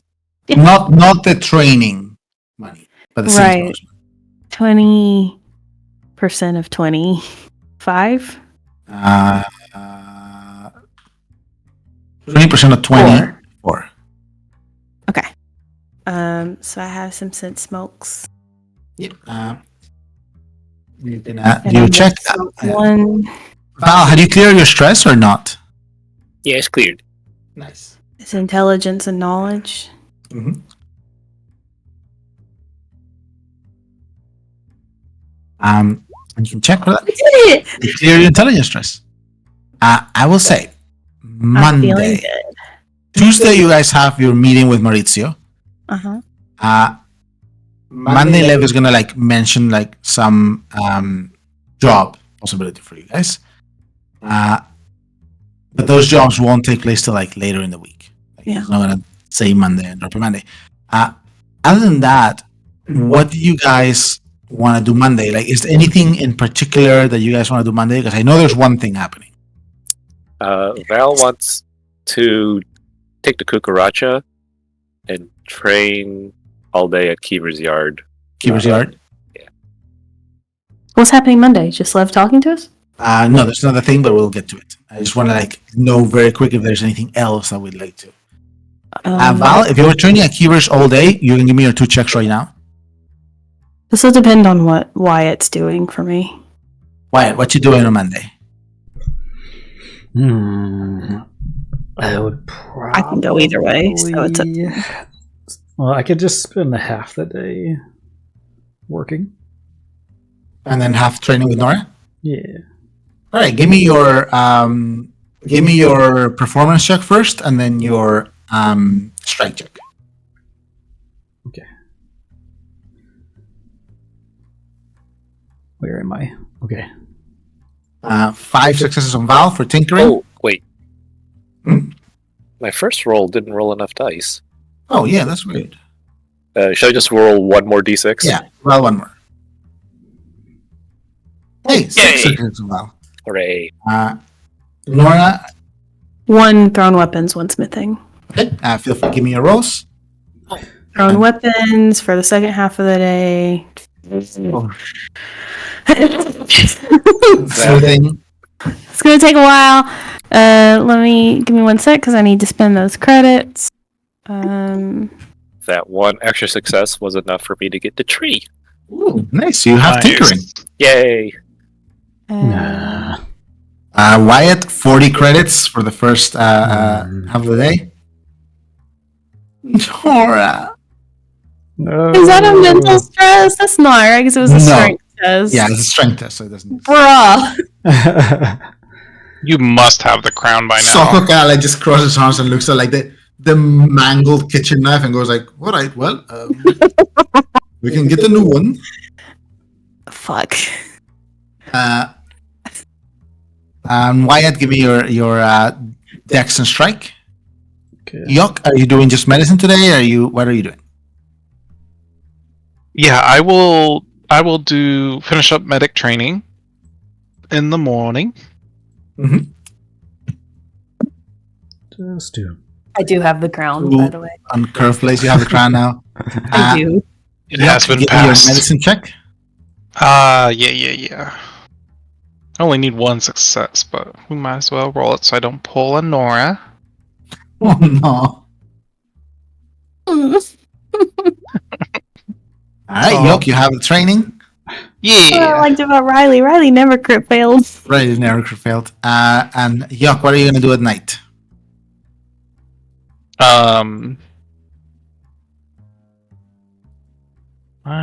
Let's see.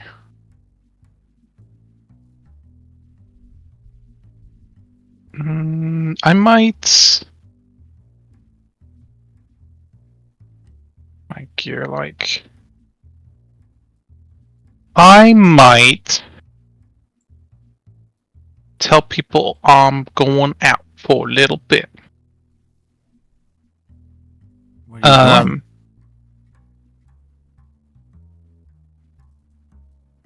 I'm gonna go look for Virtue. Does he say he's looking for Virtu? And you just say you're going out for a little bit, right? Yeah, I say I'm going. I'm gonna go out looking for someone, but I should be back later tonight. Okay. Not going far. Heading out. We're gonna get to York in a sec for that. So What's happening? JD's organizing us in a half circle. What's happening? that night, as you guys kind of gather for dinner, Val and York are not around yet. Val, did you message them? Yeah, she said she would have said that she would have been at Kiever's yard training all day. Okay, cool. So everyone's kind of gathering for dinner. York and Val are not back yet. Val, where are you at? So after she finishes her second training, it's probably late in the evening. She doesn't go straight back to the garage. She makes a stop at a specific sky ramp. She parks the cucaracha a little bit away where there's space, walks underneath the ramp, looks at the time, 2300, and she waits. Sus. This is so sus. What Val, the fuck? as you are waiting here, this is you're beneath a skyway ramp. There's like these massive ferrocrete pillars on either side of you. The cucaracha is kind of like sitting there. There's like a little like piles of trash kind of like on one side, like pushed up against the wall of the skyway proper. It is cold. There's like old like oil drum looking things and just like a stash of a variety of things here in this. There's like 3 sets of these pillars on this like narrow way, and then like the ramp gets higher and higher above you, and you can kind of see it there.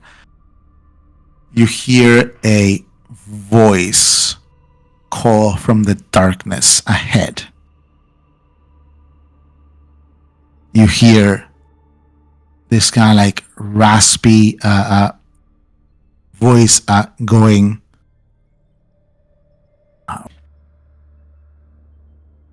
"Ma'am, you might be in dangerous turf right now. I hope you are where you mean to be." I am. And she kind of narrows her eyes. She can't see this figure, right? As you say "I am" and narrow your eyes, a figure walks out of the darkness. A long, dark hair kind of just falling on either side. A slightly unkept beard. A long, black leatherish kind of like material coat, frayed at the ends. Underneath, a scarf low to the neck that is also frayed at the bottom and falls over a dark gray shirt. And the coat kind of like almost floats cape-like behind him, frayed to the point that it looks like dregs of linen, kind of just dragging behind the figure. As they approach, you do not see the glint of their eyes, and all you see is a dark, like bandage or blindfold over their eyes.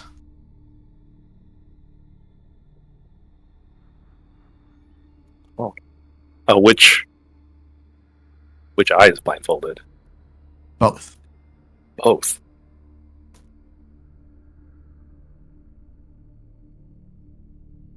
He smiles and tilts his head.